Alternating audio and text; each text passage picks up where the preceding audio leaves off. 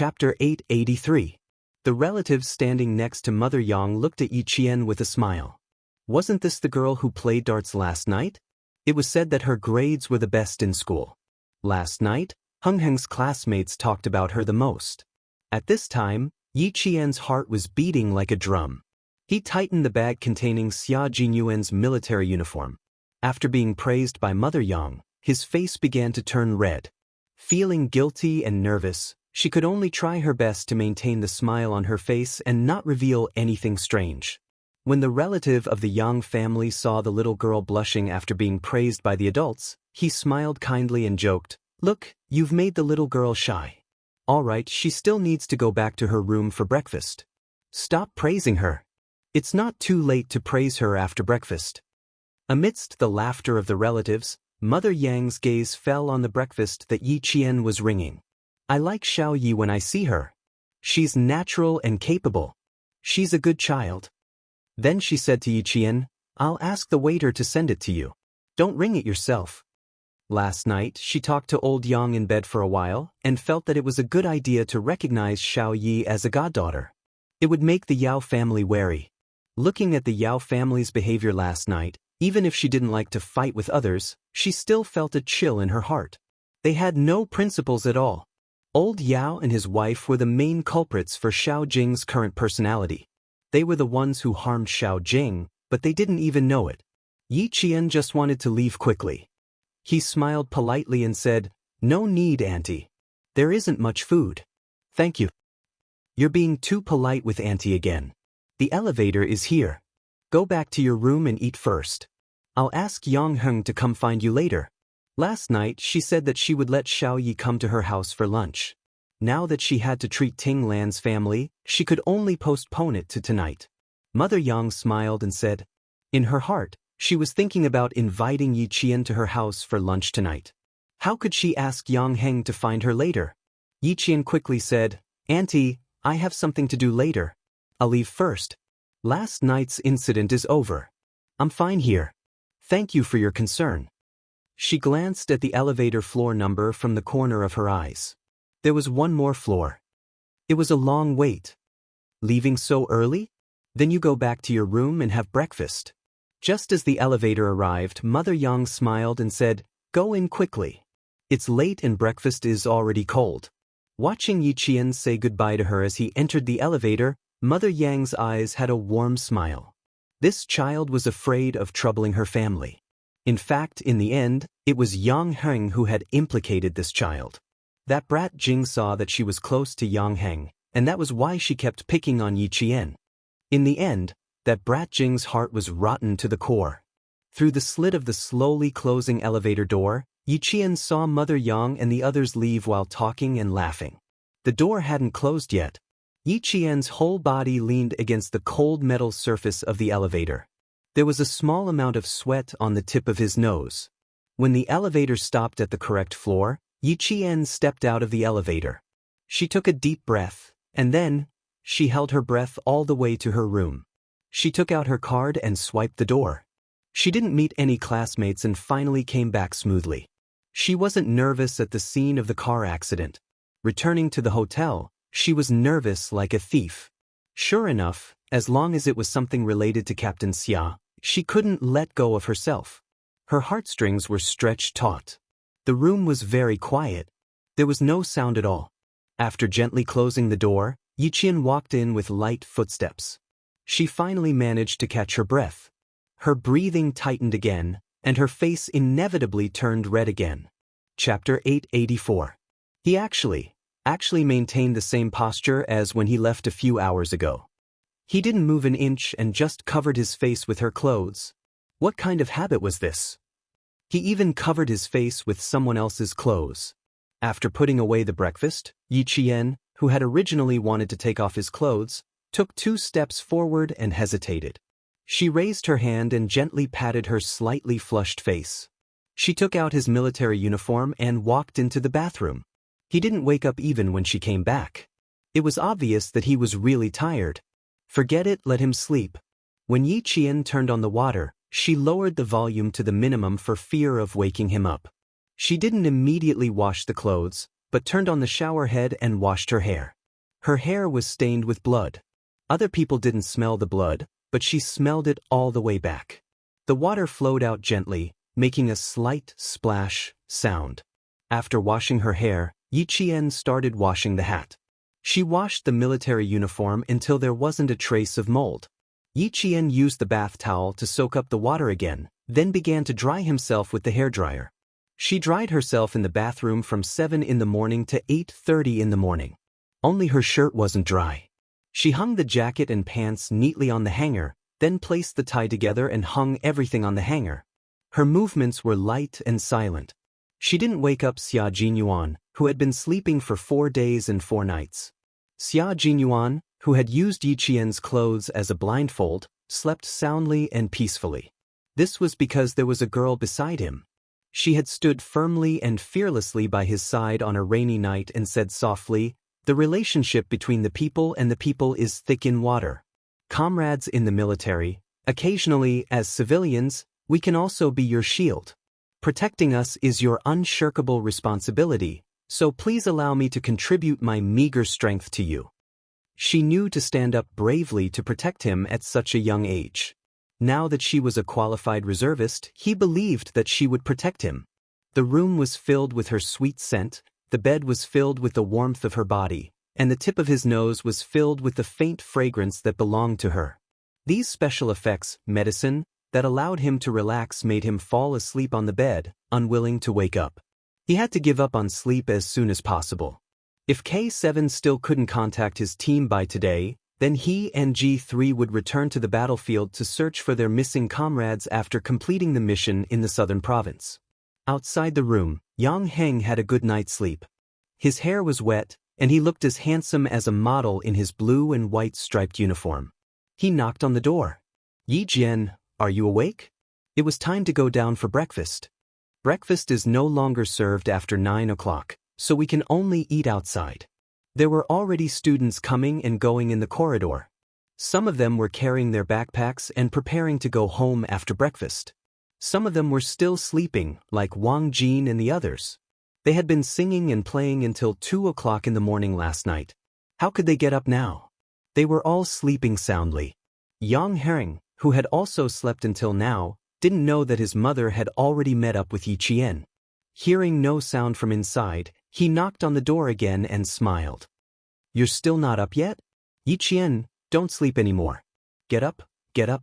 Yi Qian, who was drying his shirt in the bathroom, heard the knocking on the door. The second knock made Xia Jinyuan, who was sleeping soundly on the bed, frown slightly. On the fourth knock, he opened his eyes. Chapter 885. His face was covered by the clothes, and his breath was filled with Yi Qian's natural fragrance. Xia Jinyuan blinked and lifted the clothes covering his face. When he saw whose clothes it was, he couldn't help but chuckle. He had a habit of covering his face with clothes or towels when he slept, but he didn't know when he had covered his face with Little Fox's clothes. No wonder he slept so comfortably. "Yi Qian, are you up?" A young boy's voice came from outside. His voice had gone through puberty, but it still had the cleanness of a teenager and the deepness of a young man. From his voice, he felt that the boy outside was quite good-looking. Xia Jinyuan didn't want to move, and he didn't dare to either. He was afraid that Yi Qian would open the door and step out. This was a huge misunderstanding. "Yi Qian isn't up either?" a classmate asked Yang Heng as he passed by. Xia Jinyuan heard the boy who knocked on the door laugh and say, "No, I asked her to have breakfast. You don't have to wait for us. Go down and eat first." The bathroom door opened, and Yi Qian walked out with a dry shirt in his hand. When he was hanging it up, he unconsciously leaned into the room to see if he had woken up the man in bed. Just then he saw Xia Jinyuan lift the blanket and get out of bed. Yi Qian hurriedly hung up the shirt and said softly, "Did I wake you up?" He slept for less than 6 hours. If it was deep sleep, it was enough for a high-intensity Special Forces soldier. Xia Jinyuan didn't say anything. The moment he opened his eyes, he felt refreshed. His eyes were clear and there wasn't a trace of drowsiness in them. He didn't look like he had slept for a few hours, but more like he had exercised for a few hours. Now, his clear eyes were staring at Yi Qian. They were quiet and deep like an ancient well. As Yi Qian spoke, Ripples appeared in the ancient well. Light floated in the depths of the well. Yi Qian was confused by his gaze. Dai Qing frowned. What are you looking at? You're so strange. What are you looking at? Xia Jinyuan was naturally looking at Yi Qian. At this moment, he only had eyes for Yi Qian. He knew that his little fox was not bad. No, it was not just not bad. It was just that when he first saw her, he felt that she was a stunning beauty. Her beauty was not just the frivolous beauty of a gorgeous appearance, but a simple beauty that had been accumulated over time.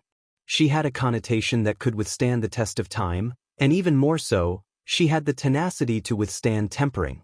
She, who was already so beautiful, suddenly changed out of her blue and white school uniform and wore a long dress with ethnic characteristics. She stood gracefully in front of him. The peony embroidered on the edge of the dress was originally exquisite, but now it only served to set off her beauty. It made her look like a girl who had walked out of a world of purple and brilliant red. She suddenly appeared with an enchanting charm, and in an instant, she had bewitched him for the rest of his life. The dazzling beauty remained in his eyes for a long time. He said, "I'm looking at you. I'm looking at you. When I look at you, I see that there is no one else in your eyes. When I look at you, I see your heart and engrave it in my heart." Xia Jinyuan's gaze slowly moved down from her face to her slender waist. The corners of his mouth lifted slightly. He said, "I see a little fox who has become a spirit. She's so beautiful that my heart is still racing." Xia Jinyuan. His straightforwardness made Yi Qian's white jade-like face turn pink. She glared at the man who had started teasing her the moment he woke up. Yi Qian turned around and prepared to take out the military uniform that he had just hung up. Chapter 886. Knock knocking. The sound of knocking came again. Xia Jinyuan then remembered that there was a boy standing outside the door.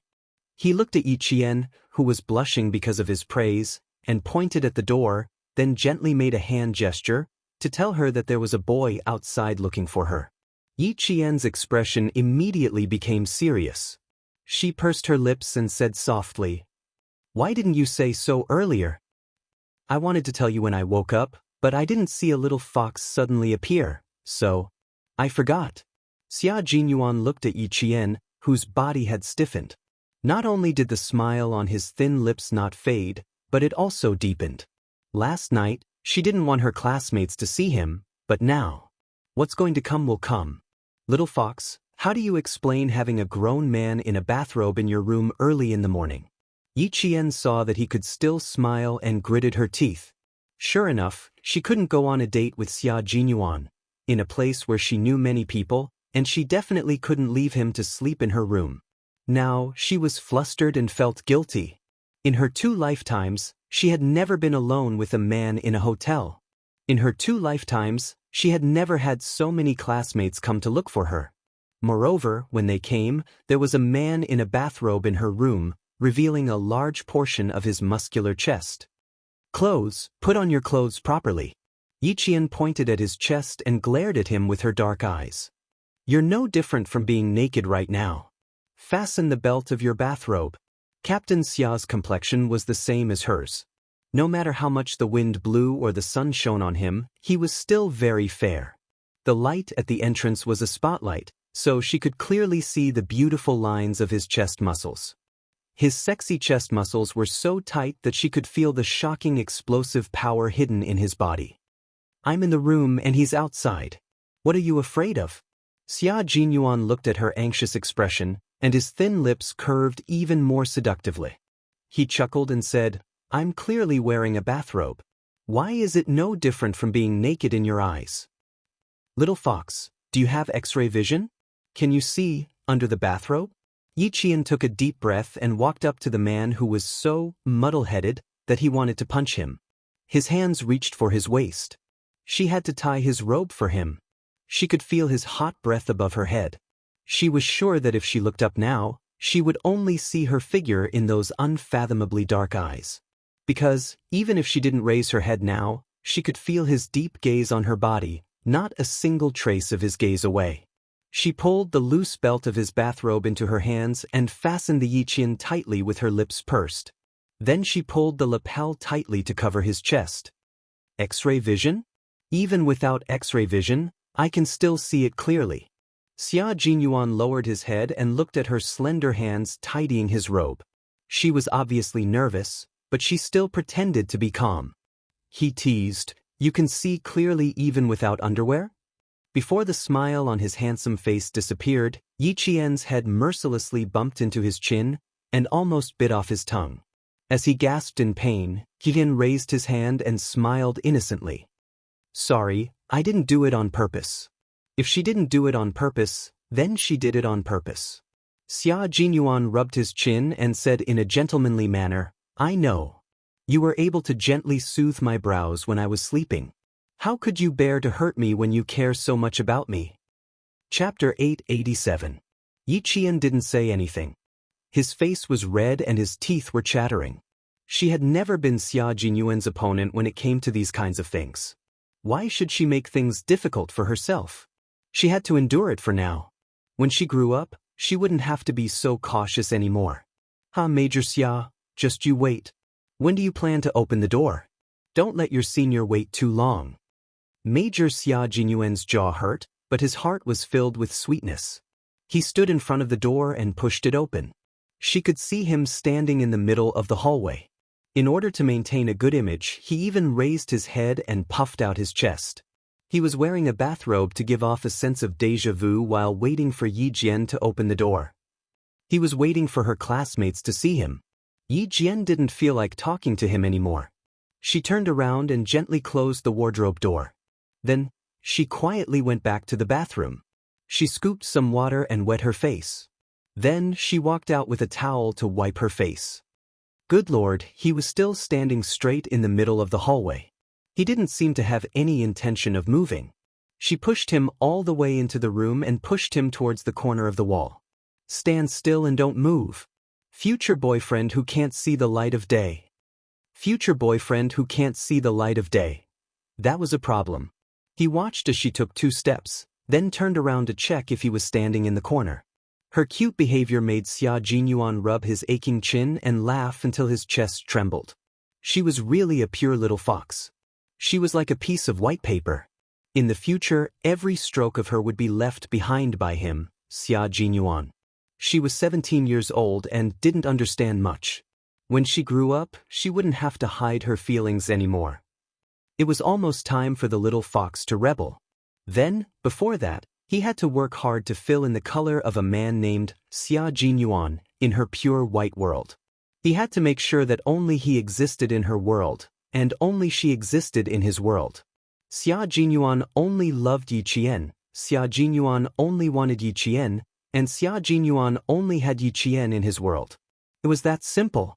Everything he did, said, and presented now was the real Xia Jinyuan. On the battlefield, Xia Jinyuan was a strict and cold man.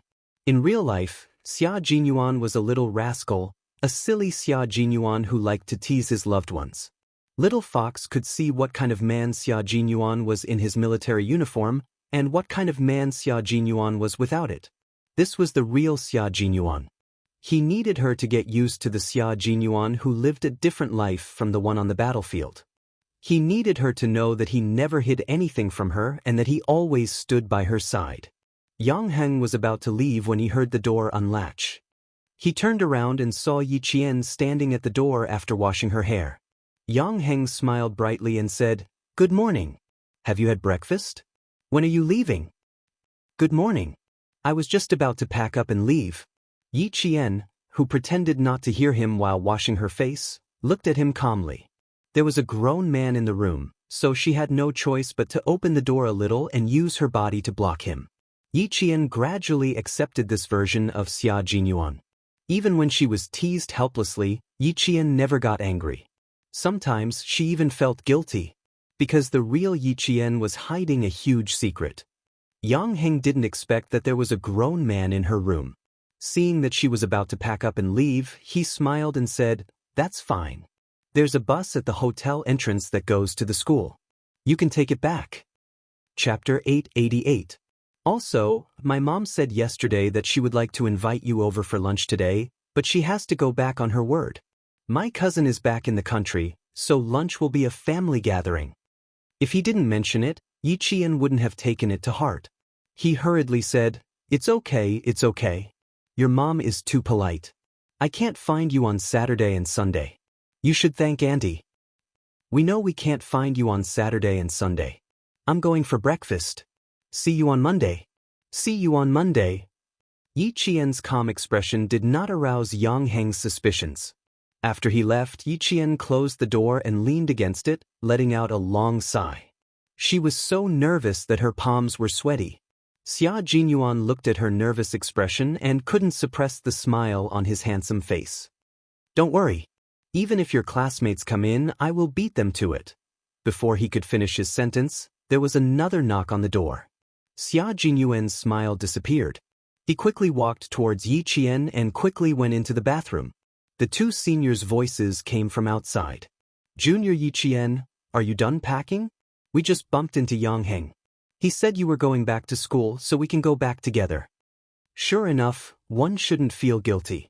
The more guilty one is, the more afraid one is. Yi Qian opened the door for the second time and explained that he wasn't going back to school. Only then did he successfully send the two seniors away. "It's not a safe place. We have to leave immediately."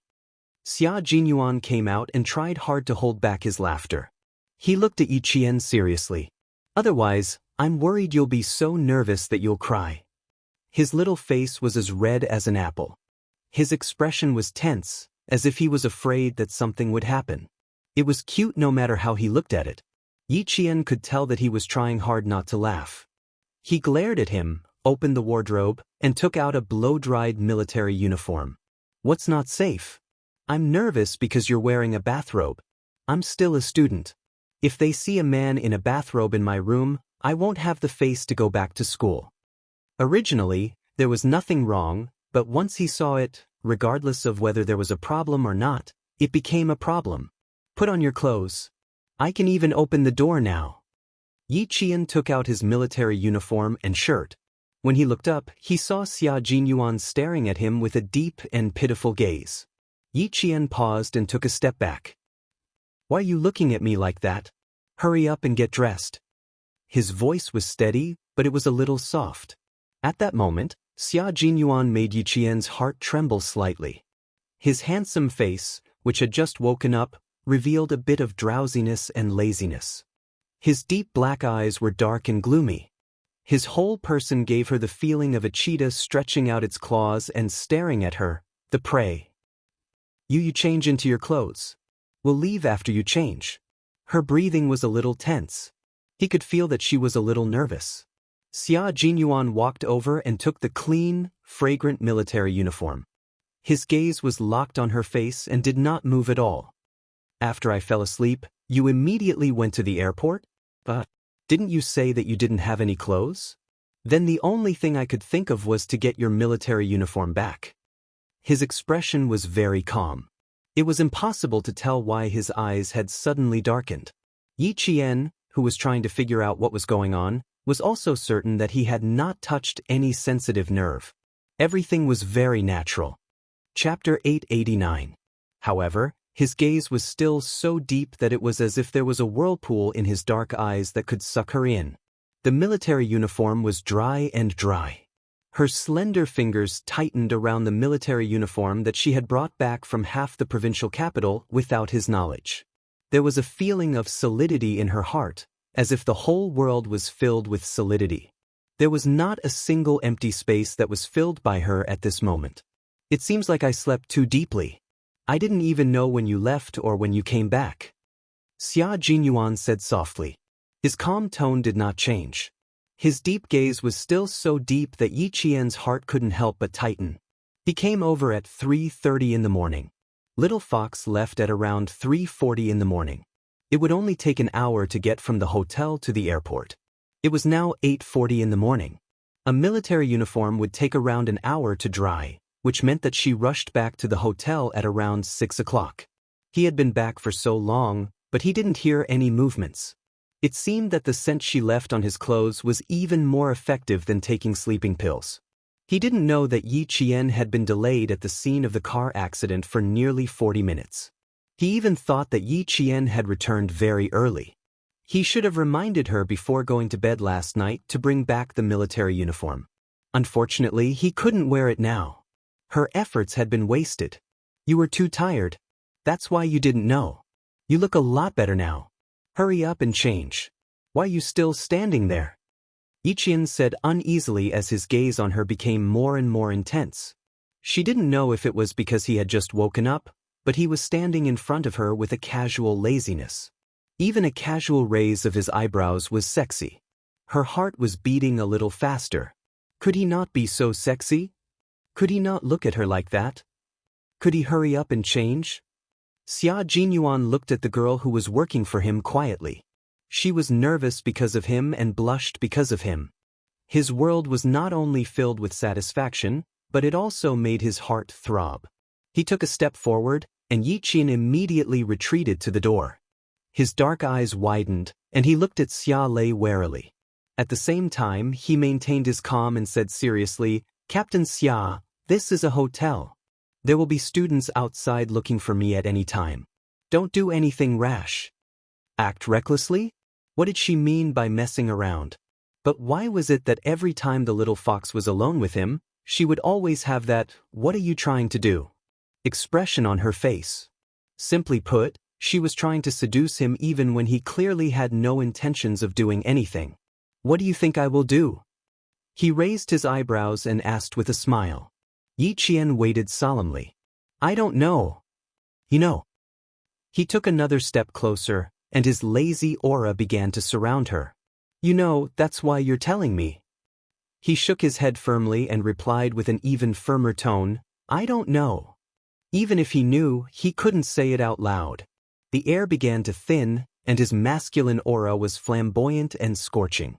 His eyes were getting darker and darker, making her feel as if her soul was being sucked into his dark eyes bit by bit. Looking away was a sign of weakness. In front of him, she had to get used to looking him in the eye. She couldn't show any weakness. Once she did, he would start to gain the upper hand again. "Actually, I told you a long time ago. Captain Xia also reminded you that the more you reject me and resist me, the more I will cling to you. Look, you're resisting me right now. It's hard for me not to mess around with you or not to do anything to you." Chapter 890. He chuckled as he approached her step by step. It wasn't the kind of approach that would make Yiqian want to run away, but the kind that would make her afraid of losing herself in his gentleness. Little by little, as light as silk, he approached her. Before she realized it, he would entangle her more and more, until she couldn't escape and was completely trapped in his gentle net. This feeling made Yiqian panic. She didn't know what to do. She could trust him, trust that his deadly gentleness gave her a sense of security. "We can't do anything right now. Don't forget, we have an agreement. We have to get to know each other first before we interact. This is our agreement, Captain Xia. I don't think you'll forget it." He was so close that her mind was a little confused. Her heart was messed up by his breath and his gentleness. Yiqian secretly took a deep breath to calm her flustered heart. She looked up at the man whose entire body was wrapped around her. She saw her tiny figure in his eyes and also saw the faint smile in his eyes. She pursed her lips and said calmly, "Also, you're right. I shouldn't resist. This will make you want to conquer me." It seemed that his nearness made her panic. Very good, there was only panic and no fear. Xia Jinyuan's smile deepened. His handsome face looked as lazy as if he was drunk. His smile had the sexiest charm of a man. "But I really like your resistance. Because even though you're resisting me, you're also accepting me." There were still 2 years left in high school. She had enough time to accept his approach, because every time they met, he would make their relationship better. Just like now, she only felt panic and no fear. This was enough to show that their relationship had been improving. Yiqian, whose thoughts were exposed, raised her hand and gently rubbed her tense forehead. She had indeed been accepting Xia Jinyuan despite her resistance. Did accepting him mean that she needed to confess her mystery to him? Did she need to find a chance to confess her past and completely open her heart to Xia Jinyuan, who made her feel safe? Could she reach out and grab his hand? Looking at Xia Jinyuan's gentle gaze, Yiqian couldn't deny that he had the urge to do so. Then, The impulse only flickered in his heart like a spark. When the light disappeared, the impulse was gone. Grandpa Jen and Uncle Chen had taught her that women also needed to stand tall and proud in front of the world. When one did not have enough capital, one had to learn to endure, to lie low, and to wait for an opportunity to soar into the sky. No, it was not yet time for her to reveal all her secrets. She still needed time to prove if he could really accept her. After all, she was still young and he was still young. I admit that I'm accepting Captain Xia, who's so far away, so tired, and still sneaking around in the middle of the night. If I were to heartlessly refuse, I'm afraid Major Xia would be heartbroken. Yi Qian smiled, relaxing his tense heart and body. Her admission filled Major Xia with even more joy. He reached out and easily pulled the nervous little fox into his arms. He smiled and sighed. Getting along with people is a process of acceptance. I said before that I would wait for the day when you would accept me. I will wait for that day to come. That little head of yours likes to think too much. You actually asked me what I wanted to do. Little fox, your question is full of hints to a man. You're hinting at what I can do. Chapter 891. Yi Qian bit his shoulder, but couldn't bear to bite his flesh, so he could only vent his anger by rubbing his bathrobe with his teeth. You always have so many excuses in front of me. You barged into my room in the middle of the night, can I ask you what you want? She couldn't even bear to bite him. Xia Jinyuan's thin lips curved even higher as he gently hugged Yi Qian, who was gradually relaxing in his arms. He chuckled softly and sighed. Of course you can ask. I like it when you ask me. You went to pick up my military uniform at 3 in the morning. Little fox, you're really good at taking care of people. What should I do, little fox? It's getting harder and harder for me to let go. Yi Qian's expression was extremely unnatural. Hugging and hugging. Ever since they kissed in the army, he had become more and more presumptuous. Xia Jinyuan, I think we should sit down and talk. How about this? She wasn't used to it and felt particularly embarrassed, but she didn't resist his embrace. She wasn't pretentious either. Anyway, good. Well, think. Xia Jinyuan hugged her very comfortably. The girl in his arms was delicate and soft, and she even secretly did things for him. He couldn't tell from her expression that she was tired, but she was naturally considerate. That's right, she was considerate. Considerate that made him happy. If it's not like this, then what is it? He asked softly. His voice was as deep as the sea, and his breath blew by her ear. Yi Qian gritted his teeth and made a huge decision in his heart. This decision really shocked Xia Jinyuan. She actually hugged his neck and took the initiative to kiss him. She even kissed his lips. He was stunned for half a second, and naturally, he couldn't help but loosen his grip on her. A second ago, he was still in shock, but in the next second, he lost her in his arms along with the kiss. The person in his arms nimbly escaped from his arms and raised her eyebrows proudly. You've hugged me and kissed me. Captain Xia, can you change your clothes now? I still want to go to the regiment to start training in the afternoon. The injury on my arm has been recuperating for half a month. If I don't train now, my skills will become rusty. If he were to find a man from the Special Forces as a boyfriend, he would need to prevent him from sneaking into the room in the middle of the night. If he were to find a woman from the Special Forces as a girlfriend, he would also need to prevent her from kissing him. However, she had already nimbly escaped from his embrace. When a male soldier faced a female soldier, or a Special Forces soldier faced a Special Forces soldier, this kind of love was a love that could run together and compete together. It was a love that was evenly matched. Xia Jinyuan smiled helplessly. I didn't even feel like it was a kiss and it was already over. His slender fingers gently caressed her warm lips as he raised his eyebrows and said meaningfully, "Why don't we kiss for a while more? Let me feel it again." It wasn't easy for him to escape, so how could he possibly go back? Yi Qian rejected him with a smile and used his eyes to signal him to quickly go into the bathroom to change.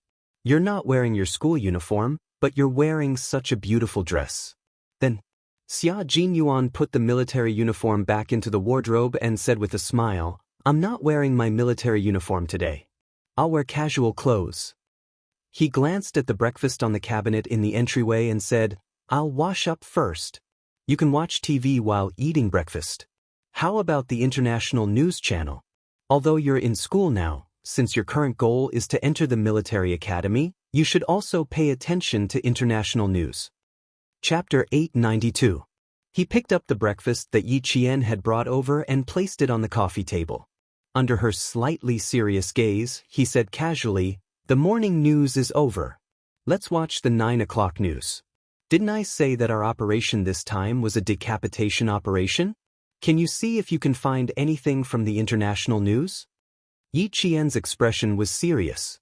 "Xia Jinyuan, this is the second time you've mentioned your operation, and you haven't forgotten the top 10 confidentiality rules. But why do you have to mention it again and again in front of me?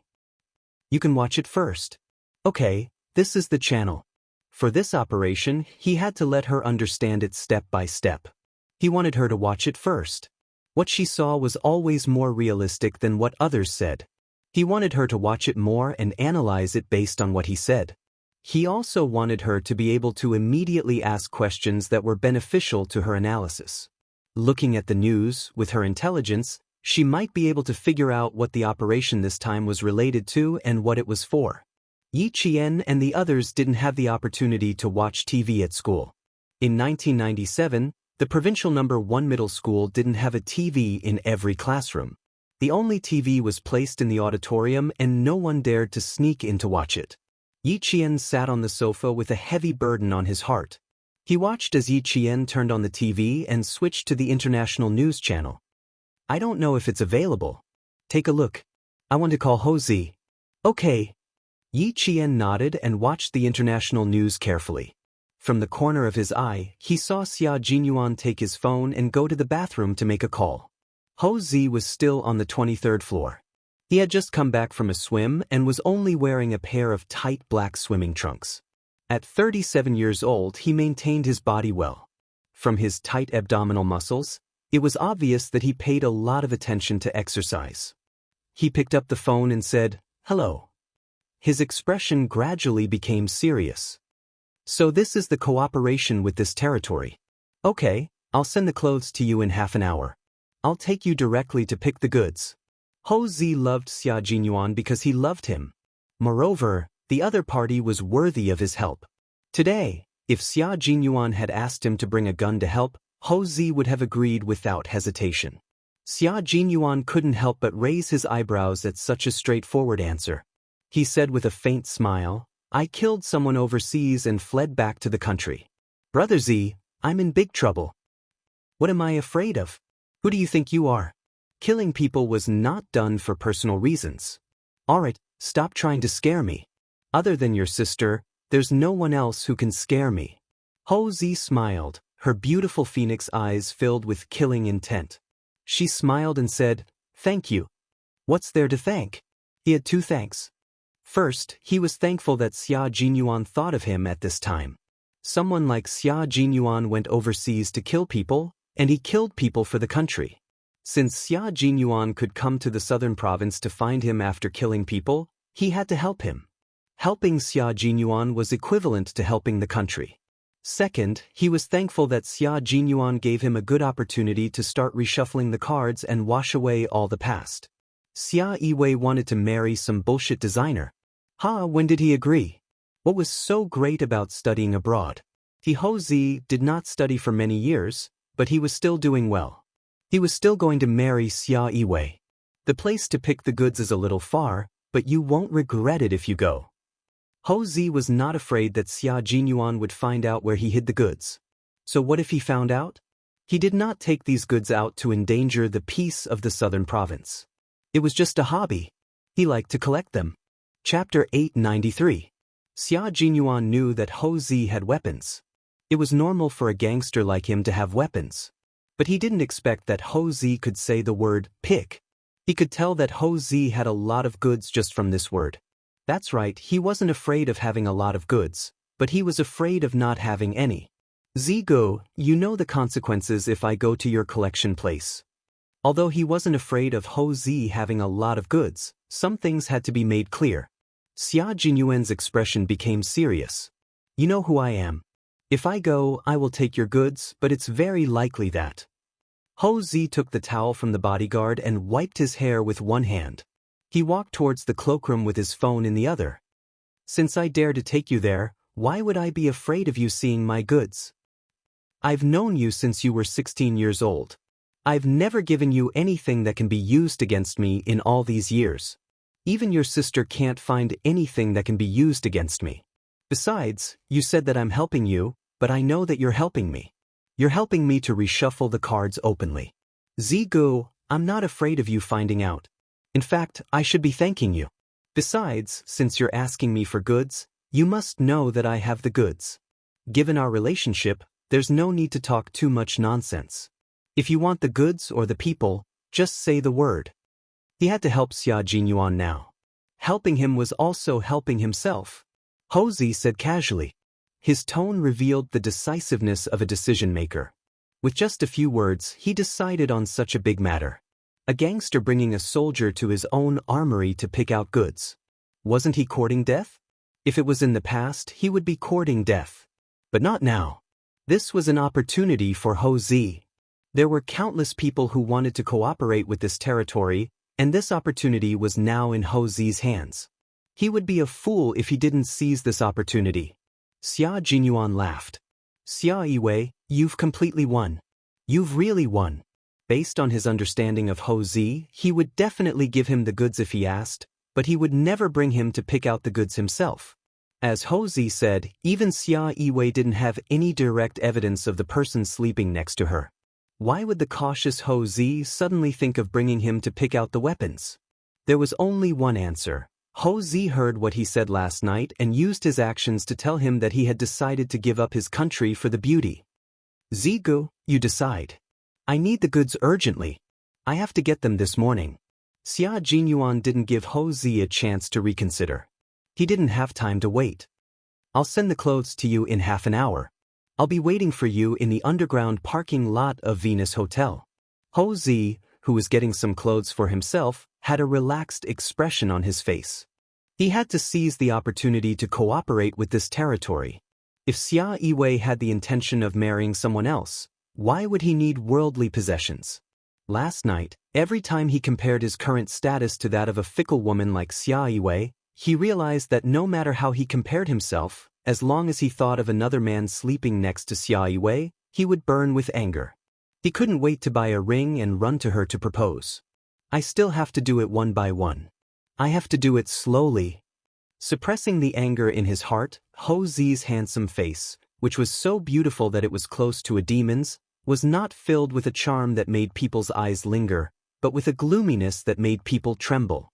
Xia Yiwei wanted to marry another man? No way. Chapter 894. It was 8:50 a.m. Yi Qian was focused on the TV. She wasn't curious about what Xia Jinyuan and Ho Zi were talking on the phone in the bathroom.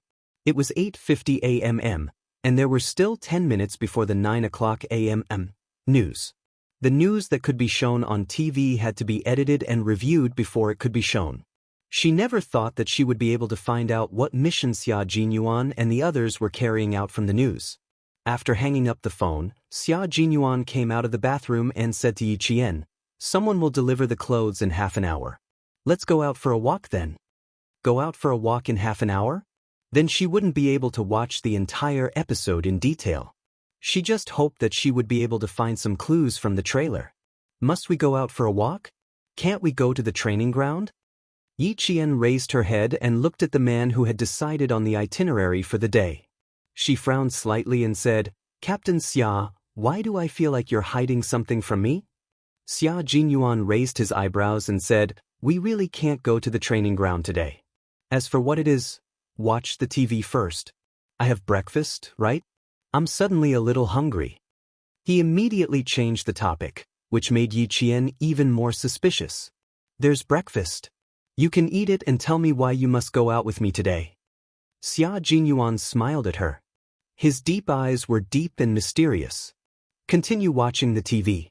Eat your breakfast slowly. I'll be there soon to accompany you." Little Fox's curiosity was piqued. Hopefully she wouldn't be so scared that she would cry. Cry? That didn't seem likely. How could a strong little fox cry? Less than 10 seconds later, Xia Jinyuan walked out with a cold expression. He was holding Yi Qian's blood-stained school uniform in his hand. "What happened on the way there?" he asked in a low voice. He even sounded a little anxious. "Did you meet any suspicious people? Did you get rid of them directly?" Ever since he entered the country, he had been on the lookout. It was impossible for a snake from outside the country to discover his whereabouts in such a short time. Could it be that he had been too careless? Had someone already made a move to kill the little fox? Yi Qian, who was watching TV intently, looked up and saw his handsome face tensed up as he held the bloodied school uniform she had left in the bathroom. She was a little surprised by his reaction and immediately explained, "I was on my way to the airport when I bumped into a car accident. The blood on my uniform wasn't mine. It was the blood of the injured people in the car when I participated in the rescue." So that was the case. He was really frightened just now. She looked at the school uniform in her hand. Although the dried blood on it did not belong to Yi Qian, her heart sank. He didn't show any strange expression on his face and said with a smile, "So that's how it is. It seems that this car accident is very serious. You participated in the rescue and were stained with so much blood. It's pretty bad. I wonder how the driver is doing now." Yi Qian furrowed his brows when he saw that Yi Qian's brows had loosened after his explanation. Even his expression had relaxed a lot. What exactly happened to their team during this operation? Why were they still so tense when they were back in China? Also, did he just say that he met any suspicious people? Did she get rid of them directly? How could she get rid of anyone directly? No, it wasn't that she could get rid of anyone directly. There was someone who needed to be dealt with directly. Someone followed Xia Jinyuan back to China. Otherwise, why would he burn the clothes he wore that day on his way back? Chapter 895. Yi Qian's pupils constricted. She walked over with an unprecedentedly serious expression. "Are you in danger now? Are you in great danger? Someone followed you back to the country. Is that right? Answer me, Xia Jinyuan." Her voice was sharp and urgent, and it carried with it a chill that broke through the ice. Seeing her angry expression, Xia Jinyuan quickly comforted the little fox whose hair was standing on end and whose expression was tense. "Don't be too nervous. If this is someone else's car accident and you are just rescuing him, then I am safe in the southern province. I've been covering up my tracks. I won't even wear the clothes I've worn a second time. If someone really followed us, I think we'll find out together and get rid of these little tails together." He stroked her hair and maintained a faint smile. "Our profession is special. There will be danger at any time, but in our own country, it's relatively safe." He had been dealing with these people to buy time for the J5 and the others to escape. Now that the military had received text messages saying that his comrades were safe, his plan had succeeded. He had successfully lured all the snakes to himself and allowed his comrades to return safely. He talked about dangerous topics as casually as if he was talking about the aftermath of a movie. Even his expression was indifferent, as if it was not worth mentioning. That smile made Yi Qian a little breathless. The car accident did not scare Yi Qian. It made her lose her cool. Yi Qian's heart sank even more.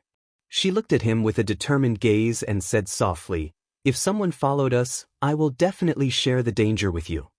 Her fearless gaze made Xia Jinyuan's eyes ripple. His little fox would not back down just because he was in danger. She would definitely choose to stay by his side and fight side by side with him. "I believe in you. If I'm in danger now, you will definitely stand by my side. So, I'm back and I'm back with danger. Little fox, will you be angry?" Yi Qian's brows furrowed more and more as he spoke. Angry? She was not in the mood to be angry. In that case, Xia Jinyuan's return to the country did not mean that the mission was over. Since the mission was not over, why did he come to the southern province? "There's one more thing I need to tell you. There's a reason why I can't wear this military uniform. It's because I can't wear the military uniform that represents our country with my current identity. This bastard." Since he couldn't even wear his military uniform, he was 100% sure that he still had a mission to complete. Why didn't he make things clear when he sent her back to the hotel last night? Why did he have to wait until today? Why didn't he tell her in advance that he was coming back with danger? He was sleeping so soundly when she went to the airport. What if the danger came at that time? If she had known that he didn't need to wear his military uniform, she wouldn't have gone to the airport so early in the morning. She couldn't think that way. If she hadn't gone to the airport in the early hours of the morning, Auntie Song might have gotten into a car accident. His words made Yi Qian lose all interest in watching TV. His voice was tense as he asked, "Why? Why can't I wear it?" "Because I'm not a Chinese soldier now, but an illegal mercenary." His words made Yi Qian's breath catch in his throat, and his heart instantly tightened. What kind of special force was Xia Jinyuan in? What kind of special forces were they? They could actually change the identity of a Chinese soldier and turn him into a mercenary. Chapter 896. He had become an illegal mercenary without an identity and was not allowed to show his face in any country. Once he was exposed, the Chinese military would not be able to easily protect him. This was because they were no longer Chinese soldiers. Their names were not even in the entire military system. Erasing everything and sending them on a mission was enough to prove that once their identities were exposed, they could only rely on themselves to save themselves. Thinking of this, Yi Qian's heart trembled. "Then why did you return to the southern province? Xia Jinyuan, you must have a reason to return to the southern province, right? The southern province is Ziji's territory. Did you think that if something happened, he would not stand by and do nothing? Is that why you returned to the southern province? Is that so? Also, Captain Xia, since you dared to contact Ho Zi while you were still on a mission, you must have other motives. Am I right?" Compared to Yi Qian's tense expression, Xia Jinyuan's expression was much more relaxed. "Smart, you guessed it so quickly. You're right, little fox. I did have a reason to return to the southern province. You were talking about the decapitation operation. The decapitation operation is the biggest operation, and it involves matters between countries. For such a big matter, even if Zigu has power in the southern province, he might not be able to guarantee your safety." Yi Qian pursed his lips and looked at him even more carefully. He said with certainty, "Captain Xia, the reason why you had to return to the southern province is definitely not that simple." Xia Jinyuan chuckled softly. His elegant and handsome face looked indifferent, but his voice was cold. "My identity is now an illegal mercenary." He emphasized the word illegal and looked sharply at Yi Qian. "Yi Qian, tell me, why did I have to return to the southern province? What's the reason why I had to return?" The southern province was Ho Zi's territory. Ho Zi would not stand by and do nothing when a snake from abroad attacked him. The reason why he had to return to the southern province was because Ho Zi had a weapon. Yi Qian's brain never stopped working. He kept analyzing the reason why Xia Jinyuan had no choice but to return to the southern province. He also thought about how Xia Jinyuan had suddenly told him about Operation Decapitation. He didn't say anything that wasn't supposed to be said in the confidentiality agreement, but what he said seemed to be on purpose. No one could help them. They could only help themselves now. No, she could help him too. If it was as she guessed, Xia Jinyuan deliberately wanted her to know about their operation, it was also the military's intention. Otherwise, as a soldier, how could he tell him about their operation so easily? He only dared to say it after getting the approval of the military. The military knew that he had returned to the southern province, that he had contacted Ho Zi, and that he had contacted her. The military knew everything, but Xia Jinyuan was still an illegal mercenary. An illegal mercenary didn't hide the fact that the military had contacted Ho Zi, the leader of the underworld. This meant that the military allowed him to contact Ho Zi. It was obviously a clueless matter. The more Yi Qian thought about it, the more confused he became. Gradually, he found a reason why Xia Jinyuan had no choice but to return to the southern province. It was because Ho Zi had something that the military couldn't give to Xia Jinyuan for the time being. What was that thing? Yi Qian's eyes gradually darkened. Like the sea, they were so deep that the bottom couldn't be seen. After about a minute, the bottomless sea began to ripple. She should have guessed the reason why Xia Jinyuan had to come to the southern province. Chapter 897. Weapons. Ho Zi was the boss of the underworld, so he must have guns and ammunition on hand. Xia Jinyuan, an illegal mercenary, needed guns and ammunition. How could he not have a weapon to defend himself before the mission was over? You returned to Nan province because you trust Ho Zi and are sure that he will help you. You need to get weapons from Ho Zi, she said in a trembling voice. She was trembling so much that even her fingers were trembling. Why would he need weapons when he returned to China? What kind of people did he offend? One thing was for sure, the people he offended back in China also had weapons in their hands. The smile on Xia Jinyuan's face deepened, and so did his eyes. He had guided Yi Qian to understand the dangers of his mission. When he heard her analyze the purpose of his return, he felt a sense of pride. This was his little fox, a brave and strong girl who would never give up easily in the face of difficulties and setbacks. That's right. Also, I'm an illegal mercenary now, so I can't return to the army to get weapons. If I want guns and ammunition, I can only get them from Ho Zi. Returning to Nan province is my best choice. Our mission after returning to China is to lure the snake out of its hole. I'm responsible for leaving clues along the way to lure these foreign snakes to Nan province and give my comrades a chance to escape safely. So, Yiqin, I came to your side with great danger. Are you afraid? That was what he asked her. It was only 3 words and his voice was soft, but every word was heavy. Every word was like a mountain pressing down on her. Yi Qian wasn't afraid. She wasn't afraid of danger at all. She wasn't worried that he would bring danger with him. When Yi Qian spoke again, she realized that her voice was as tense as a string that was about to snap. Then what are you going to do now? What about your identity? That's right, she wasn't afraid of danger. She was afraid that he wouldn't be able to restore his identity. Her words made Xia Jinyuan tear up.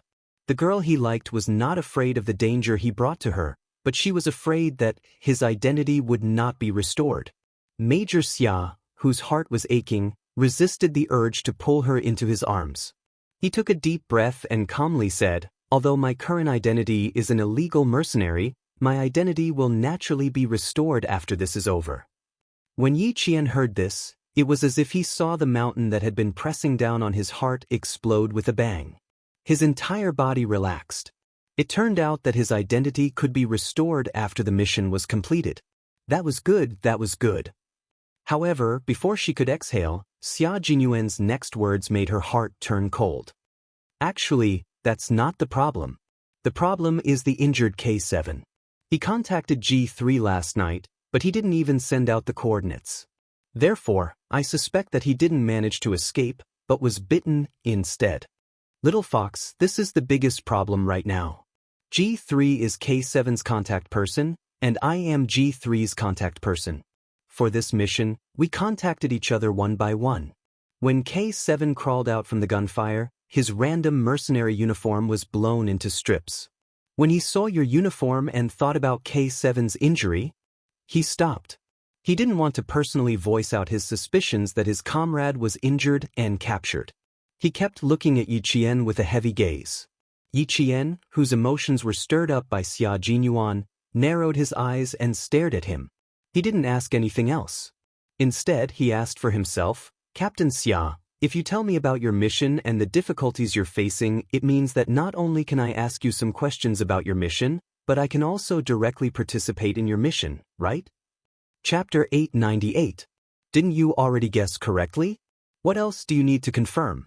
I can only contact you and tell you what our mission is if the military agrees to your participation. Xia Jinyuan laughed and even raised his hand to rub her head. What else do you want to confirm?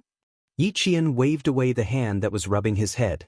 I want to confirm whether my current identity is a student or an illegal mercenary.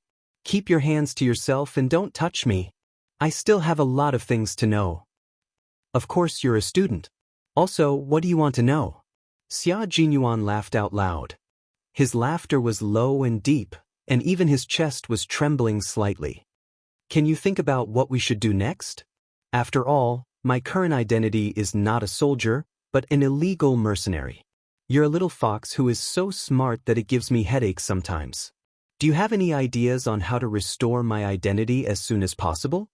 He could take her to actual combat, but in actual combat, She had to be able to control the entire situation on her own. She was such a smart girl. She couldn't just be a soldier who followed orders. She had to become a commander who could command soldiers. He hoped that she could become a commander who could command soldiers in battle. Now she would talk and he would listen. If there was anything wrong, he would point it out to her. He would let her grow up step by step with him. He would watch her grow up and see her become successful. Just thinking about it made him feel proud. You can ask me anything you think of. I can also tell you that after we lure the snakes out of their cave, the mission will be completed in Nan province. We can't do it in the city center. We have to end it in a remote place. He revealed the danger again and let Yi Qian face the danger directly. Yi Qian's gaze gradually darkened. His voice was very soft and filled with a murderous aura. Since we've lured the snakes here, we can't give them a chance to bite you. We can't let them have a chance to escape. If they could get rid of these people in advance, it would mean that Xia Jinyuan's mission in China was completed. It would also make it impossible for other countries to find out that he was actually a Chinese soldier. This was the only way the military could restore his identity. After the finishing work is done, there won't be anything else. Yi Qian said softly. His dark eyes stared at the elegant face in front of him. He said slowly, word by word, your identity can be restored. Her breathing went from rapid to steady, and even her eyes calmed down. Xia Jinyuan couldn't help but lift his hand to hold her face gently. He stroked her face gently with his fingers and said, "No, little fox, it's not over. It is good that you are not soft-hearted to your enemies. However, there is still our comrade K7. You still need to consider his current situation. I came to the southern province to divert everyone's attention and ensure the safety of my comrades. But as long as one of my comrades is still alive, my mission will not end, and my identity will not be restored. For this operation, the identities of all the comrades participating in this operation will be changed. As long as one of them is still alive, no one will be able to restore their identities." Xia Jinyuan explained everything to Yi Qian. When he was done, he gently touched Yi Qian's trembling lips with his lips. "Little fox, you still need to learn how to control the entire battle. You need to control it from all aspects." Chapter 899. You're not a good soldier if you don't want to be a commander. You have to remember that your goal isn't just to be a soldier. You have to become a soldier who knows how to fight. You have to know how to fight and how to command soldiers to fight before you know what to do. Yi Qian's body was trembling. She stared at him fixedly as he spoke softly. She said, "I want to drink water. I want to drink water." She was very thirsty. She was so thirsty that she was panicking. She rushed to the side of the coffee table and covered the teacup with a lid. After stabilizing her trembling fingers, she grabbed the teacup tightly and drank the remaining cold water from last night in one gulp. She wanted the coolness of the water to suppress her panic. She didn't think that she would be the one to command soldiers in battle. She only knew that they were in danger. There was also K7. The mission couldn't end before K7 was confirmed to be out of danger. They couldn't give up on their comrade, so the mission had to continue. The cold water seemed to suppress the panic in her heart. Yi Qian took a deep breath and turned around. She looked at Xia Jinyuan coldly. "You said that K7 and G3 were in contact, but they didn't send their coordinates. So, you suspect that K7 contacted you last night to tell you that he was safe so that you wouldn't have to worry. You also suspect that he had the determination to sacrifice himself so that you wouldn't have to look for him. Comradeship could be so deep that they would exchange their lives for each other's. If K7 was really captured, she didn't doubt that he had the determination to sacrifice himself so that his comrade wouldn't come back to save him. K7's thin but handsome face flashed through her mind. He was a young soldier who didn't speak much, but every word he said was precious. Yi Qian clenched her fists. Her voice was bloodthirsty. You have to go back and look for K7 after you finish the mission in Nan province. This is something you have to do. I support your decision to go back. What I want to ask is, what about the other comrades? Do they also have to go back? But you guys are illegal now. What about your weapons? What about your weapons? The weapons that Ho Zi provided at most are guns. If it's life-saving grenades, you have to prepare them. You have to consider this. I mentioned G3 earlier. Since G3 is K7's contact, where is he now? Yi Qian did not ask one question at a time. Instead, he asked one question after another, each one sharper than the last. If you're in China, you can still look for Hou Zi. But if you're overseas, who will you look for? What if you don't have enough weapons? Through the black market? Xia Jinyuan's nerves twitched when he was hit by her questions that hit the nail on the head. As expected of a comrade who had been on a mission together, her questions came one after another, and each of them hit the nail on the head. After thinking for a while, he answered seriously, G3 is already rushing to the southern province. He's the only one who knows K7's situation the best. He's part of the mission to lure the snake out of its hole. G3 also needs weapons. When he arrives at the southern province, we have to take away the best weapons in Hou Zi's hands. Even if Hou Zi has a weapon, will it be enough? Our country forbids private collection of weapons. This is illegal. Even if Hou Zi has a weapon, how much will it be? Yi Qian was practically chasing after her. Fortunately, she was relatively calm and didn't lose her composure. Yi Qian was the type of person who would calm down the more anxious she was. The calmer she was, the more she understood that this was not a small matter. The news that Xia Jinyuan brought back was too shocking. She wasn't involved before, so no matter how calm she was, she still seemed a little anxious. Chapter 900. Xia Jinyuan had been speaking to her calmly so that she could remain calm. Faced with her questioning, he smiled and said, "You don't have to worry about the weapons. Hou Zi has a hobby of collecting guns. He definitely has the best guns. We have the weapons from southern province. As for the weapons after we leave the country, we will find other ways to get them. We will only know if K7 needs to be rescued at 3 in the afternoon. The four of us may seem like a sheet of loose sand, but we are all in contact with each other. For example, G3 hasn't contacted me, which means that K7 hasn't contacted him either. If one person didn't contact them, it meant that none of them could contact them. No one wanted their comrades to be sacrificed, and no one wanted their comrades to be worried about them. Therefore, everyone would try to contact their comrades to reassure them. This method of contact was simple and straightforward. Everyone followed the simple rules of contact. They had all developed the habit of reporting their situation to their comrades at all times so that they wouldn't forget to contact them. What we should do now is to get rid of the snake that you lured to southern province. Then, you guys should hurry back to find K7. Yi Qian summarized everything in one sentence. The last sentence was the most important. They were comrades who had sworn to each other that they would live and die together and never give up. This was their oath, and it was engraved in their hearts forever. With G3 around, the two of them could take care of each other and return to the battlefield together. She felt a little more at ease. Yi Qian glanced at the wardrobe. She thought about how he couldn't wear the military uniform that she had brought back. Her eyes instantly turned red. She turned her head, and tears welled up in the corners of her eyes. That military uniform. I'll take care of it. When you come back, wear it again. Wear it openly. She was sad. It wasn't the kind of sadness that came from crying. It was the kind of sadness that came from suppressing her trembling heart. She was sad because of his identity. Xia Jinyuan smiled gently and hugged her with his right arm. His warm and broad palm gently stroked her arm to comfort her. "Silly fox, it will be over soon. Everything will be fine. You have to believe in us, believe in our country. We will not give up on ourselves, and our country will not give up on us. A country can't stand without defense, and the people can't be at ease without soldiers. We are defense, but we are also soldiers. No one will abandon us as soldiers." His embrace still made her feel at ease. The faint scent of mint flowed into her body bit by bit. His presence and his scent were comforting her, allowing her to calm down. Yi Qian forced his tears back. He raised his head and looked at him with determination. "I've always believed in you. I'll take care of the uniform for you. I just want to take good care of it for you.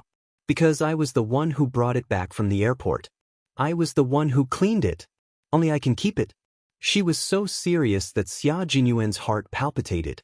He had wanted to comfort her, but now he wanted to love her dearly.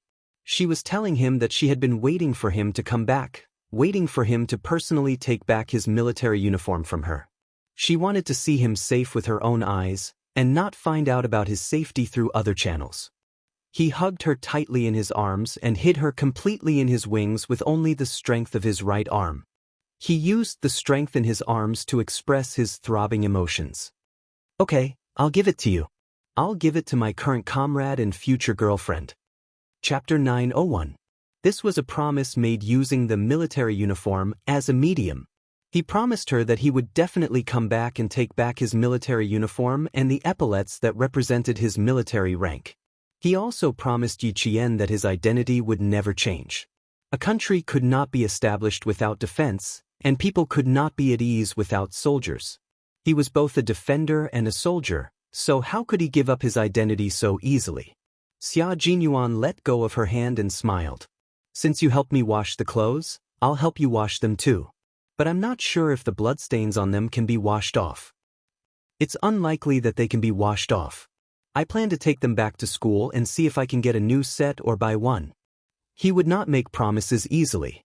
Now that he had made a promise, he would definitely be able to do it. She believed that he would definitely be able to do it. Yi Jian smiled. Bloodstains are the hardest to clean. But if you can clean them, that would be the best. I will wash them very seriously. It was his first time washing someone's clothes, and it was his future girlfriend's school uniform, so he had to perform well. Letting Xia Jinyuan wash his clothes for him. Yi Qian thought about it for a while and felt that it was quite interesting. He did not wash the clothes immediately. Instead, he soaked them in water.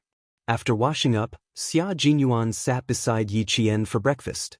After straightening out the matter, Yi Jian once again looked at the TV that had not been turned off. The 9 o'clock news had already started. However, it was all domestic news and had not been broadcasted to foreign news yet. After breakfast, Xia Jinyuan accompanied Yi Qian to watch the domestic news for a while before he got up and went to the bathroom. It was not easy to wash his future girlfriend's clothes, so he had to finish what he started. After soaking for 10 minutes, he could start washing them. After scrubbing hard, Xia Jinyuan looked at the light brown stains on the school uniform. He put it in the water and scrubbed it a few more times. He picked it up and looked at it again.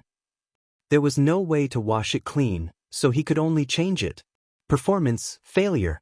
There was a knock on the door. Ho Zi's assistant stood outside and respectfully handed the clothes to Xia Jinyuan.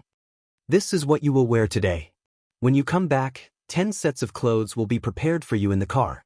Brother Z is waiting for you in the underground parking lot. Ho Zi had already arrived at the parking lot. Xia Jinyuan could go straight to him after he changed his clothes. Thank you for your hard work. Xia Jinyuan took the clothes. After the man politely closed the door, he said to Yi Qian, the reason why I insisted on going out with you today is that after I change, you need to accompany me to Ho Zi's to pick out some goods. The goods are a little far away. I'm afraid you won't be able to go to the group training today. Then I won't go. Your matters here are more important. Choosing goods was choosing weapons. She would definitely go. When it was time for the 30-minute news broadcast, Yi Qian answered as he stared at the television screen. Yi Qian saw several dignitaries from the Middle East walking into the meeting in splendid attire. This was a religious exchange meeting. Xia Jinyuan, who had changed his clothes, came out and saw the news. His elegant and handsome face flashed with a trace of gloom. From the dark to the light, it seems like they are afraid. He suddenly said. Yi Qian's eyebrows twitched slightly. He looked at the television again. Religious exchange meeting? Did their beheading operation have anything to do with religion? The television screen flickered. Xia Jinyuan turned off the television. There shouldn't be any problems if it's on the domestic news. One of the people involved is a weapons expert. Chapter 902. The television screen flickered and Xia Jinyuan switched it off. He said calmly, there shouldn't be any problems if it's on the national news. One of them is a weapons expert. A weapons expert? A religious exchange meeting? Since it's a religious exchange meeting, the people who appear should be related to religion. Why is there a weapons expert? When religion and weapons are involved, it loses the meaning of religion and becomes a little bloody. Operation Decapitation. They were carrying out Operation Decapitation. A religious exchange meeting, a weapons expert. Yi Qian held his breath. This time, the target of the operation was someone from the religious exchange meeting. What they had taken care of was a person who had been secretly causing trouble for the Chinese side under the pretext of religious exchange. Such a person seemed sanctimonious, like a savior who promoted religion, but in fact he was the real creator of blood and violence. Xia Jinyuan looked at the expression on her little face and understood. It seemed that his little fox knew who the decapitation leader was. As he buttoned his suit, his thin lips curled up slightly as he brought up a past incident. In the no man's land, there was an active soldier in the mercenary group that we dealt with together. This active soldier followed the person who used the name of religious exchange to enter Tibet. He came from China's borders as a believer and stole military intelligence from China's borders. He secretly spread bad ideas and tried to cause chaos at China's borders. Little fox, our country is at war everywhere. It seems peaceful, but there are many countries eyeing our country covetously. They want to take the opportunity to stir up trouble and weaken our country's strength to achieve their unspeakable goals. What we need to do is to eliminate these people who are secretly stirring up trouble. While warning other countries, we also need to maintain the stability of our country's borders. They were soldiers, and the duty of soldiers was to protect the country's security, the country's borders, the stability of the government, and the stability of the society. Once there was an abnormal situation that threatened the peace of the country, they would draw their swords. Yi Qian listened quietly. When he looked up, he saw Xia Jinyuan in a black suit standing in front of him. In the blink of an eye, he had changed from a powerful soldier to a calm and reserved businessman. He pursed his lips and smiled. Captain Xia, you're a natural. Very suitable. Not bad. Xia Jinyuan adjusted his tie and his thin lips curled up slightly. In an instant, there was a noble and distinguished aura between his eyebrows. How is it? Do I look more like it now? It wasn't that. Xia Jinyuan was now a mature and steady business elite who exuded a distinguished aura. No matter how he disguised himself, he was always the noble Xia Jinyuan who stood at the top of the world. Yi Jian nodded with a smile. You look alike. No one would be able to tell that Captain Xia is actually a soldier. Even if he came to her side with danger, he was still a soldier that she admired. Danger is always present. It depends on how you face. Regardless of whether you are relaxed or worried, the danger will never disappear automatically. And I choose to face it. Chapter 903. The danger is right there. The first thing we should think of is to solve it, not worry. Little Fox, as a Special Forces soldier, even if you are just training, danger still exists. We have to face unexpected situations at all times. Being calm and collected is our attitude when facing them. There is no fear, no retreat, only forward. This is the mission and responsibility of a soldier. Yi Qian, you have to remember that we are always in danger. There is never a way out. The only way is to face it and solve it. Complete it. Do it without hesitation. Xia Jinyuan and Yi Qian's relationship was not just that of lovers. He would also tell Yi Qian what a soldier should be like. He would clearly tell Yi Qian all the dangers and difficulties that Yi Qian faced. He would not allow Yi Qian to have any thoughts of running away. He would be her closest comrade in the future. Uncle Zhen and Principal Chen could teach Yi Qian all the skills she needed to know, as well as how to be a person, how to make decisions in the military, and how to be strong in handling matters. Then, Xia Jinyuan would be the one who could truly get close to Yi Qian's heart.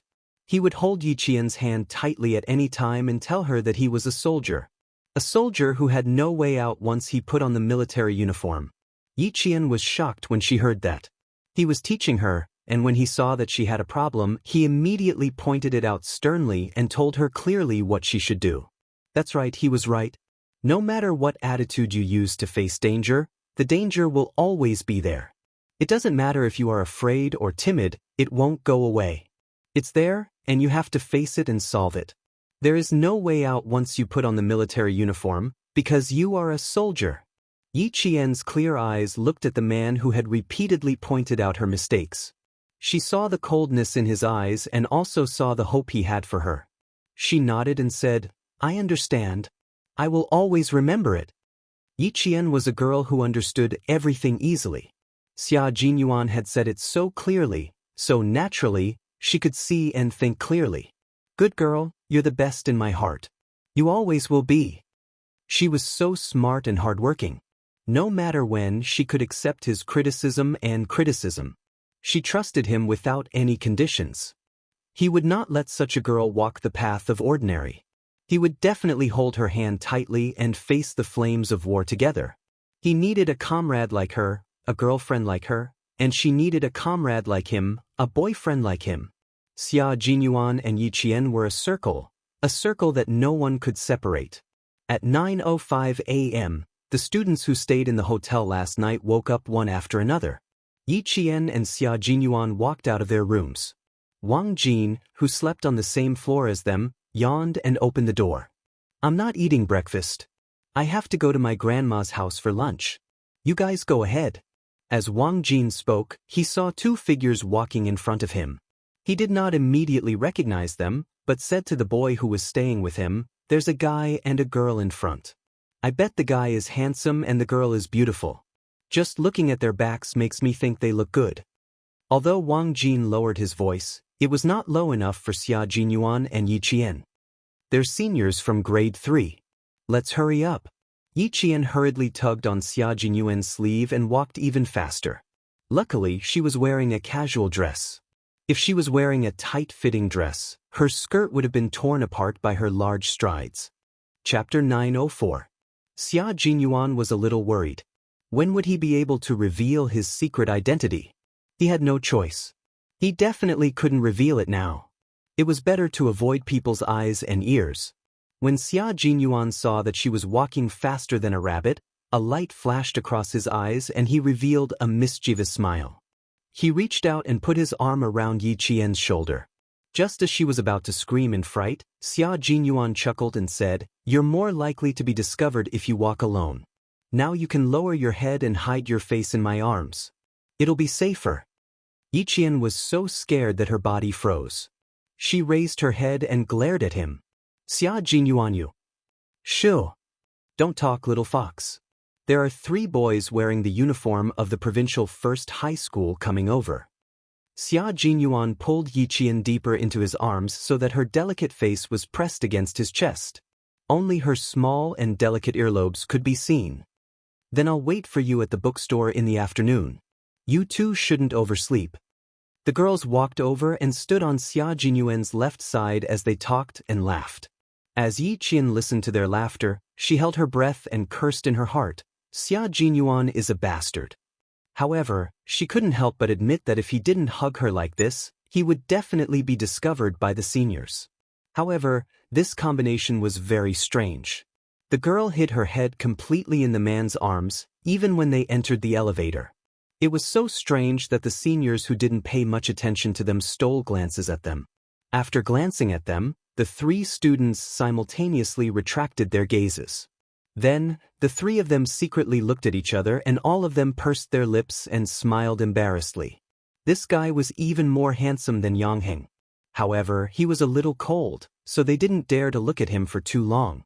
In the elevator, Yiqian's hands were tightly gripping onto Xia Jinyuan's clothes.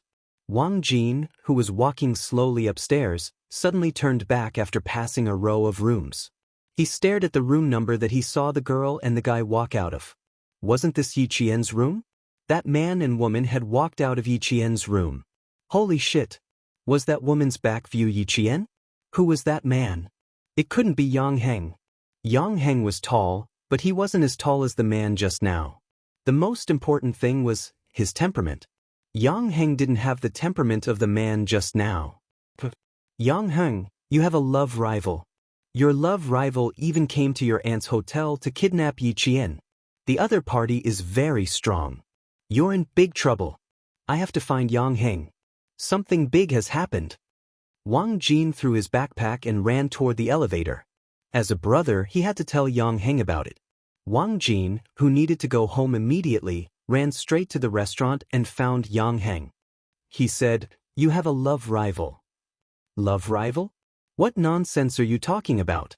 Yang Heng had already finished his breakfast. Being blocked by Wang Jin, Yang Heng laughed and patted his friend's shoulder. Even though Wang Jin had purposely come to tell him about Yi Jian, Yang Heng's expression was obviously gloating. Yang Heng laughed and said, "Brother, you've really misjudged her. I don't have any feelings for Yi Jian, unlike you guys who were green with envy when she got into the car." Wang Jin didn't believe him. He looked at him with a look that said, "Stop pretending. Who would believe that you don't like Yi Jian? We want to pursue her, but we don't have the ability to do it. We don't dare." "It's not that I don't dare, but I think it's better to be friends with Yi Jian. As for the strong love rival you mentioned, if he really exists, then he is indeed a good match for Yi Jian." Chapter 905. After a while, Wang Jin glared at him and said, "Damn, you really don't have any ideas." "Not at all. You guys are just making a fuss." Yang Heng smiled. His clean and handsome face did not have a trace of abnormality. "All right, hurry up and eat breakfast. I have to go home with my mom." His cousin was coming back to China and would be having lunch at his house, so he had to go home to prepare. As for Yijin, Wang Jin was sure he was not mistaken. He had looked for her this morning and did not see anyone in her room. Wang Jin saw that Yang Heng really did not care and felt that it was meaningless. Sigh, to think that he ran all the way here to snitch. He waved his hand and said weakly, all right, I won't send you off. Damn, I'm hungry from running. Let's eat something before we go." Yi Qian's dress was quite nice. Even her back was beautiful. It's a pity you didn't see it. The waiter in the restaurant was clearing up breakfast. Yang Heng pointed and reminded him kindly, "You can eat a few pieces of cake to fill your stomach. Otherwise, you can go out and eat some buns." Not only did he see Yi Qian in the dress, but he also saw how she looked in it. The ethnic dress on her was stunning and beautiful. Yi Qian was an orphan, a girl who grew up in the army. It was not strange for anyone to be around her. Therefore, there was no need to find it strange. Wang Jin ran into the restaurant and suddenly ran out to chase after Yang Heng. "Let me ask you something. Last night, I told Yi Qian that Yao Jing was her rival. She said something that I didn't understand at all. She said to ask you, you must know." He repeated what Yi Qian said last night. "If it's because of Yang Heng, she is not my rival. If it's not because of Yang Heng, she is indeed a rival." He asked Yang Heng with a face full of curiosity, "Do you understand?" Yang Heng understood and chuckled. "She meant that if she were to pursue me, Yao Jing is not her rival at all. I would choose her directly. If she doesn't pursue me, Yao Jing will be her rival in life. Do you understand?" "Damn. So that's what it meant." Wang Jin rubbed his face and chuckled as he asked him, "So when you said that Yi Qian wanted to pursue you, did you really agree? Didn't you just say that there was a man with a very strong aura who was more powerful than me who left Yi Qian without saying a word? What you are thinking of simply does not exist." Yang Heng patted his classmate's head, who was always slow to react. He carried his backpack and gave Wang Jin a look that said, "Be smart." Then he left handsomely. "Heng, over here." When Mother Yang saw her son coming over, she elegantly raised her hand to signal him to speed up. "Your aunt has already picked up Anqi. We have to go home quickly. Also, have you spoken to Xiao Yi? Invite her over for dinner tonight." Yesterday, she had said that she would invite her home for lunch this afternoon. Now that she had to change the time, she had to go and inform her. Yang Heng opened the car door and smiled. "Mom, I have something to do on Saturday. Let's talk about it next time." "You child, I clearly said that I would invite her for lunch last night. Now that your cousin went back on her words, you still..." Mother Yang said as she bent over to get into the car. Her expression was so serious that Yang Heng felt helpless. "Mom, Yi Qian has her own things to do. She already said that it's fine. Why are you still thinking about it?" Mother Yang heard her son's helplessness. She raised her hand and patted his head. "What do you know? Mom and Dad asked you to invite Yi Qian home for lunch because they have something to do." Chapter 906. Thinking about what happened last night, Mother Yang's face turned a bit cold. "Your Uncle Yao's family left last night with resentment. Also, you heard the words that little girl Jingle shouted afterwards. I still get angry when I think about it. Jing is so stubborn. Little Yi is alone and has no elders to support her.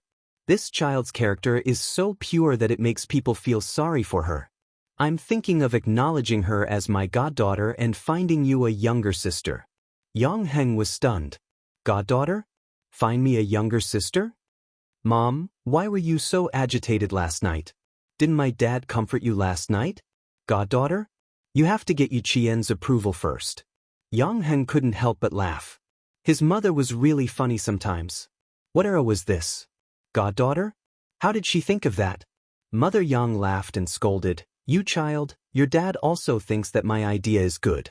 But are you not happy? Fine, if you're not happy, I won't mention it. It's not that I'm not happy. Having a younger sister like her is quite impressive. Yang Heng didn't know whether to laugh or cry. He thought about it seriously. It was not bad. Being a friend was not as good as being a sister. Why don't I ask on Monday? I still have to get Yi Qian's approval. When Uncle Yao and his family know about it, they will restrain themselves. The mother and son were seriously considering it in the car. A black car drove out of the underground garage and headed towards the suburbs. We don't have a lot of goods. They are all light weapons. I don't think you can take the cannons with you. We have enough pistols and bullets. In the car, Ho Zi didn't avoid the topic just because Yi Qian was there. Family Xia even brought the little girl along. To be honest, he was thinking that he wasn't afraid that someone would find trouble with the little girl. After thinking about it, he felt that he was worrying too much. Young Master Xia wasn't worried and the little girl didn't look scared at all. It was obvious that they weren't afraid of trouble at all.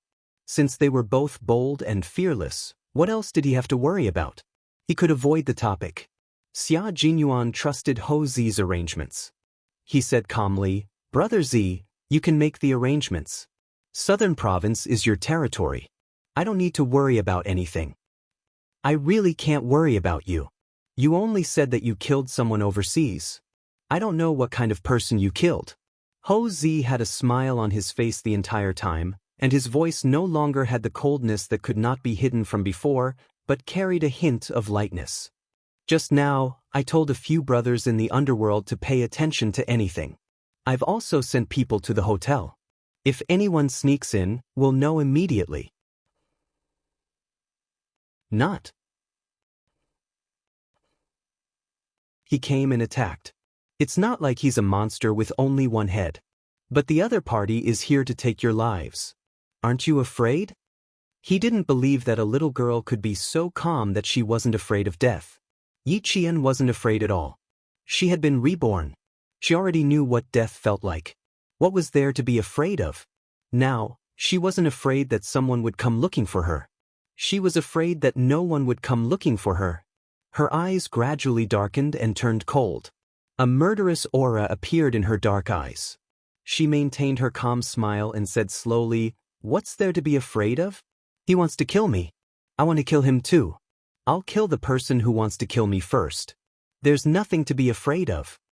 Chapter 907. His words were so domineering and confident. Even Ho Zi, who was in the underworld, was stunned by his words. Good boy, he was able to say such responsible and confident words at such a young age. It was true that one should not question a hero's background, and one should not bully the young. After a while, Ho Zi couldn't help but applaud. Old Six, you're very lucky to be able to say such words. Zi Gu supports your decision. Even if you're young, you have to act in advance. Kill the person who wants to kill me in advance. That was what he thought back then, and that was how he got to where he was today. You're not afraid of anyone, but you're afraid of yourself. You're the one who destroyed your own hope and lost your own life. It was a bit far from the Venus Hotel to the place where the goods were hidden. It took more than 2 hours to drive. The place where the goods were hidden was a scenic area developed by Ho Zi, the Dalong Mountain Scenic Area. This was a scenic area developed by Ho Zi and the government in cooperation. It was filled with the latest foreign resources and had everything you wanted to do. There was also a very large golf course and a shooting range. Just these 2 projects alone were enough to attract countless rich people to come and visit. At the end of October, the maple leaves on Dalong Mountain were all red. There were also many tourists who came to enjoy the scenery. Yi Qian sat in the car and also enjoyed the beautiful scenery along the way. Ho Zi's personal phone calls were very few. There were only 2 calls in 2 hours. One of them happened to be someone who invited him to play golf at Dalong Mountain. The other party even brought his own client. You two go back to the villa and wait for me. This person has some background in the underworld in the north. I'll come over after I say hello.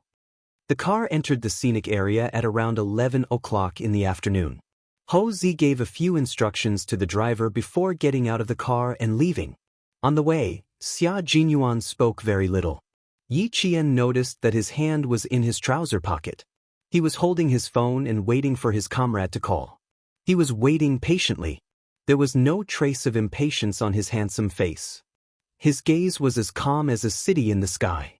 Occasionally, he would even raise his eyes to look at the beautiful scenery and point it out to her. From this, Yi Jianjian could see the distance between him and her. The car drove all the way to the villa's parking lot. Xia Jinyuan did not ask the chauffeur to get out of the car and open the door. Instead, he pulled Yi Qian out of the car and said, "You go in first. I'll come over later." He gently squeezed Yi Qian's palm, indicating for Yi Qian to be more careful. Although Ho Zi was someone he trusted, Yi Qian was a comrade he trusted enough to put his life in her hands. After the early autumn, the weather became cooler day by day. When they reached the mountains, the temperature dropped even lower. Yi Qian got out of the car in a dress. The wind in the mountains blew, and she couldn't help but shrink her shoulders slightly. "Put on your clothes and go in quickly." Xia Jinyuan's suit jacket was draped over Yi Qian's shoulders. Under the faint sunlight, the man who was looking down at her had exquisite facial features. When the sunlight shone on his face, it made her feel at ease. Yi Qian adjusted her clothes and followed the chauffeur into the villa. The signal in the mountains was not very good. Xia Jinyuan walked for about a kilometer before he stopped. Looking at the pitiful 3 bars of signal on his phone, Xia Jinyuan smiled slightly. His slender fingers quickly typed a set of numbers and sent it out without any punctuation. The mountain road was not easy to drive on, and the car they were in was quite old. However, the G3 never doubted that this car, which came from a small county, would be scrapped. Chapter 908. The phone in his trouser pocket vibrated slightly. As it was shaking, G3 turned his body and took out his phone. He took a good look at it. It was a set of numbers. He could not look at it in reverse. The first set of numbers was the geographical coordinates of the city limits. The second set was the district coordinates. The third set was the county coordinates, and the fourth set was the specific coordinates. After reading the message, G3 immediately erased the message and restored the phone to the factory settings. This was the most direct and safest way. It was simple and fast. If they still didn't receive any news from K7 after 3 o'clock, he and Xia Jinyuan would meet up and get rid of the snake that followed them into Nan province. Then, they would return to the battlefield to find their comrades. Whether they were alive or dead, they had to find their comrades. Never leave, never abandon, never give up. G3, who was wearing a straw hat, covered his face with it and closed his eyes to rest. There was still more than an hour before they arrived at Nan province. He could use this time to take a good rest. At this time, Ho Zi led Xia Jinyuan and Yi Qian to his weapon collection room. The entire room was filled with wooden display cabinets. It looked like a jewelry store. All the handguns were placed one by one on the counter. They were in a mess, as if no one had maintained them for a long time. Xia Jinyuan looked around and said to Ho Zi, "Brother Zi, this is a small handgun arsenal. If something big happens one day, this is the first place you have to deal with. I've already considered this point. That's why I used wood to make all the cabinets. If something really happens in the future, I'll burn it down." Ho Zi replied with a natural expression.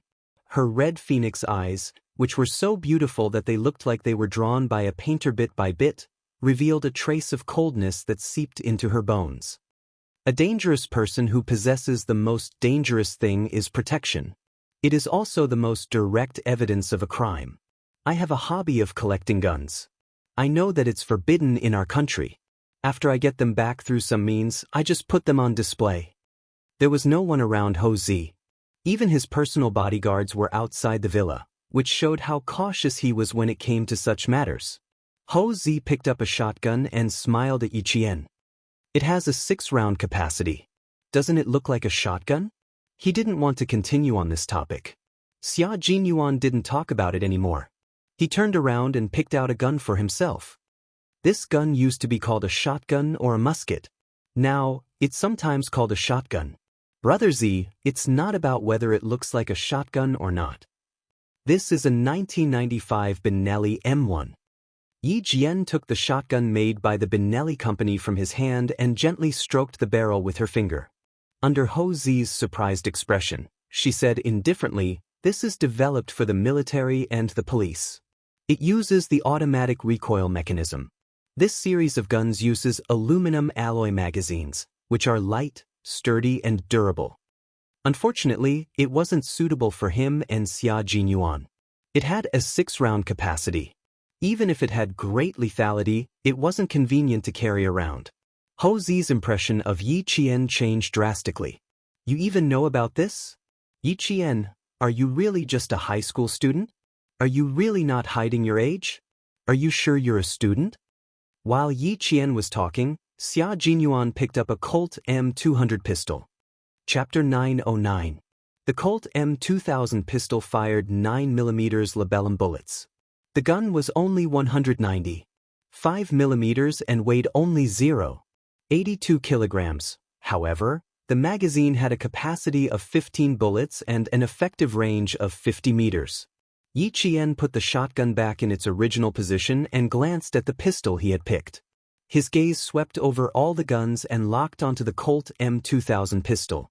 "There are 3 in total. You can pick all of them." She walked to the display cabinet and picked up the other 2 Colt M2000 pistols from 2 different places. The shooting accuracy is very good. The power index is also very high. The ergonomics index is also not bad. You can bring all 3. "Isn't that right, Brother Z?" She asked him if he was right after she finished picking. Hou Zi raised his eyebrows and looked at the 2 pistols she had picked up in just a few seconds. He looked at Yi Qian thoughtfully and smiled. "You know more about guns than I do. If you say it's right, then it's definitely right. Then we won't hold back. Also, Brother Z, you separated the guns and bullets. Where do you keep the magazines?" Yi Qian waved the 2 Colt M2000 pistols in his hands. There was a faint sharpness on his beautiful face. When he held the pistols, even his aura changed from when he was carrying a backpack. When he saw Yi Qian holding the pistols, Hou Zi, the boss of the underworld, couldn't help but think to himself, what kind of girl did Xia Jinyuan find? Why is she so strange that it makes me feel a little guilty? There were no less than 200 guns in his small weapons room. He liked to collect them. After he collected them, he would play with them for a while and then put them aside. After a long time, he didn't even know where the pistols were kept. He also couldn't remember if he kept one or a few of the same type of guns. But this girl just glanced at them and picked up the 2 Colt M2000 pistols as if she knew where they were and could take them out with just a stretch of her hand. When Yi Wei said that she had a good memory, he was also very surprised. However, it was far from being surprised to the point where he felt guilty. There were only 2 people who had made Hou Zi feel guilty. The first one was the person who had single-handedly raised him to where he was today and was now enjoying his retirement on a small island in the Atlantic Ocean. The second one was Xia Jinyuan's girlfriend. "Pull out the magazines from the lower compartment. They're all inside. Look for them yourselves." Hou Zi continued to observe Yi Qian. He wanted to see how good her memory was.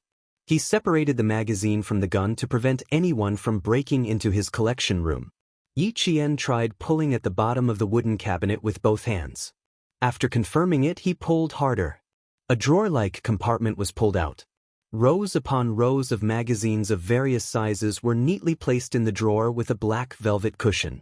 Compared to the guns that were casually placed on the wooden cabinet, the magazines were much neater. "Go ahead and choose. After you're done, this place will cease to exist." Hou Zi opened the other 3 compartments together. There were magazines and bullets. Guns need bullets.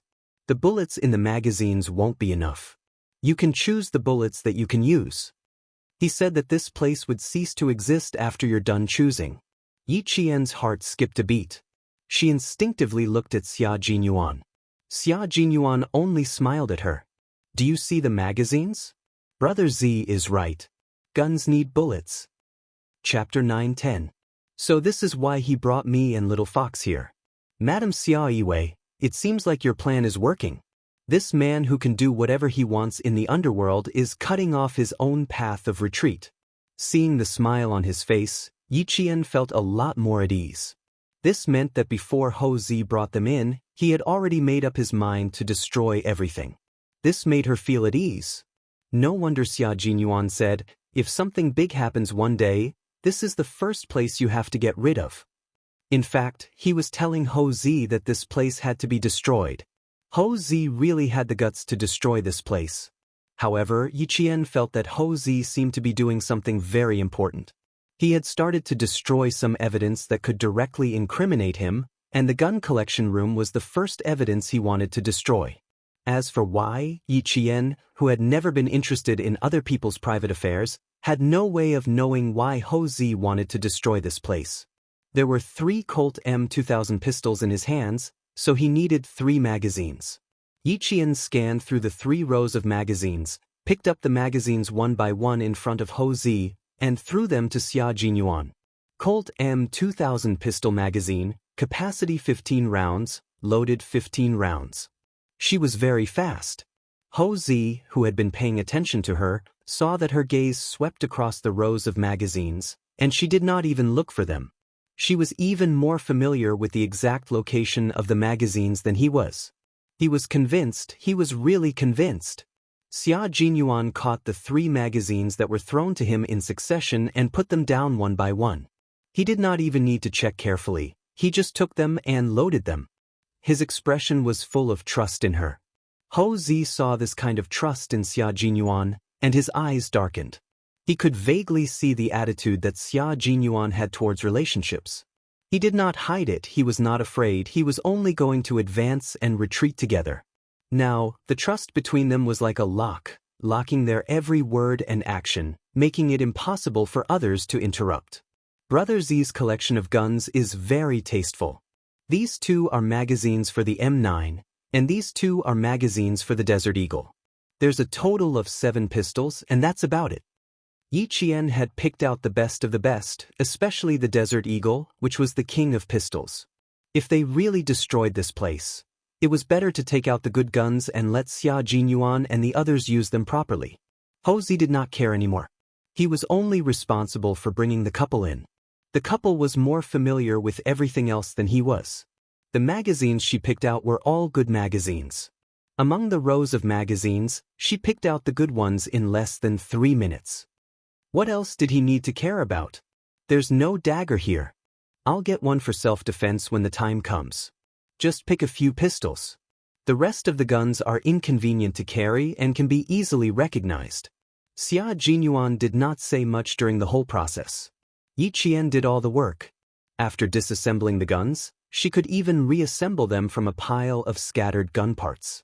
Her eyes and hands were so sharp that from the time she picked up the handle to the time she finished assembling the gun, she did not even have to think about whether the parts in her hand were correct or not. This was because she could accurately pick out the correct gun parts from a pile of parts. He felt ashamed of his own inferiority when it came to such memorizing skills. What Ho Zi saw now was only the tip of the iceberg of Yi Qian. Just this side of him was enough to make him gasp in amazement. Chapter 9-11. Ho Zi had only seen the tip of Yi Qian's iceberg. What she didn't know was that after Yi Qian entered the collection room and scanned the entire display table, her brain was like a mobile high-speed computer, storing the models and positions of all the guns. You take these guns. These 2 are enough for me. After picking out the guns for Xia Jinyuan, Yi Qian picked up 2 HKP-7M8 pistols for himself. These pistols used 9mm parabellum bullets, had 8 and 13 rounds, magazines, and had an effective range of 50 meters. Yi Qian picked this pistol because it had a low recoil and was so safe that it could be carried safely even if the magazine was loaded. If the magazine was loaded, it was easy to misfire, but this pistol wouldn't. Therefore, it could be quickly fired when necessary and could immediately remove the safety and fire. After picking out the guns and magazines, Yi Qian had finally found all the weapons they needed. There were a total of 9 guns and bullets. Xia Jinyuan had gained a lot. Holding Yi Qian's hand, they left the small gun storage room. Ho Zi was the last to leave. Before turning off the lights, he glanced at the collection room where the first gun was placed 15 years ago. After a flash of coldness in his eyes, he pressed the switch and turned to leave. He walked quickly without a trace of hesitation. An underground gun storage room that would no longer exist after tonight. Since he had already decided to abandon it, he wouldn't hesitate anymore. It had only been 10 minutes since they entered the basement and came out. The staff of the attraction had just delivered today's lunch to the entrance of the villa. Xia Jinyuan pushed the fridge to block the entrance to the basement. His eyes fell on a yellow hose pipe. This pipe had appeared by the gun counter before. It was a natural gas pipe. Ho Zi had laid the natural gas pipe in the basement. If there was an accident, it was indeed very suitable to blow up the entire gun storage room. Moreover, it was under the kitchen. When the time came, it could be said that a natural gas leak caused the explosion. Let's eat. After lunch, let's go back to the city. Ho Zi invited the two of them to sit at the dining table. He personally opened a bottle of red wine and poured a glass for Yi Qian. Yi Qian, I, Ho Zi, admire you. She was even more ruthless and resourceful than the 17-year-old Ho Zi when he was young. He couldn't admire her. She had single-handedly challenged more than 10 hooligans and crippled 7 of them. Tonight, she had talked about guns as she opened her mouth. This 17-year-old girl had shown him that there was always someone better than her. Yi Jian pursed her lips and smiled. She was like a flower that was quietly blooming. There was no lethality in her smile at all. Brother Zi, Miao Zhan, I'm indeed a student. I'm a second-year high school student. What I know is just from him. He glanced at Xia Jinyuan, who had started eating gracefully, and continued with a smile, I learned from him. That's all I know. Ho Zi laughed. The girl was quite wary of him. He said to Xia Jinyuan, who acted as if it had nothing to do with him, you're really lucky to have such a good girl. Come, Brother Zi, I'll toast you for your unique taste. Also, to your reminder. Thank you. You're welcome. Xia Jinyuan picked up his glass and lightly clinked it with Ho Zi's. I wish Brother Zi's wishes come true. Ho Zi was overjoyed. Old Six words were always pleasant to hear. Now, he wished Old Six wishes come true. This matter must succeed. Cooperating with this territory was for no other reason than to prevent the woman he loved from being married to another man. Ho Zi, who was sitting at the dining table, was talking cheerfully and wittily. There was no trace of ruthlessness in his expression. Although he occasionally spoke with the arrogance of a superior, his words were always humorous and witty. Unconsciously, one would be deeply attracted to his conversation. Chapter 9:12. Xia Jinyuan's trust in Ho Zi could also be seen at the dining table. After everything was over, he directly told him that he would bring Yi Qian here to enjoy the scenery of Mount Dalong and would leave a little later. Indeed, you can leave a little later. The maple leaves on the mountain are all red. There are a lot of tourists at this time of year. You can enter from the small path behind the villa. You don't have to squeeze with the tourists. This was a tourist area developed by Ho Zi and the government. When it was being developed, he said that he needed a private mountain path. Thus, when he was designing the entire area, he paid a little more money to leave such a path. There was a private mountain road in the tourist area. Just by hearing about it, one could tell that it was extraordinary. Xia Jinyuan knew about Ho Zi's financial resources, so he did not look surprised at all. After thanking him, he was led by Ho Zi's bodyguard into Mount Dalong from the back of the villa. The bodyguard was only responsible for escorting them to the entrance. After watching them leave, he turned around and reported back. G3 will come to Mount Dalong. We will meet up with him later. After walking for a while, Xia Jinyuan said to Yi Qian in a low voice, when the time comes, cover for him and drive away directly. Yi Qian nodded slightly. He knew that Xia Jinyuan did not want Ho Zi's people to discover G3. Soldiers were soldiers and bandits were bandits. Regardless of his relationship with Ho Zi, the safety of his comrades was the most important thing. When G3 arrived at Mount Dalong, they would begin to deliberately reveal their whereabouts on Nanshan Hill. They would attract all the danger to themselves until the danger was over. After the matter in Southern Province was settled, they would set off directly from here and appear on the soil of another country as illegal mercenaries to search for their missing comrades. There were tens of thousands of maple trees on Mount Dalong. When Southern Province was promoting tourism, they would film the scenery of Mount Dalong all year round. However, Ho Zi had left a private path for them to enjoy the best scenery. There were mountains, rivers, and scenery. Yi Qian, who was going to visit Mount Dalong in the future, smiled and said to Xia Jinyuan, "Looks like Brother Zi invested a lot here. Otherwise, the government would not have allowed him to leave a private mountain path." That's not the case. Sometimes, this road is also used by provincial leaders to receive VIPs and to climb the mountain for sightseeing. Xia Jinyuan walked a few steps ahead, occasionally stopping to wait for Yi Qian to come closer. It was rare for the two of them to have such a pleasant time together, and it made him have the urge to shorten 1 minute into 2 minutes. After about 40 minutes of climbing, Yi Qian, who was wearing a skirt, was so hot that her back was sweating.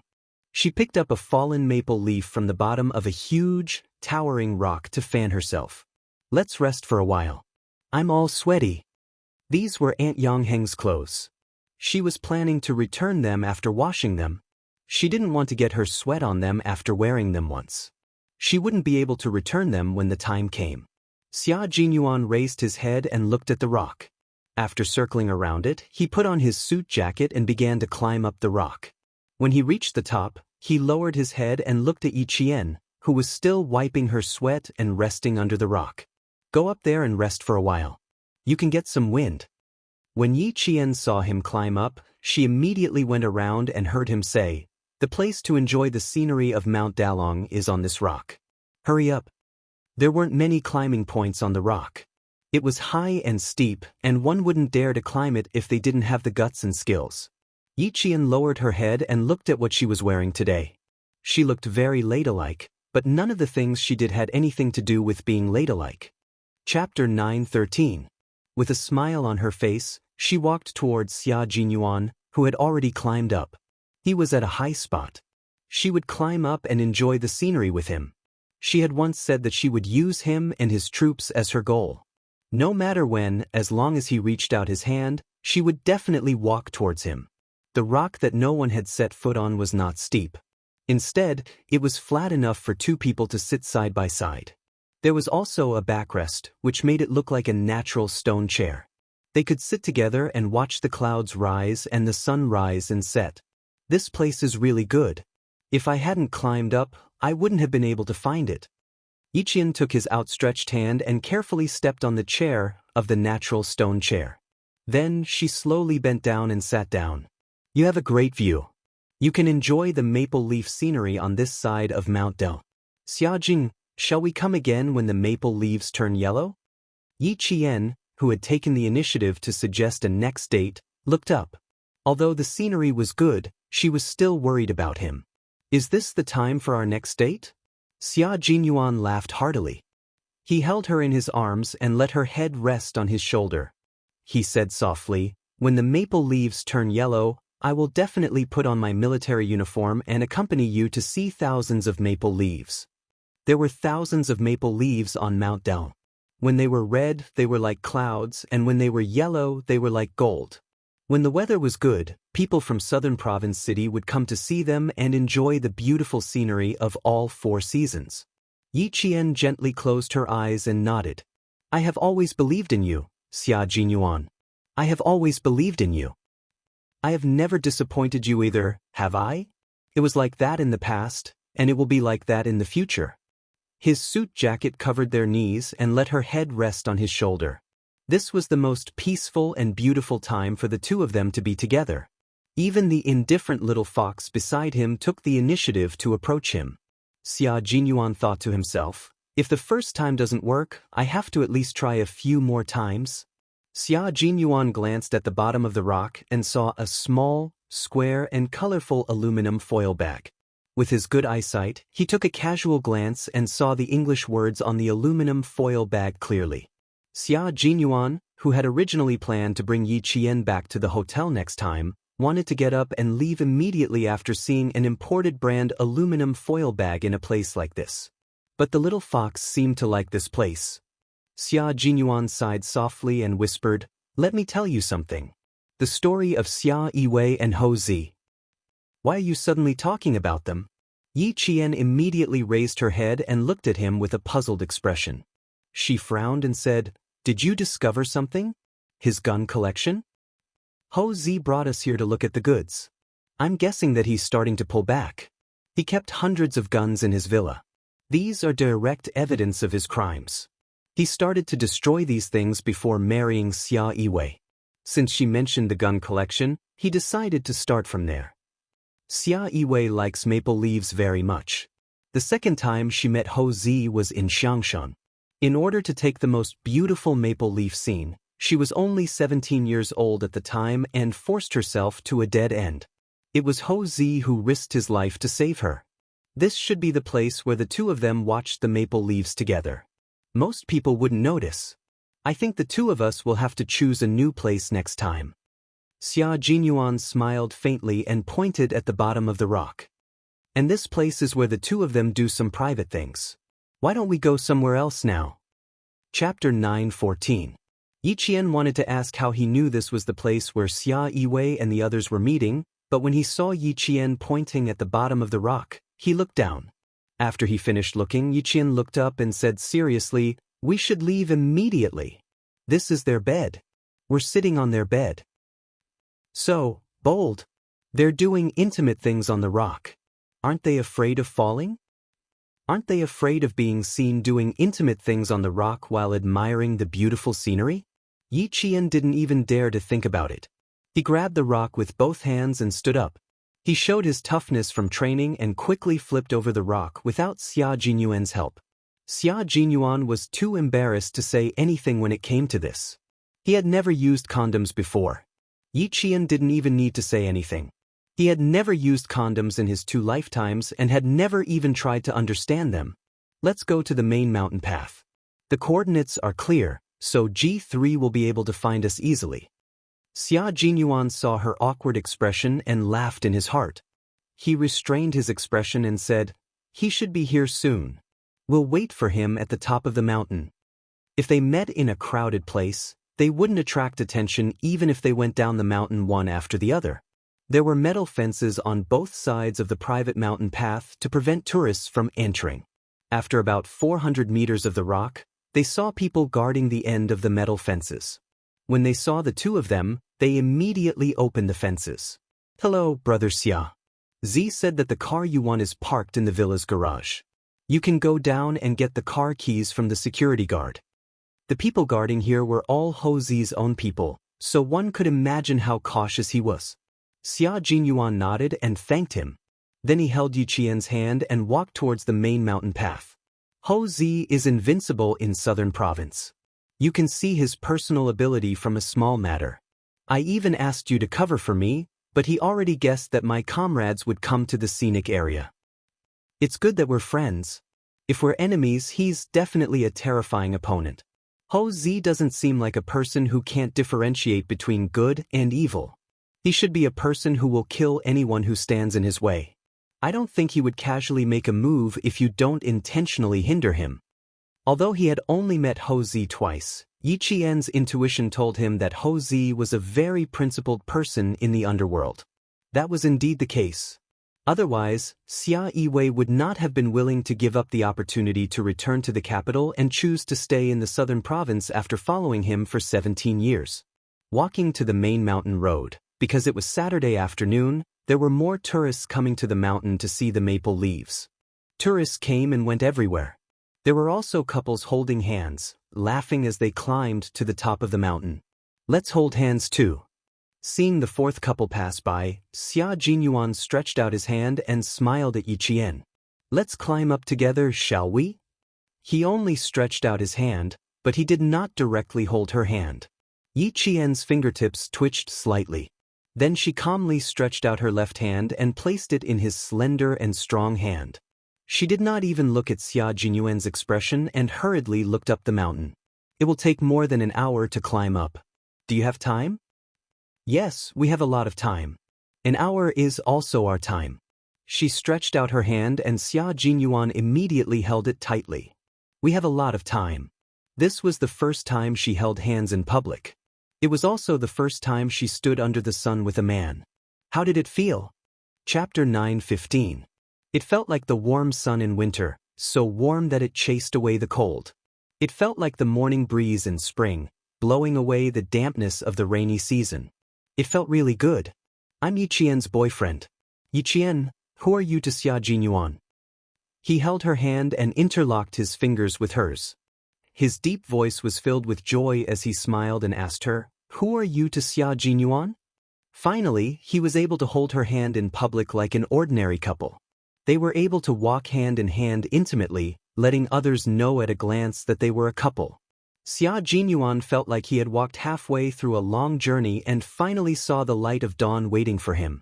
In the face of the insatiable man, Yi Jian glanced at him and said calmly, Who can I be to you? Captain Xia, don't think too much. I just don't want people to keep looking at me from time to time. He lifted his chin slightly and looked up. He chuckled softly and said, I just don't want the people upstairs to keep looking at me. Am I thinking too much? It doesn't matter. We've already held hands. Are you afraid that I won't be able to win your heart? Xia Jinyuan smiled until his dark eyes sparkled. He looked up calmly and swept his gaze across the faces of the single men in front of him. The moment his gaze landed on them, his indifferent eyes turned cold and ruthless. He immediately retreated with his gaze and looked at the men of Yiqian repeatedly. Little Fox was dressed beautifully today. Even without her school uniform, she looked much more mature. Although she looked young and inexperienced, she had a calm temperament and did not look like a high school student. She looked more like a college student. She looked like a college student. Little girl, that's why she dared to hold hands with me. Yiqian watched as he used his gaze to scare away the men who kept looking at her. He lowered his head and pursed his lips into a smile. She could always see a different Xia Jinyuan, a real Xia Jinyuan. It still felt good. His palms were dry and his slender fingers could still wrap around her hands. This was a pair of hands meant to protect the country. At this moment, he was holding her tightly, as if he was afraid that she would pull away in the next second. Yiqian looked sideways at Xia Jinyuan, whose face was as perfect as a jade carving, and said softly, Let's be together after I finish my college entrance exams. How about that? Happiness came suddenly, but Xia Jinyuan's reaction was even faster. He even stopped walking and stared deeply at Yiqian. It's a promise. Can I go back on my word now? Looking at his happy face, Yiqian suddenly felt that she seemed to have agreed too quickly. So be it, he would always think of her. If love was the first thing that came to his mind, then she believed in him. She believed in love. She believed in a love that was so illusory that she had never thought of or embraced it. Xia Jinyuan raised his eyebrows. You dare? Why wouldn't I dare? I'm not a gentleman. Under the urging of the passers-by behind, Yiqian's eyes were filled with sweetness. He laughed and said, I'm going back on my word now. What can you do to me? What else could he do to her? That might not necessarily be the case. There were many ways to do so. Being able to stand side by side sweetly in action, this kind of love was too difficult to come by. He had thought of what he wanted to do to her 1,000,000 times in his heart. 1,000,000 times in his heart. Just thinking about it made his heart beat faster. Xia Jinyuan, whose smile was much more restrained, looked meaningfully at the smirking little fox. Later, he would find a deserted place and kiss her properly. Chapter 9:16. Previously in the hotel, she only touched him lightly. How was that enough? She couldn't do anything else, but kissing was still fine. A 17-year-old kiss was pure and innocent. Having her at the age of 17 was the luckiest thing for the 23-year-old Xia Jinyuan. Xia Jinyuan kept holding Yiqian's hand as he pondered. When they passed by a stone tablet with a simple mountaineering map, he glanced at it and saw a green path labeled Lover's Path. Lover's Path. It's time to walk it. They were still climbing the main path with stone stairs. One step after another was enough to make one's knees weak. Some elderly people who were tired would rest in the stone pavilions. Ho Zi had put in a lot of effort to develop this scenic area. No wonder so many elderly people came to climb on Saturdays. There were many elderly and middle-aged people. There are a lot of people up ahead. Let's go this way. After walking for about 100 meters, Xia Jinyuan held Yi Qian's hand and entered a small path. He was so fast that Yi Qian, who was focused on climbing, didn't see a wooden sign with the words, "Lover's Path," on it. Lover's Path was a path for young people. It wasn't paved with stone slabs. It was a mountain path made by stepping on foot. If the trees on both sides were trimmed slightly, it would be a winding path suitable for lovers to climb. It's too steep here. Let's go out, okay? Aya, it's too hard. My feet hurt. A woman's coquettish voice came from up ahead. A man coaxed softly, "It's not steep. It'll be fine after we get past here. How about I carry you?" After the sweet conversation, a woman's soft voice came from behind. Yi Qian stopped in his tracks and whispered to Xia Jinyuan, "Let's go later. Don't disturb them. This is a lover's path. It's a path for lovers. We can do what lovers do and not disturb each other." Xia Jinyuan was a man who was good at seizing opportunities. When she stopped, he pulled her into his arms and said, "Let's do a lover's thing." He didn't give Yi Qian a chance to escape. His voice was low and seductive. "How was that enough for you at the hotel? You want to leave just because you've piqued my interest? Little fox, things aren't that simple. This road is fast. Don't think that it's very steep. It's straight and steep. It's not like the mountain road that goes up in circles. The last time we passed by, it was really fast." Someone was walking towards them, and it wasn't just one person. From the sound of the footsteps, there were at least 4 people. Yi Qian's body stiffened. He pushed against Yi Qian's chest and said, "Xia Jinun, let go of me. Someone's coming. Let go of me." Not only did he not let go, but he also hugged Yi Jian even tighter in his arms. However, he also knew that she was shy in this kind of thing, so he hugged her and hid behind a maple tree. He let her lean against the maple tree, and her back was also facing the 4 young people who were walking over. "What are you afraid of? They're all young people. They're all holding hands. This is a lover's path. Kissing and hugging are the most normal things to do." His voice was very low, as if he was enduring something. "Listen, someone's kissing right in front of us." Yi Qian wanted to slap herself. She must have been muddle-headed to agree to hold hands. Then, she made a mistake and promised to be together after the college entrance exam.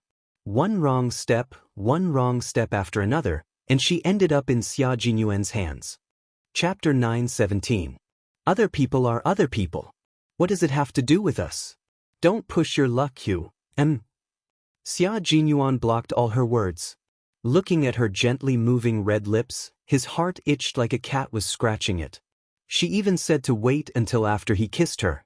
Be it a beast or a minor, a 17-year-old Yi Qian was an apple in the Garden of Eden. He wanted to eat her. No, he wanted to kiss her. He couldn't eat her now. If he really did, he would be a beast. After being teased by her a few times in the hotel, he couldn't hold back anymore. He held the back of her head with one hand and kissed her fiercely. Yi Qian was stunned by his fierceness. She made muffled sounds of resistance and felt a sense of danger. Yi Qian wouldn't let herself stay put. Her body began to struggle subconsciously, but the result of her struggling was that his arm around her slender waist tightened and the kiss deepened. Xia Jinyuan. His throat made a short, muffled sound. Yi Jian only felt that the tip of her tongue had been kissed by him until it was congested and numb. He was so strong and domineering, which made her panic all of a sudden. They kissed again. Xia Jinyuan, who was quick-witted and eager to learn, began to have a certain level of skill. He gently sucked on the tip of her tongue and slowly teased her lips with an irresistible gentleness. Yi Qian couldn't resist such a skillful kiss. She accidentally let out a "mm." After the sound came out, she felt all the blood rush to her face. Her face was so red that it was burning. Xia Jinyuan chuckled. It seemed that he had improved again. Practice makes perfect. If he was given more opportunities, he would definitely improve his professional skills. Look, who would notice us, silly? No one would come to watch us. Just like how when we find people kissing, we would be kind and try not to disturb them. Let's walk over quickly. His voice became more mellow and hoarse. The ambiguity in his tone became more obvious. How is it? Did I improve? Yiqian closed her eyes. That voice just now made her shy to speak. That voice was very unfamiliar to her. It didn't sound like her voice at all. It was delicate and soft as if water could drip from it. Yet it was his own voice. She kept her eyes closed. She was so shy that even her eyelashes were trembling slightly. Xia Jinyuan couldn't help but lower his head and place a gentle kiss on the lips. How can you be so shy? We are lovers, we will have intimate contact. What we do is a normal process for a man and a woman. Little fox, are you shy? Or are you resisting? Why don't we give it another try? He lowered his head as he spoke, and his hot breath blew on her face. Yiqian was so shocked that she quickly opened her eyes. However, she didn't look at him first. Instead, she looked around guiltily. Then, she gritted her teeth and said, Xia Jinyuan, do you want to see how old the girls kissing are? I'm still young.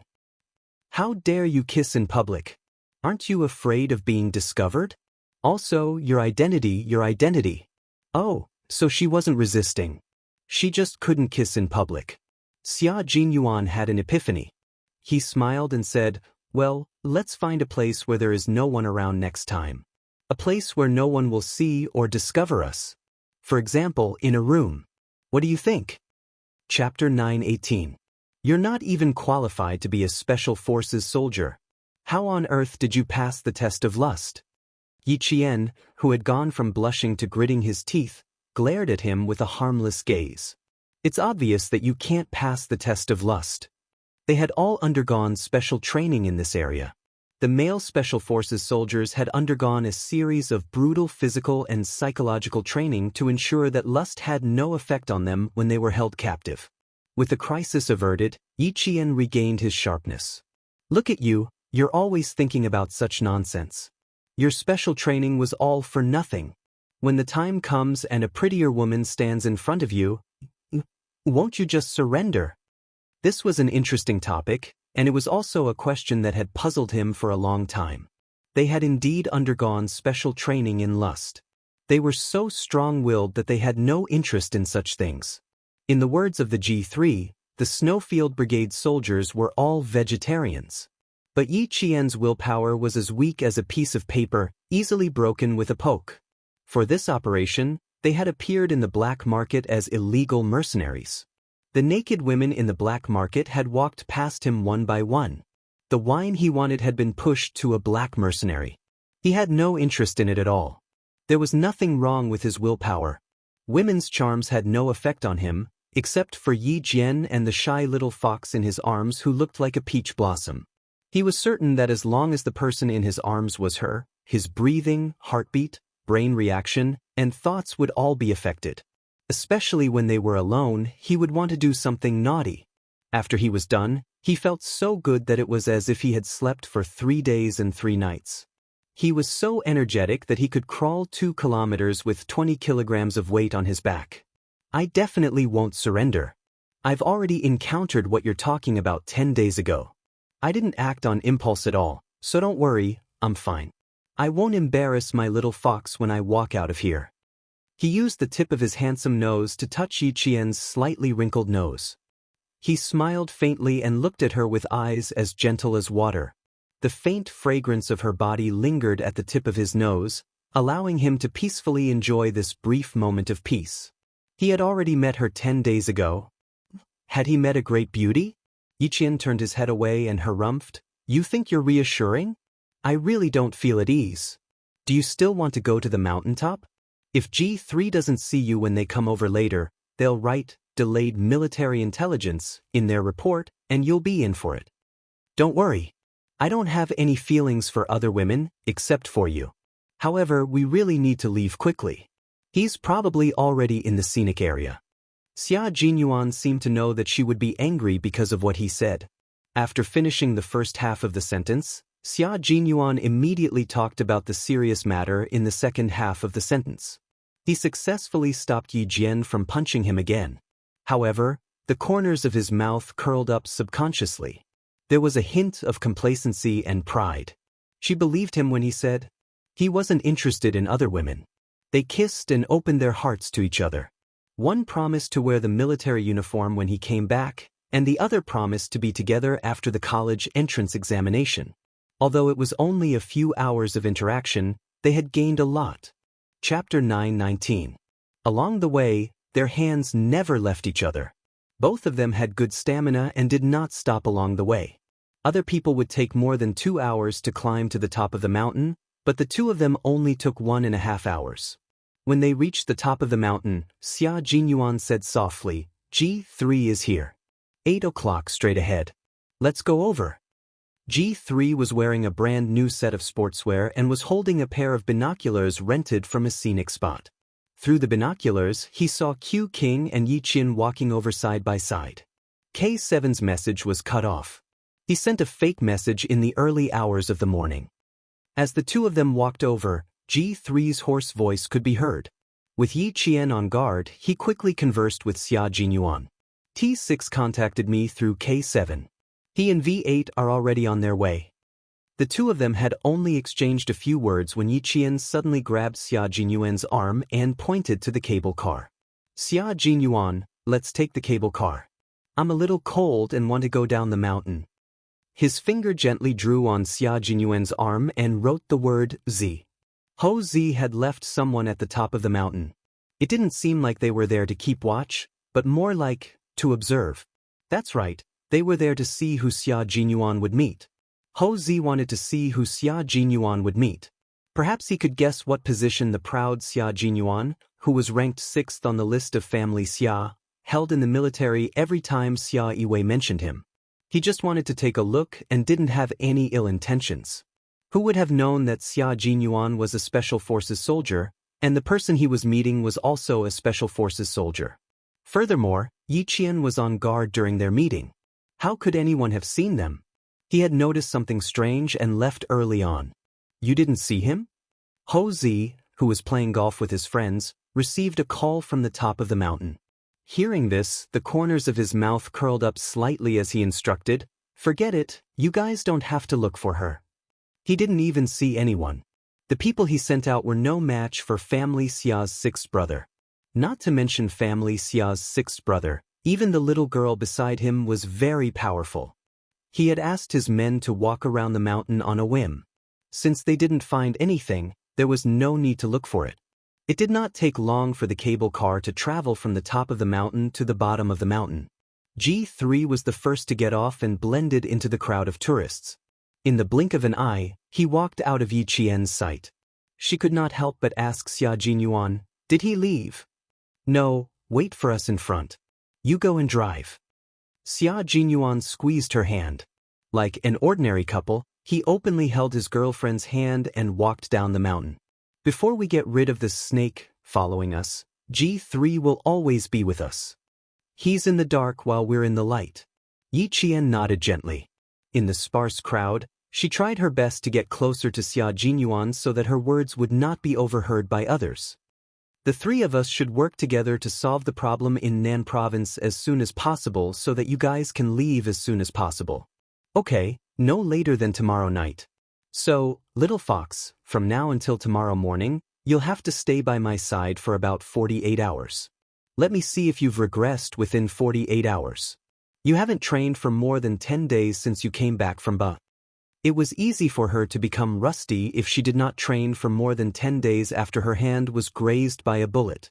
She did not train with the soldiers, but she had been training under Principal Chen's arrangement all this time. She raised her eyebrows and her beautiful chin slightly. "It's just that I didn't increase the amount of training. My daily basic training is 365 days, and it won't be interrupted no matter what." Chapter 9:20. Not even on special days? Looking at her smiling face that was like a flower and her eyebrows that were filled with sunshine, Major Xia inadvertently started to become energetic again. This energy was like the tip of a bamboo shoot that emerged from the spring soil. It could not be broken even if one pinched it, and it grew day by day. Yi Qian unceremoniously elbowed him in the chest, causing Major Xia to clutch his chest and twist slightly. I was wrong, I was wrong, I was wrong. Despite the pain, he quickly grabbed her hand and did not let go. He softly begged for mercy. I was really wrong, I deserve to be hit.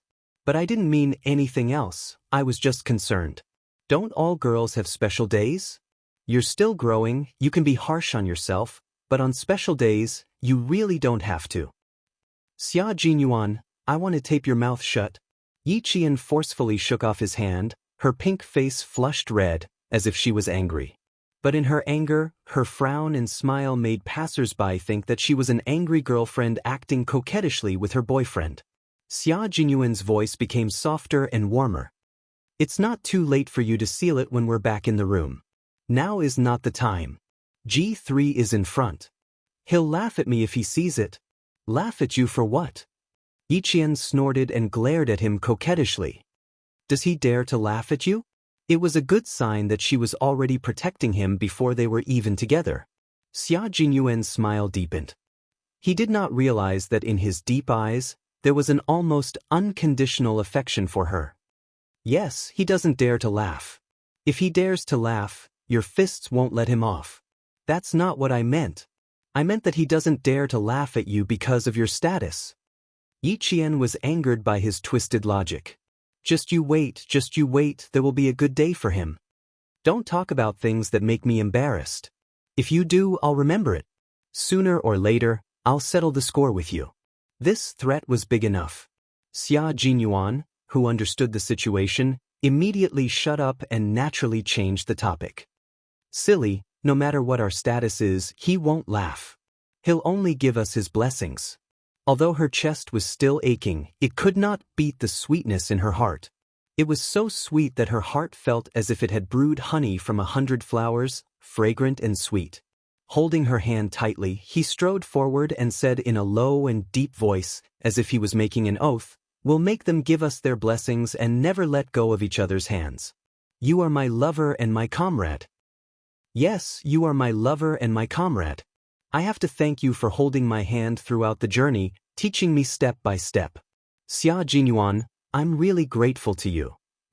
Holding his slender and broad hand, Yi Jian walked out with her head held high. She was as cold as the young major beside her.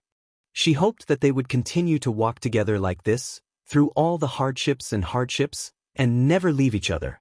At this moment, she was indeed hoping for that. Unknowingly, they caught up with G3 again. The three of them walked at a moderate pace and even communicated secretly when no one was paying attention. When they reached the foot of the mountain, Yi Qian said to Xia Jinyuan, "I'll get the car. Wait for me." G3 also knew that she could drive. After Yi Qian left, G3, who was standing under a tree, said to Xia Jinyuan, who was standing in front of him with his hands in his pockets, "Yi Qian seems to know something. Did you tell her?"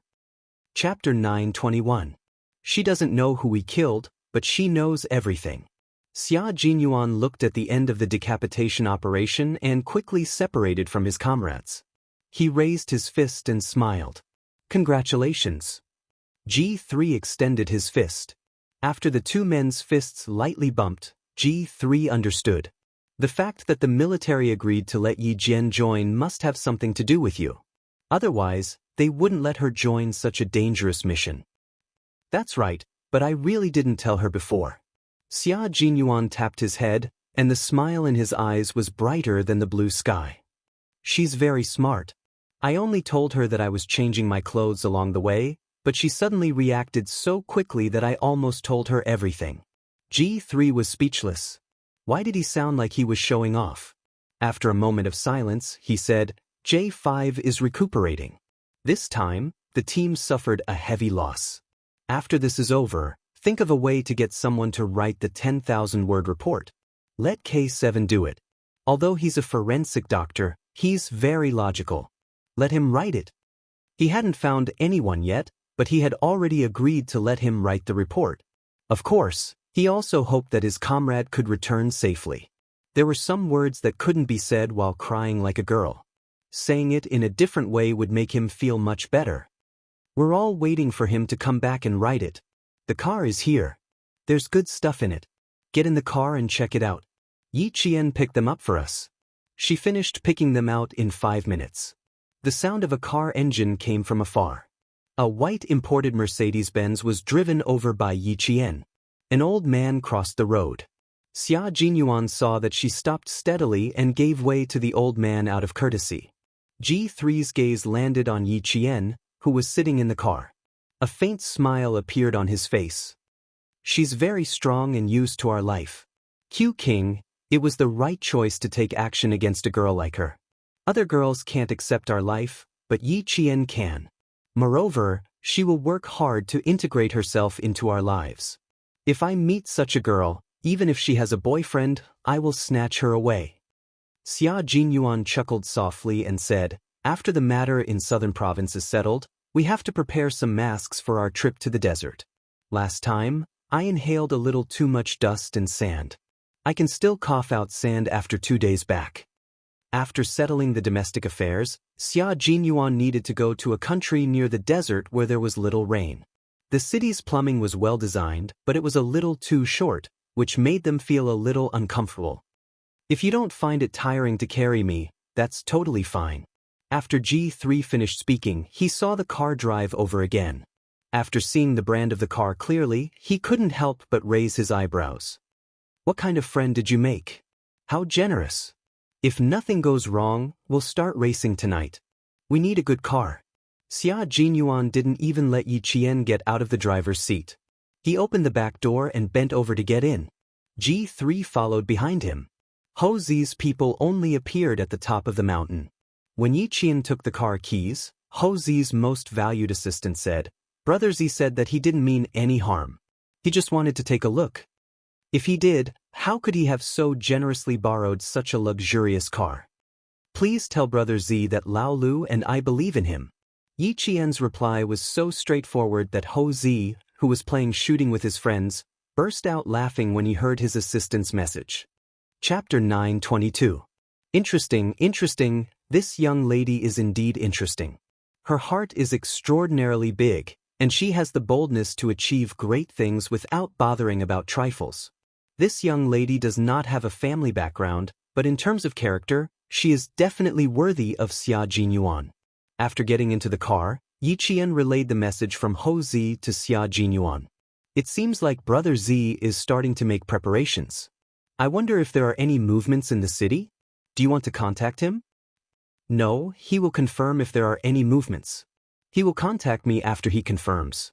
After getting into the car, Xia Jinyuan was no longer Xia Jinyuan's boyfriend, but a soldier who fought for the country. His gaze was piercingly cold and carried a murderous intent. There are some goods in the travel bag in the back. G3, take a look. The travel bag containing the guns was placed in the back seat. G3 unzipped it and his eyes lit up.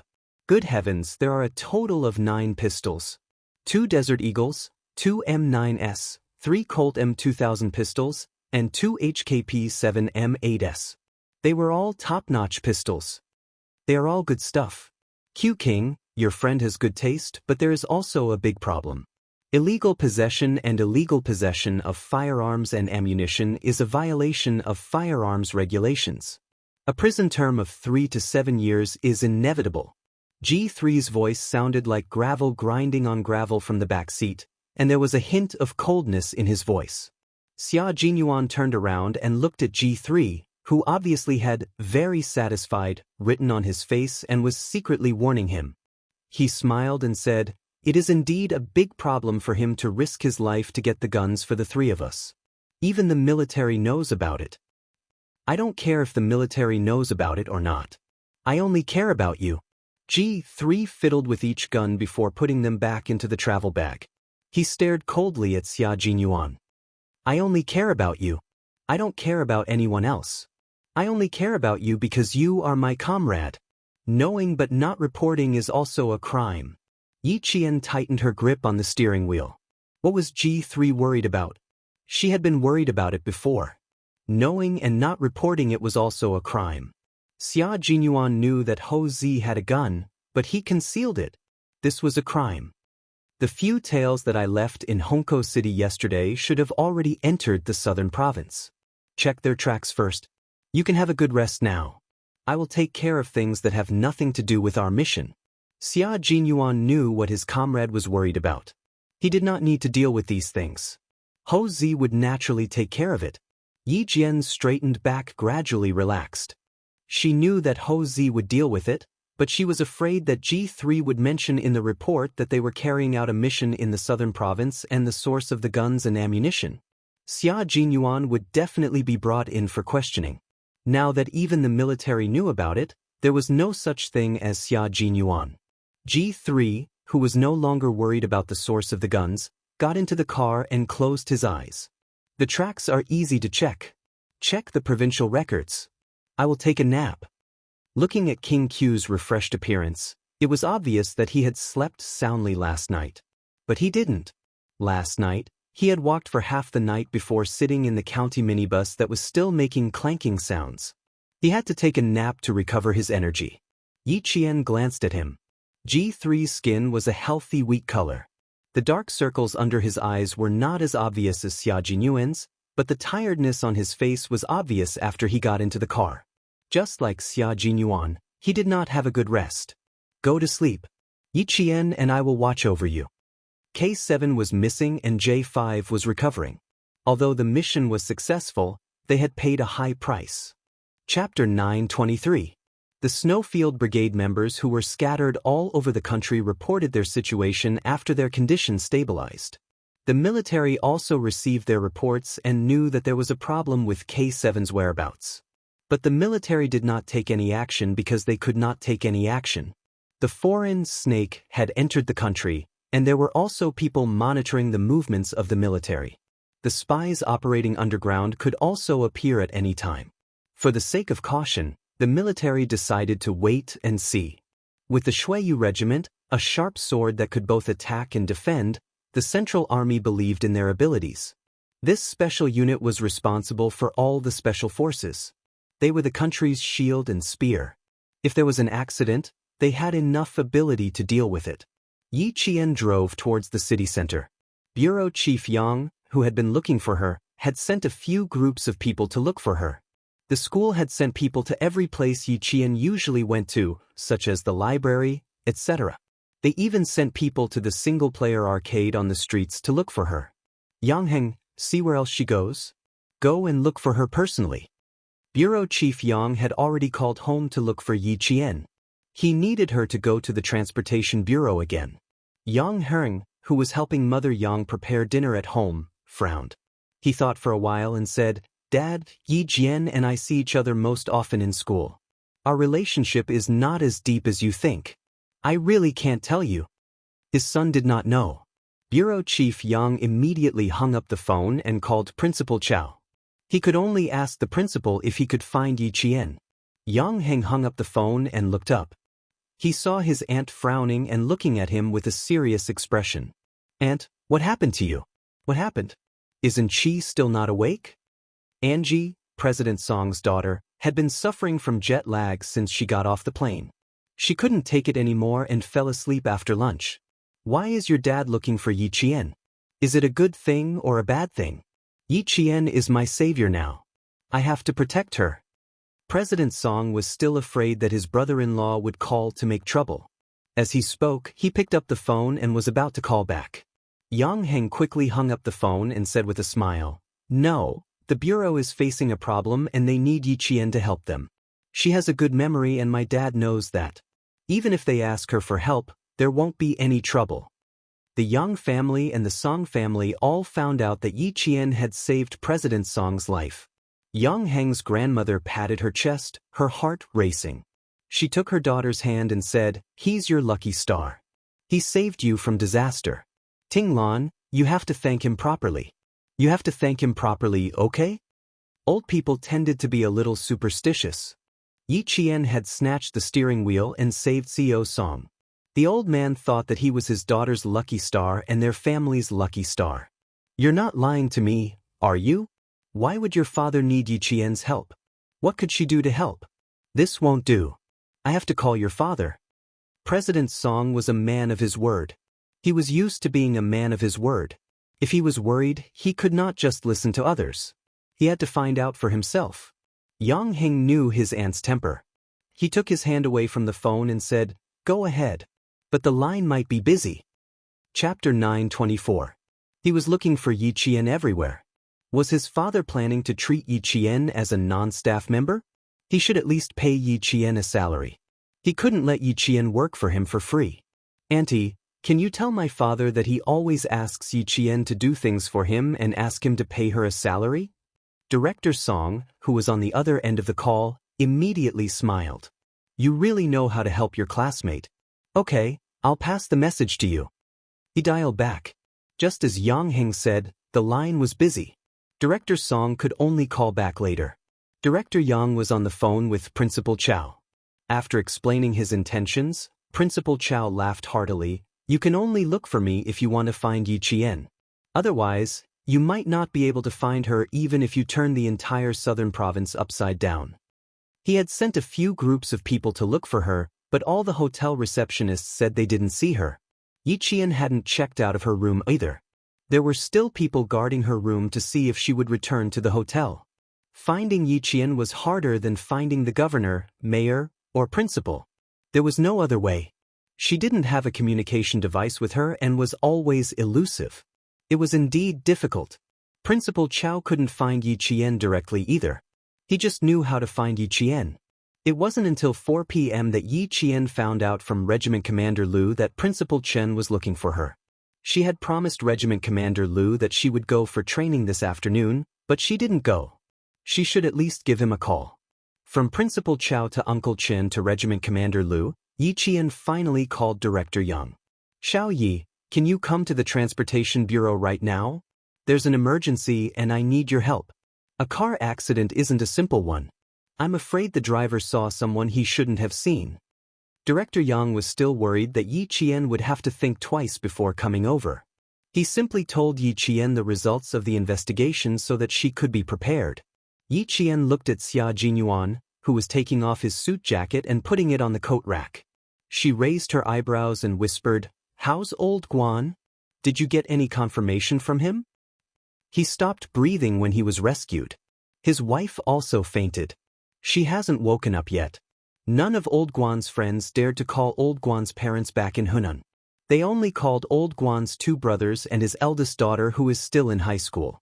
Speaking of old Guan, Director Yang's tone became heavier. "We'll deal with it when his family comes. The most important thing now is to find out if it's a man-made disaster. We didn't find the silver gray car, so we wanted you to come over and confirm it." Yi Qian would definitely not let it go if it was just a simple car accident. Now that it had become a man-made accident, Yi Qian only muttered to himself for a moment before saying, "All right, I'll come over now." "What's so urgent that you need to go out now?" Xia Jinyuan, who had taken off his coat, was about to put it back on. He had talked for more than half an hour with G3, who had just woken up after resting for 2 hours. His voice was still deep. The curtains were not drawn, and the light in the room was dim. His elegant eyebrows were tinged with coldness. "I'll go with you." It was best if they didn't separate. The snakes, lured from Hongkou City, were confirmed to have entered Nan Province yesterday morning. These snakes were not ordinary people. They were all well-trained mercenaries. They were good at reconnaissance, killing, and assassination. How could Xia Jinyuan let Yi Qian go out alone? Chapter 925. After hanging up the phone, Yi Qian didn't answer immediately. Instead, she thought for a while and said, "I suddenly feel that the car accident I encountered in the wee hours of the morning is not as simple as it seems. Those guys came to Nan Province from Hongkou City in the wee hours of the morning, and the accident happened at the entrances of 2 highways. One is the airport highway, and the other is the highway to Hongkou City." Xia Jinyuan, who had put on his black suit jacket again, had a slight movement in his dark eyes. His handsome face, which did not reveal any emotions, was not only cold in the dimly lit room, but also looked more unpredictable. "Do you suspect that the car accident last night had something to do with them?" "I didn't connect the two before, but Director Yang just said that the driver, old Guan, Probably saw someone he shouldn't have, and that's why the accident happened. The wee hours of the morning, car accident, Hongkou City, mercenaries, death. If we look at the incidents separately, they are not connected, but if we string them together. Before Yi Qian finished speaking, Xia Jinyuan suddenly grabbed her hand. Let's go and take a look. I trust your intuition. Bring a gun just in case. Of course he trusted her intuition. A woman's sixth sense had always been much sharper than a man's, and Yi Qian had been trained as a special forces soldier, so her intuition was more accurate. When he saw her bloodied school uniform in the morning, he naturally wondered if a foreign snake had bitten Yi Qian. The incidents that seemed like they wouldn't be connected, but if they were really separated and thought about it carefully, they would be connected. Looks like we don't have to wait. I'm afraid they've already found us. Yi Qian quickly opened a paper bag and took out a set of pure cotton sportswear. 1 minute, I'll change. On the way to the hotel, Yi Qian bought a set of sportswear from a clothing store on the street so that it would be easier for him to fight. After changing out of the skirt, Yi Qian put on the sportswear that could be used as a boxer, and when he walked out of the bathroom, he didn't look as stunning as he did in a skirt. Instead, he looked clean and valiant. Compared to wearing a skirt, Yi Qian preferred the sportswear that was convenient for him to move around. G3 was also staying at the Caesar Hotel. He, who was in the dark, did not need to go over for the time being. Instead, he rested in the hotel first and took a hot bath. Now that Ho Zi would not come up to the 23rd floor of the Caesar Hotel, Xia Jinyuan had the final say. G3 said to the two of them, "Be careful." Without saying anything else, he turned around to take care of his personal hygiene. From the hotel to the traffic bureau, it only took about 40 minutes. In 1997, the southern province's provincial capital was not as busy as it would be 10 years later. There were very few private cars, and the roads were mostly filled with motorcycles and bicycles. There was no need to worry about traffic jams, and they soon arrived at the traffic bureau. Chief Yang was already waiting at the guard booth. When he saw a white car stop in front of the police station, he saw Yi Qian get out of the car. Chief Yang immediately went over to greet him personally. Someone from the Public Security Bureau is here too. You've seen him before. It was all from last time. Isn't this Secretary Xia's brother? Xiao Yitu? How did you meet each other? Xia Jinyuan, who got out of the car one step later, smiled at the chief of the traffic bureau who recognized him and said, "Hello, Chief Yang. I'm Secretary Xia's cousin." I know you. Last time, you and Xiao Yi." Chief Yang looked back and forth between the two of them. He slapped his forehead and laughed. That's right. Last time, Secretary Xia looked for you first, and then you brought Xiao Yi over. Look at me, I got confused. You two know each other. Chapter 926. The three of them chatted as they entered the police station. They headed in the direction of the surveillance room that Yi Qian and Xia Jinyuan had gone to last time. Yi Qian said that he saw a silver-gray car, but there was no silver-gray car on the highway or at any of the intersections where the accident happened. There were no surveillance cameras installed at the scene of the accident, so the only person who could find the car that was acting strangely last night was Yi Qian. The workers at the repair shop were very sure that every wheel of the car was carefully checked. There was not a single nail in it, and the nails used in the wheels were the most common ones on the market. Even repair shops used them, so there was no way to trace where the nails came from. Old Guan's friend said that Old Guan is usually kind and never quarrels with others, so he doesn't have any enemies. Yi Qian carefully watched the video on the surveillance camera. The officers at the police station reported their findings to Xia Jinyuan, and Yi Qian could also hear them. The video switched very quickly, starting from the moment Old Guan's car appeared in Hongkou City. This video was sent by the Hongkou City Transportation Bureau. Director Yang was not present when Yi Qian watched the video last time. Now that she saw it, her eyes were filled with surprise. This kid is watching the video at a fast-forward speed? Can he see anything? Yi Qian stared at the video and asked Xia Jinyuan, "Is there a paint that can quickly repaint the color of the car? If there are no silver-gray cars passing by on the highway or at the intersection where the accident happened, is there a possibility of repaint?" "Why do you say that?" Xia Jinyuan looked up at Yi Qian, who had been staring at the screen. The video played very quickly, and all he could see was the light flashing on her face. The cold light on the screen made her expression look hostile.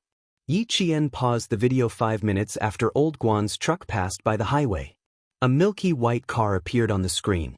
Director Yang, who had been watching Yi Qian the whole time, took a deep breath. Not only was she watching, but she was also really paying attention to it. She even remembered the time when each image appeared very clearly. That was why she could freeze the image and enter the time accurately to the second. This wasn't called having a strong memory. It was more like having a super strong memory and reaction time.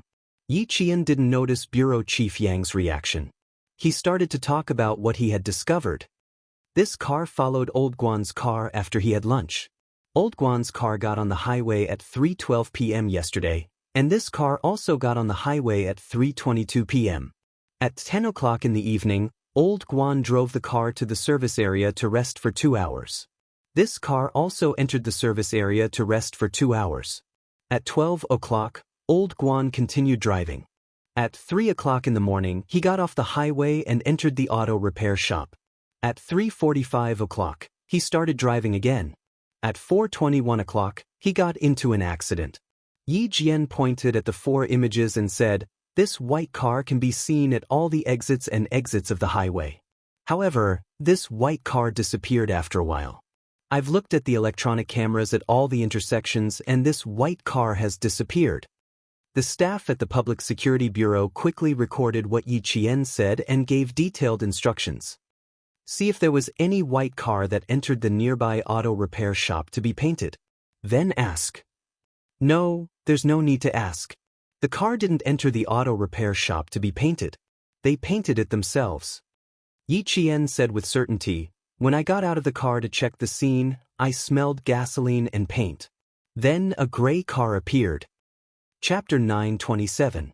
Spray paint the white car into a gray one, change the license plate, change the exterior, and leave without anyone noticing. Now there are 3 questions. First, who did Old Guan run into at lunch? Second, why did this car follow Old Guan's car all the way and suddenly spray paint it? Third, where is the car? Where are the people in the car? The investigation had to be handed over to the Public Security Department. The Traffic Department mainly cooperated. Fortunately, I asked you to come over. Otherwise, everyone would still be looking for clues. If you say so, the Public Security Department will be much more efficient.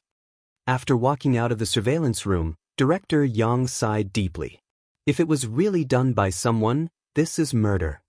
It was not as simple as murder. It was murder.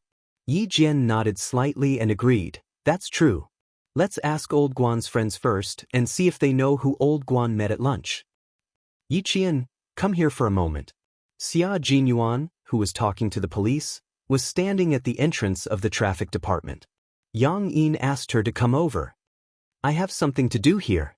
Director Yang, who originally wanted to ask Yi Jian if she had time to go to his house for dinner, immediately said, "I'm afraid the Public Security Department wants you to help them again. After all, you're the first witness at the scene. Go now. You can contact me anytime if you need anything." Then he added, "Don't feel burdened. Just take it as a walk in the traffic bureau." Director Yang admired Yi Qian more and more. Acknowledging her as his goddaughter was a good idea. He would be happy to have such an outstanding daughter. Looking at Yi Jian's back as she strode towards the police, Director Yang sighed softly. It was a pity that Yi Jian's parents were no longer around. With such an excellent daughter, if they were still around, they would be very proud. When the time came and they really recognized Yi Jian as their daughter, their family would have to go to her parents' graves to pay their respects. If the underworld knew, they could be at ease. In the future, Yi Jian would be taken care of by the Yang family, and she would have a home. The white Mercedes-Benz started up. Yi Qian got in the car and immediately contacted G3. "G3, go to the provincial hospital on Zhongshan Road now. It's very likely that they came in 2 batches. The first batch entered Nan province at around 4:20 a.m. G3, who had taken a hot bath in the hotel and shaved his beard, immediately jumped up from the bed with 2 pistols in his hands. "I'll be right there." "Okay, Q King and I will rush over as well." The patient's room is room 07 on the 5th floor of the inpatient building. Who exactly did old Guan meet at noon yesterday? He had to ask old Guan's wife and friends, and they were all in the hospital now. On the way from the traffic bureau to the hospital, Yi Jian told G3 about the car accident she had encountered in the early morning, as well as the results of her analysis. If old Guan saw someone he shouldn't have seen, and it was really them, being silenced is something the mercenaries would do. The foreign mercenaries were originally here to kill people. In order to hide their whereabouts and their ill intentions, they did not feel any guilt in killing civilians. It was almost 6 o'clock when they left the transportation station. The sky was still a little light. When the car was halfway to the hospital, the street lamps lit up. It was already night. Chapter 9:28. The mercenaries who were lured into the mountains must still be searching the mountains. They won't dare to attack the hospital so brazenly. I'll get out of the car, and you and G3 will keep watch. In the car, Yi Qian's brain was working at full speed. But we can't rule out the possibility that they left someone in the hospital, waiting for us to arrive. Since they dared to do such a thing, if it were me, I wouldn't leave immediately after making sure it was safe. I'll send someone to keep watch and see if I can lure you in. While waiting for the traffic light to turn green, Xia Jinyuan turned his head and looked over. His gaze was dark and cold as an arrow. You want to say that we can't rule out the possibility that they deliberately caused a car accident to lure us out? That's right. He lowered his eyebrows. The sharpness in his handsome face was just like the Xia Jinyuan that Yi Qian first saw in the depths of the mountains. He was calm, cold, and exuded the aura of a Mei sect. He couldn't hide his coldness. He couldn't hide his sharpness. When he looked up, there was an overwhelming murderous intent. That's right, it's possible. They're mercenaries, real mercenaries, mercenaries who work for the government. We can't rule out such an arrangement. He really didn't think of this possibility, but after her reminder, the possibility of it being true was very high. The police car arrived at the hospital a few minutes before Yi Qian and his men. After Yi Qian entered the hospital with them, Xia Jinyuan got out of the car. G3 waited in the hospital for 5 minutes. Did anything happen? Stepping into the hospital, Xia Jinyuan stood in the corridor and contacted G3. He hid in the darkness and adjusted his breathing and voice to be inaudible. Yi Qian is here. G3 was downstairs in the inpatient department. Yi Qian's figure came into sight with 2 police officers. Yes, I saw him. I didn't find anything on my side. Look at Yi. Before he could finish speaking, he saw G3's eyes turn cold. There's a situation. Someone is following Yi Qian. Someone is following Yi Qian. They're quite smart. Keep an eye out for a few. I'll go into the inpatient department and block them. There was nothing unusual at the entrance of the hospital. The inpatient department only had a front door and a back door. The front door faced the main entrance of the hospital, and the back door faced the street. It was very likely that they escaped through the back door. Xia Jinyuan observed the situation outside. His long, slender legs, dressed in a suit and leather shoes, walked elegantly into the hospital. At night, the hospital seemed to be almost the same as during the day. It was noisy, but it was much better after they came out of the outpatient department. When they arrived at the inpatient department, it was quiet and they could still hear the crickets chirping. She was wearing a hospital nurse's tail. However, she had only taken a few steps when a cold light flashed in Yi Jian's dark eyes. She had already sensed that someone was following her. After the interrogation, there's nothing else to do. There's no need to go to the bureau. Are you hungry? Do you want me to pack some fast food for you? There were 2 police officers accompanying Yi Qian. The police officer on her right was about 34 or 35 years old. He was thin, but had a pair of sharp eyes. He spoke at a fast pace and had a strong sense of rhythm. He was the team leader of this operation. He was the first person they met at the traffic station. Having worked together before, they felt less unfamiliar. The team leader who spoke to Yi Qian was very polite. When he spoke, it was as if he was negotiating with her. He didn't mean what he said. This was the charm of Yi Qian's personality. In her previous life, Yi Qian suddenly woke up from her muddle-headed days. She endured the hardships life gave her and gritted her teeth to survive. She was like a tenacious cattail. No matter how tough the environment was, she would live on with determination. Chapter 929. After a long time, even if her face was beautiful, it wasn't dazzling and resplendent. Instead, it was like a flower blooming in the morning dew, swaying with the wind, causing people to feel relaxed and happy. The charm left behind in her previous life settled in the charm of this life. In this life, she lived a colorful life, with a dazzling splendor to compete with the world. The two different kinds of charm poured out at different times, and the result was completely different. Just like now, her calm and leisurely aura made the police officers around her feel her calmness. They would be infected by her calmness and involuntarily put her in an equal position. They would discuss, and treat her as one of their own. Captain Feng, you're too polite. I'll go to the restaurant after I'm done with the questioning. Yiqian quietly walked closer to the captain who was talking to her and said, Don't look back. Someone is behind you. Think of a way to contact the higher-ups to protect old Guan's wife and friends. Captain Feng's gaze suddenly stopped. He said to his colleague beside him, I'll go over and pay for their hospitalization fees. You go up with her first. Why is it still our side paying? We paid 5,000 during the rescue, and now we're paying again. The other police officer did not notice and said helplessly, Okay. Go. It's a matter of life and death. Don't talk about money. The family members should be here soon. We still need to arrange for the manpower. Yiqian listened to the two police officers talk and did not say anything. She did not need to say anything. She just quietly followed them. The inpatient building was not high. It was only 10 floors. There were 2 elevators and they moved slowly. She said to the police officer, It's too slow. Uncle, let's take the stairs. Taking the stairs was more convenient to deal with Tail, who was wearing the hospital's uniform. These foreign mercenaries were really patient. They waited for her in the hospital. Not only were they patient, but they were also very cautious. They would not let go of anyone or anything that was disadvantageous to them. Yiqian was not surprised that a Tail had appeared in the hospital. The reason why he paid attention to her was probably because he was the first one who rushed to the driver when the accident happened. They were afraid that the driver would say something wrong, so they were so cautious that they would rather kill 1,000 innocent people than let one person go. The younger policeman was very patient with Yiqian. When he heard that, he even smiled and said, Sometimes, it's indeed faster to climb the stairs than to take the elevator. But the stairs in the hospital are dark, and some of the lights are not on yet. You have to be careful when you walk. Don't bump into anything. The little girl had really helped them. She had made the whole case progress very quickly. Later, as long as they could ask Old Guan's friends about who Old Guan had met at noon and whether he had noticed the white car, the whole case could be considered to have made real progress. The Tail, behind them, obviously understood Chinese.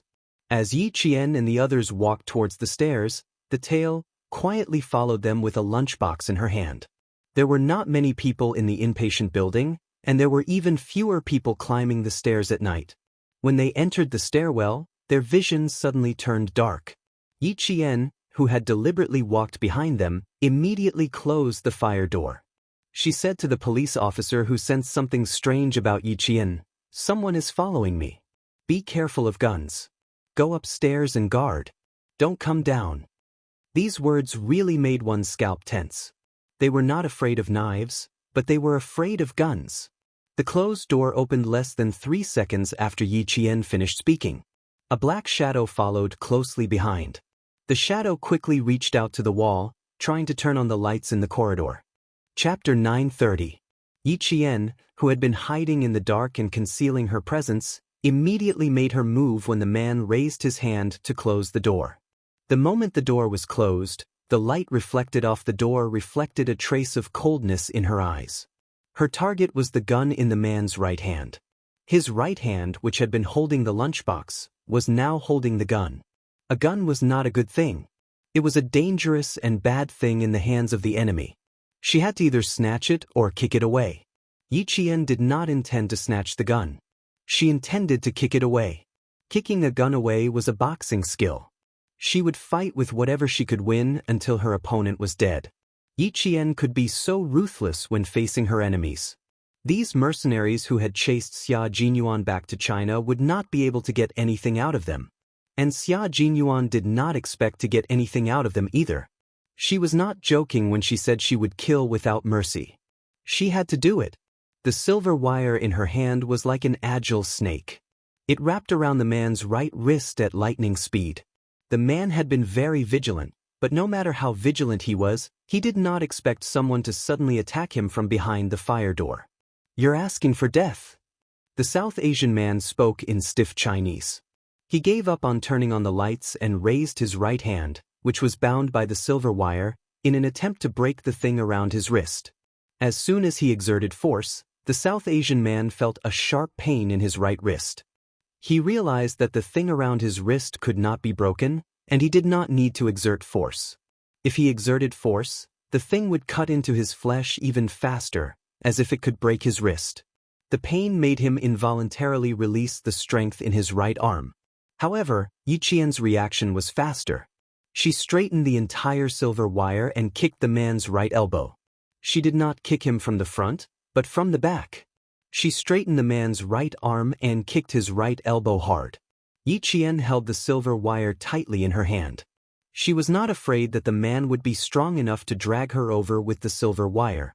The best thing about the silver wire was that the harder it was wrapped around the person, the tighter it would become. "Who are you people?" she asked in stiff Chinese.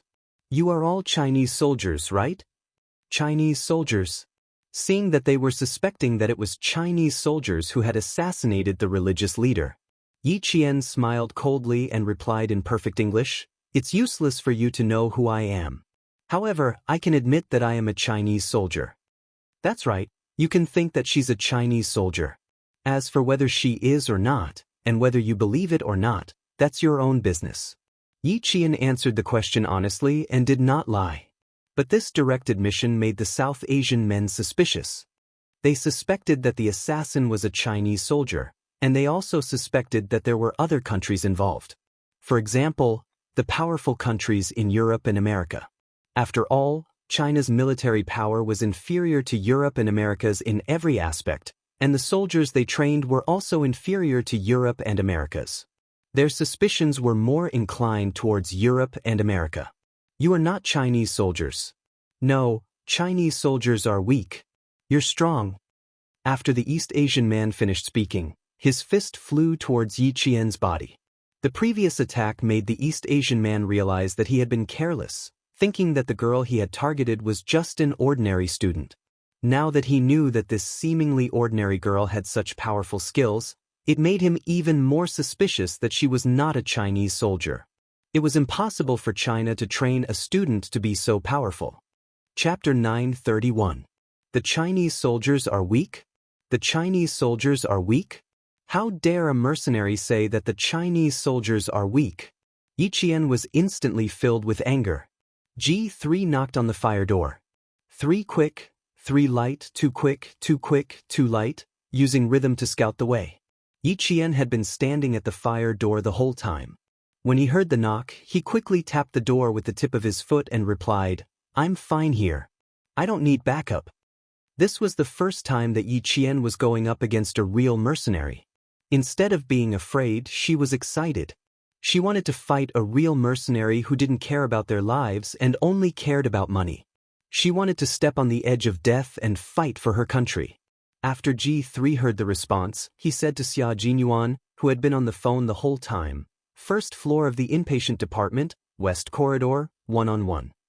There's nothing going on here. It seems like they only sent one person to guard the door. They're just waiting for Yi Qian to come over." Xia Jinyuan, who was standing at the back door of the inpatient department, had a cold expression on his face.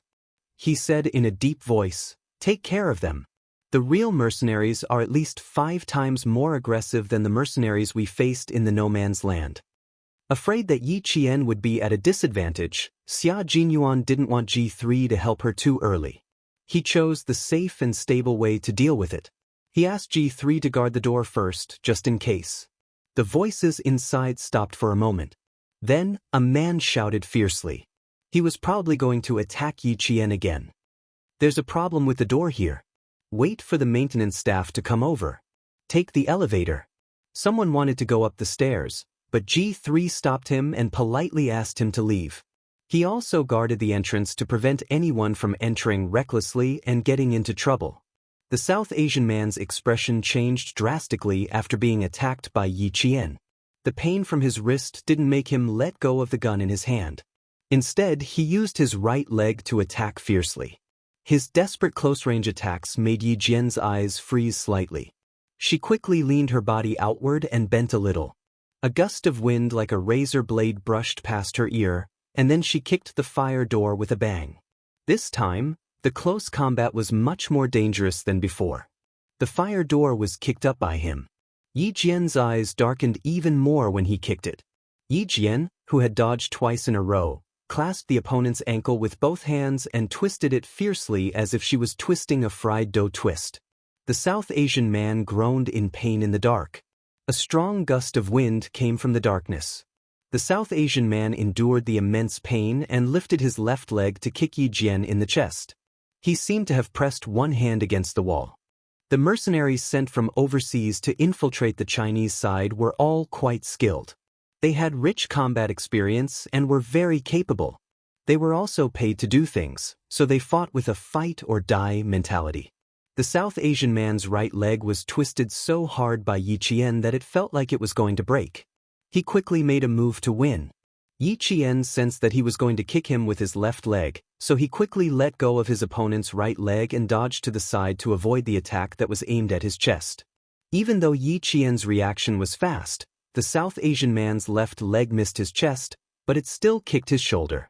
His entire right shoulder was kicked to the side. Yi Qian, who felt a sharp pain in his bones, clenched his teeth and didn't let himself make a sound of pain. This was the first strong opponent that Yi Qian had encountered. The immense pain in his shoulder constantly reminded him that his opponent was a mercenary whose hands were stained with the blood of countless people. They only did things for money. It didn't matter if the people who died in their hands were civilians. As long as they were a target, as long as they thought they were disadvantageous to them, even if they were civilians, they would still kill them. Chapter 932. Yi Qian's muffled voice could be heard clearly in the narrow stairwell. This kick did not make the other party relax. When his left leg was clasped by Yi Qian's hands again, the South Asian man's expression was like that of a ferocious beast that wanted to eat people. His expression was cruel and cold. Upstairs, the young police officer wanted to rush down to get his colleagues, but when he heard the sound of fighting, he quickly rushed back. The fire door on the second floor opened, and two people came in while talking. Ching-Du hasn't done a skin test yet. Remember it clearly when you're changing shifts. The temperature of the patient in bed 6 has been abnormal since this afternoon. You have to report it to the night shift. These two nurses were preparing to change shifts. The young police officer who rushed down the stairs had no choice but to turn back. "I'm a police officer. Take the elevator." As he spoke, he stopped the two nurses with his left hand and opened the fire door with his right hand. He pushed the two nurses, who were confused, back to the safe zone. There couldn't be anyone here. They had to guard. Yi Qian had just said, "Guard upstairs." Guard upstairs for no other reason than to be afraid that someone would enter or leave. They were afraid of being accidentally injured. The other party was a dangerous person with a gun.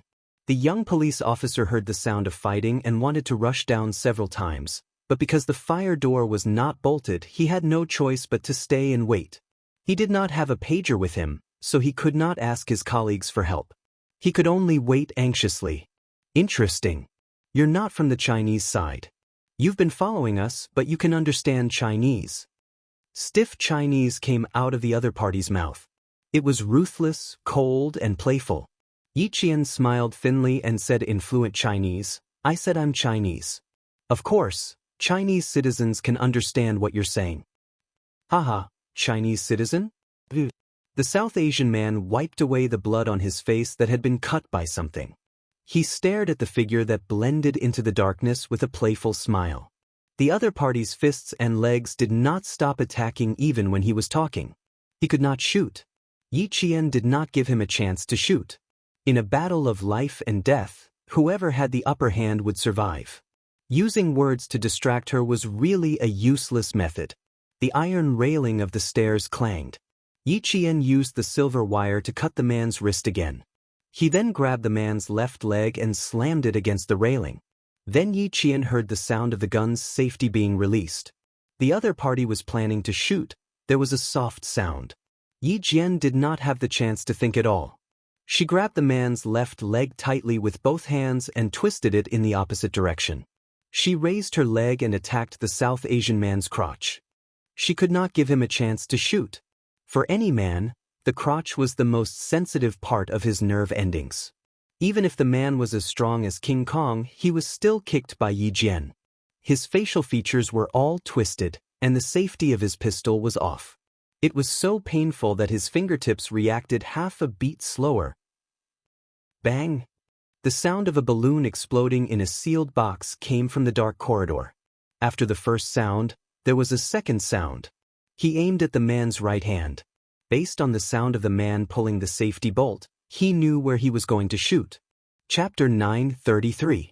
With the second shot, based on the man's groaning in pain, the second shot accurately hit the man's head. The smell of blood gradually filled the air. Yi Qian didn't leave immediately. Instead, he pressed his body against the wall of the staircase. His breathing went from ragged to stiff as he pressed down. "I told you, I'm Chinese. Unfortunately, you didn't believe me. You're in my country, so why would I lie to you?"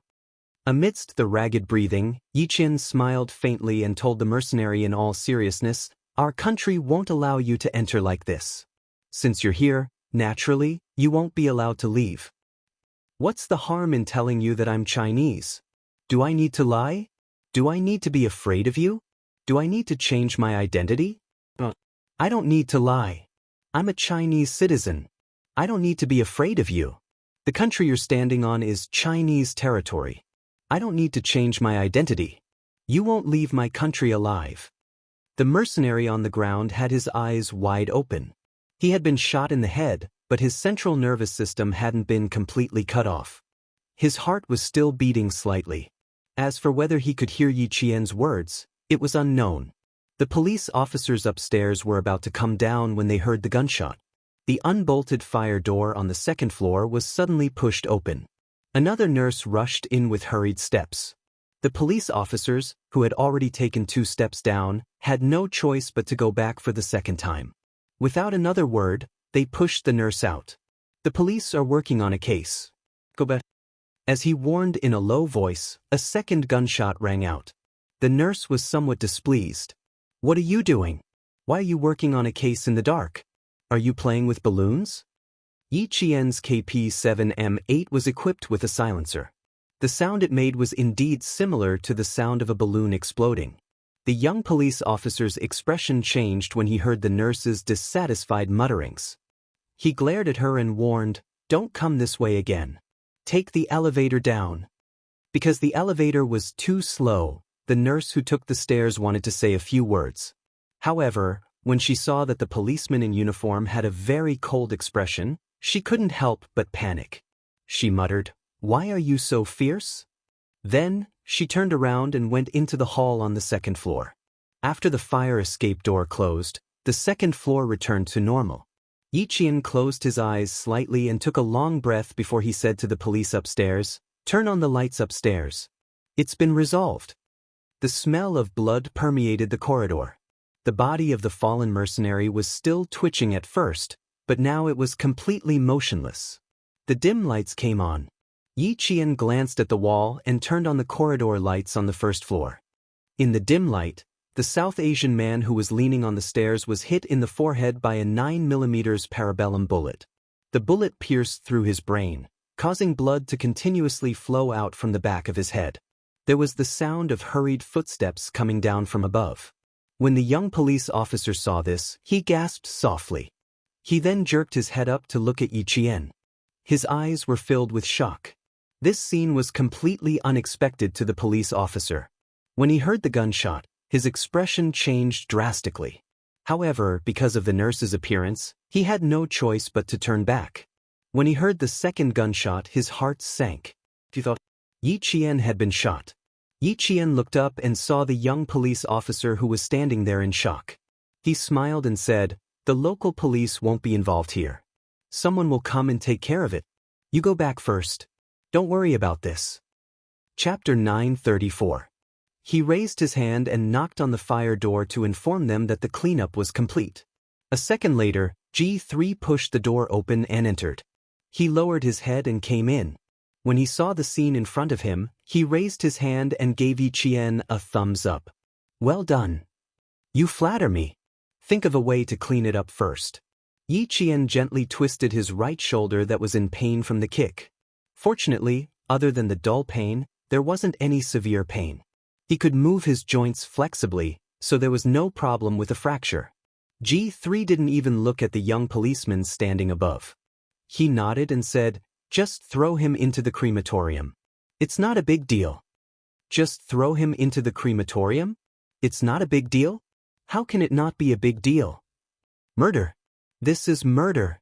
Murder, and it's not a big deal. How big of a deal is that?" "Ching, how's the situation?" someone on the third floor asked in a low voice. Captain Feng, who was in charge of the car accident case, had brought his men over. They didn't realize how dangerous it was to follow Yi Qian, so they came down with their guns close to the wall. Ching, the young policeman who had been at the scene, heard this and immediately said in a low voice, "Someone died. Captain, come down quickly." When Captain Feng and his colleagues heard Ching's words, they quickly ran down the stairs. "When do you plan to show your face? Wait until Yi Qian leaves before you show your face?" G3 said calmly into the phone, then turned to Yi Qian and said, "Some people always like to show up last. You have to teach him a lesson when we get back." He looked like he was very pleased with himself. He really deserved a beating. If he didn't do it, he would leave it to Yi Qian to do it. Getting beaten up by his girlfriend. Didn't they say that beating was a sign of affection, and scolding was a sign of love? Let Yi Qian properly kiss, and love. Yi Qian had always thought that this way of getting along with comrades was very good. The more they frustrated and hurt each other, the deeper their relationship would be. Hearing this, he chuckled and said, "Yes, I'll definitely teach him a lesson when we get back." Major Xia, who needed to be taught a lesson, pushed the door open and entered. He closed the door with a smile on his handsome face. His gaze first swept past Yi Qian. After confirming that he was unharmed on the surface, he raised his head and said to Captain Feng, "Captain Feng, we will handle this matter here. The bureau chief will contact Captain Feng about the specific reason. Can I trouble Captain Feng to bring Yi Qian to the ward first? I'll come over later." Captain Feng knew Xia Jinyuan's identity. He looked at the man with a bullet hole in the middle of his forehead and right palm and frowned.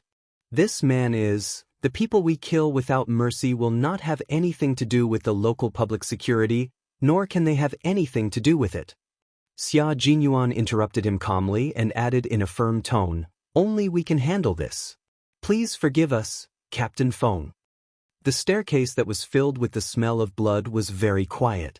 Both sides looked at each other with a hint of not backing down. Yi Qian walked out and said, "Captain Feng, can we go up now?"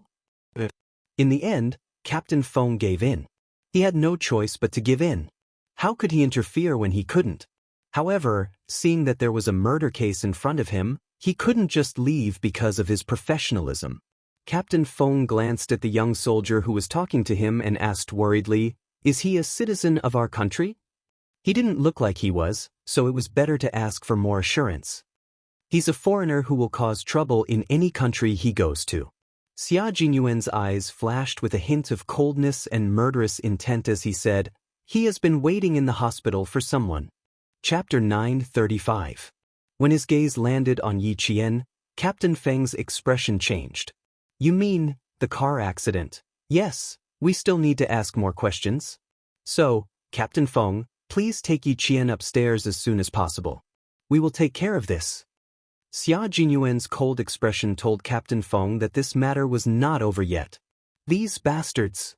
Captain Feng gritted his teeth and cursed. He did not question Xia Jinyuan's words and whispered to Yi Qian, "Xiao Yi, this way. We won't take up too much of your time." No wonder Xiao Yi appeared with Secretary Xia's cousin from time to time. It turned out that she often helped Secretary Xia's cousin. Secretary Xia's cousin was a border police officer. If he said that the person who was shot was a foreigner, it was highly credible. These bastards who dared to offend our country should be killed without mercy. After taking a few steps, Captain Feng said to his colleagues, "You two stay here and clean up the bloodstains. Don't scare people." They could help clean up the scene, but they could not do anything else. After watching Yi Qian leave, Xia Jinyuan opened the fire door and pulled an ambulance cart into the corridor. He said with a faint smile, "Someone always likes to appear at the end? Why does it sound like you're a tattletale?" "You must have heard wrong. I said someone likes to appear at the end." In order to prove his credibility, G3 nodded responsibly and said seriously, "Yi Qian will praise you very much." Xia Jinyuan patted his comrade's shoulder and said meaningfully, "I can understand. You're jealous. Don't worry, brother, I've said it before. Once my marriage is settled, none of you will be a problem." He walked up the stairs and grabbed the mercenary's jacket with both hands. He and G3 carried him to the ambulance cart and covered him with a blue cloth. They could be dragged out to solve the problem. The scene was left to two policemen. After they got water and a mop, Xia Jinyuan shook hands with them and thanked them. He then left with G3. Old Guan's wife's ward was on the 5th floor. The call from the director of the Public Security Bureau came quickly. Just as they reached the ward on the 5th floor, Captain Feng received a notice that the local police were not allowed to interfere with border matters in Nan Province. With this notification, Captain Feng was finally relieved. There were two policemen standing guard outside the ward. Yi Qian pushed the door open and saw Mr. Guan's wife lying by the bed in tears. Mr. Guan's two friends, who were his drivers, were sitting beside the bed. Seeing Yi Qian come in, old Guan's friend was first stunned, then he stood up and said excitedly, sister-in-law, this is your daughter who saved you. Quick, sister-in-law, look, your daughter is here to see you." Old Guan's wife, whose eyes were filled with tears, looked up. When she saw Yi Qian, she struggled to get up. She recognized him. The doctor said that if the young lady had not risked her life to climb into the car to give Old Guan an 4-drip, she would not have heard Old Guan's last words. Old Guan said that he wanted to thank the young lady who saved them first, and that he would let her live a good life and raise their children. He also said that he could not take care of the family anymore and that she would have to work hard for the rest of her life. He also said that if there was an afterlife, he would be reincarnated to repay her. From when she woke up to when she got into the ambulance. She spoke intermittently until she gradually stopped breathing. A living person was gone just like that. "Auntie, don't move." Yi Qian quickly held Old Guan's wife's shoulder and stopped her from getting up. "Don't move. Rest well." Chapter 936. Old Guan's wife held her hands tightly and kept saying, "Thank you." Yi Jian's eyes reddened as she thanked him through sobs. The pain of losing a loved one was the most unbearable pain. After crying for about 5 minutes, Old Guan's wife gradually calmed down. She wiped the tears on her face with her hands that were calloused from hard work and had fine wrinkles on her fingertips. "My dear daughter," Old Guan said, "we must thank you properly. I don't have much ability, so I can only kowtow to you. My daughter, our Guan family will never forget your kindness." Old Guan's wife, whose eyes were red from crying, insisted on kowtowing to Yi Qian. Yi Qian was so scared that he hugged this down-to-earth middle-aged woman and said, "Auntie, you can't kowtow to me. I'm not the only one here. There are many good people here. Please don't kowtow to me. I was just passing by and saw it. If I can help, I will." Old Guan's two friends said, "That's what we should do, that's what we should do. We can't think of any other way to thank you, so we'll kowtow to you. We'll kowtow to you on behalf of the Guan family."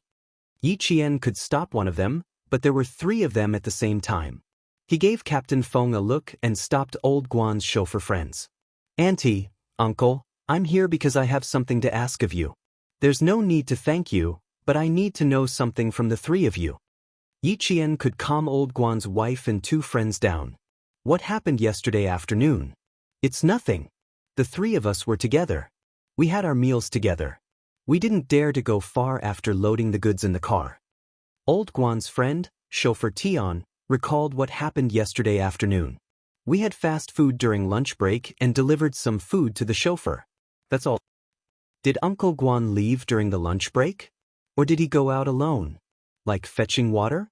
Or going to the bathroom? Yi Qian's questioning was no worse than the police. He asked in detail, or did someone talk to him and ask for directions? And after lunch, is there anything wrong with Uncle Guan? Driver Tian and another driver with the same surname, Guan, shook their heads in unison. I don't see anything wrong. It seems to be the same. Old Guan is a man of few words. We can't tell what's on his mind. Mr. Guan's wife thought about it.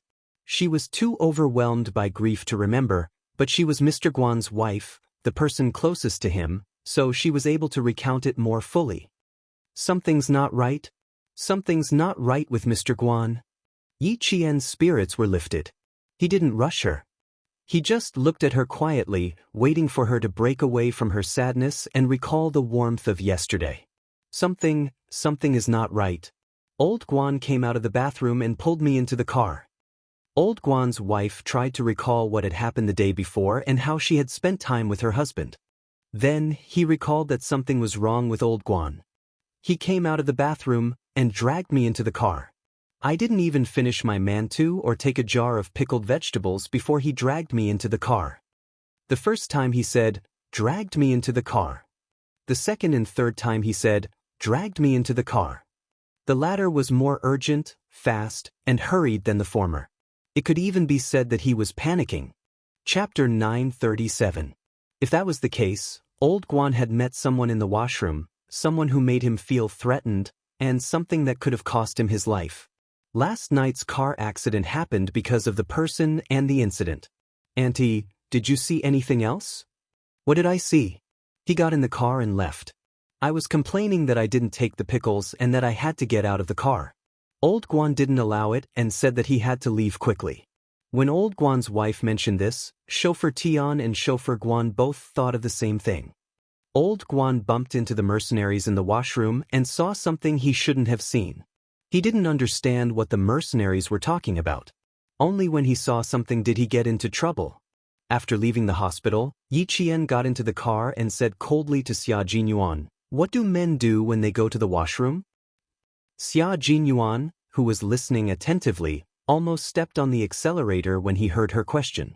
What do men do when they go to the washroom?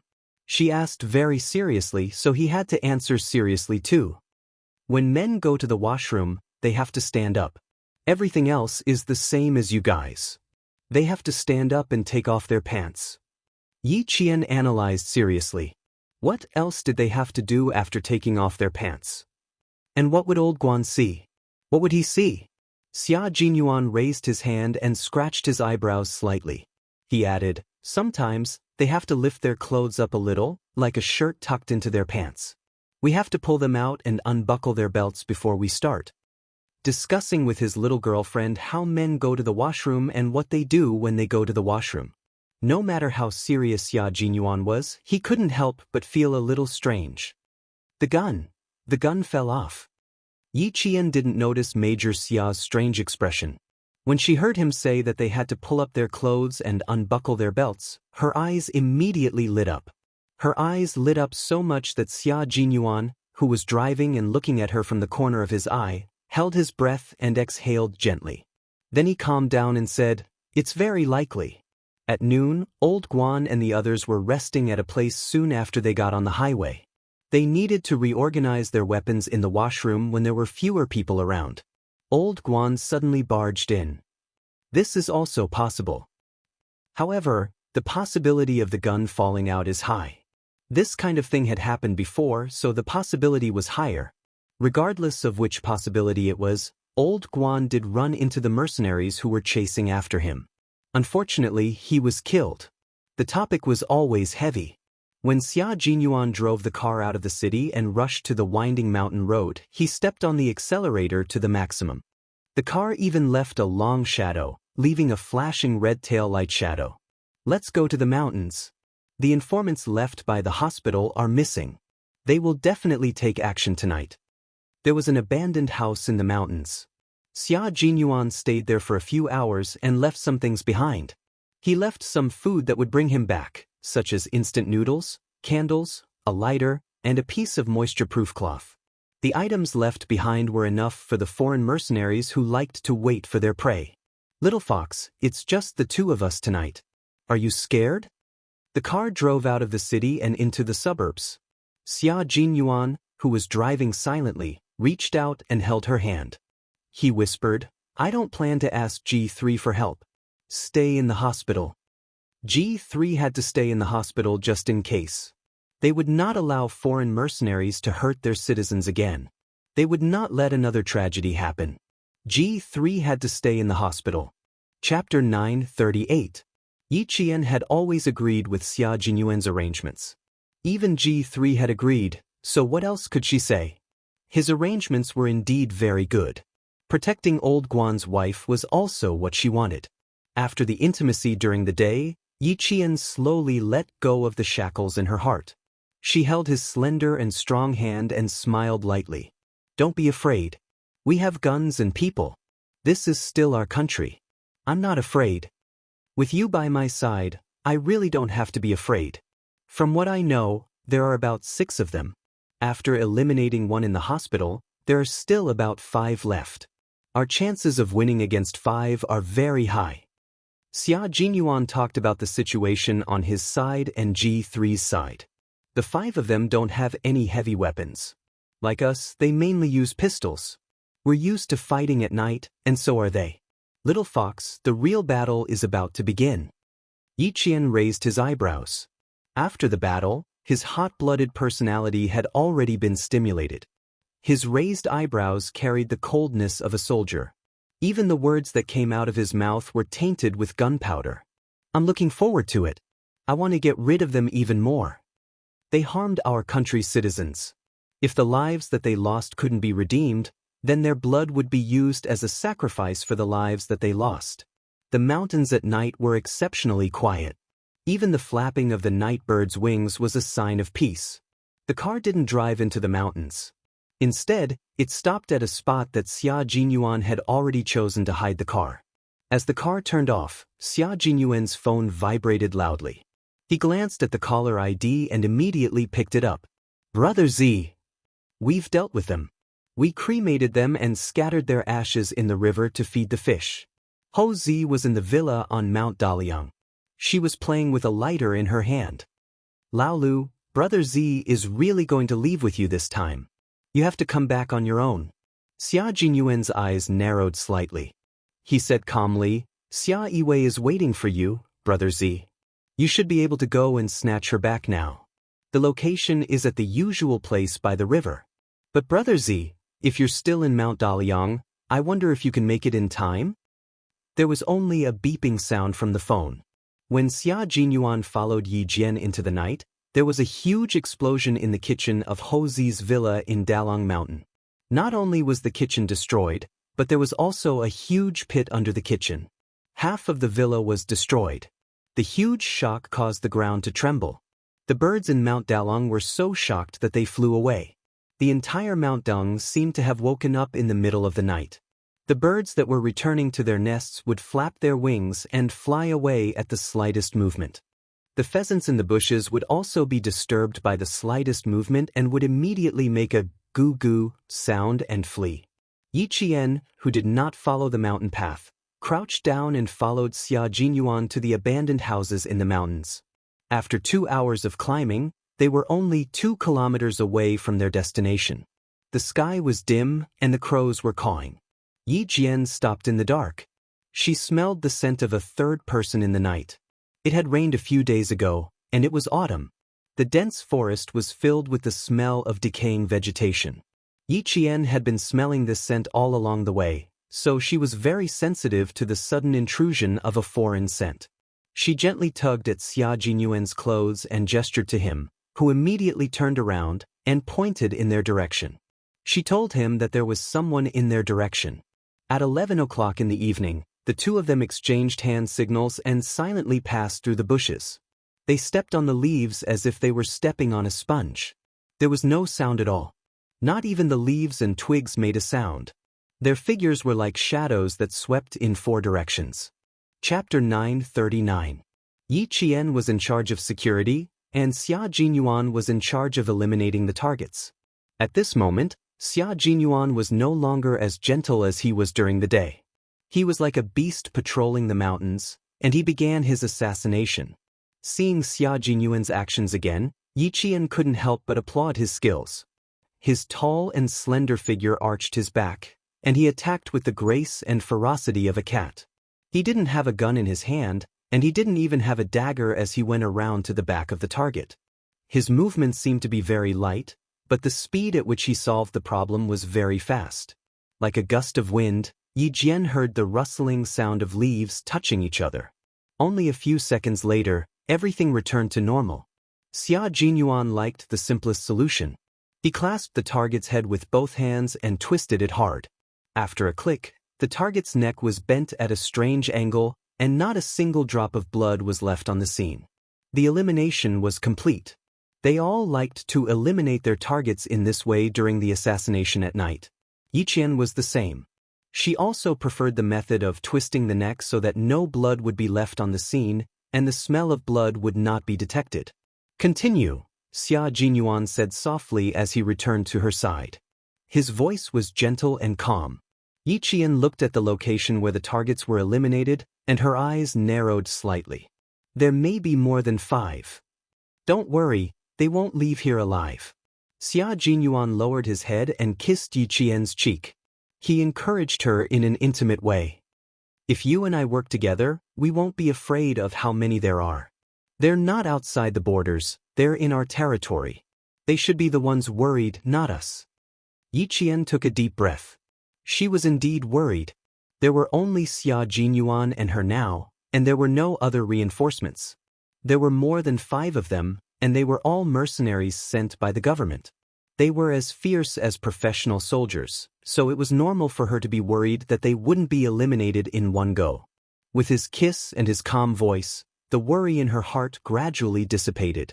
She looked at him and said firmly, "We can definitely do it, we definitely can. Captain Xia, if you say it's possible, then it's definitely possible." She was such a good girl. She believed him so much. "That's right, we can definitely do it. Little fox, if you say we can, then we definitely won't have a problem."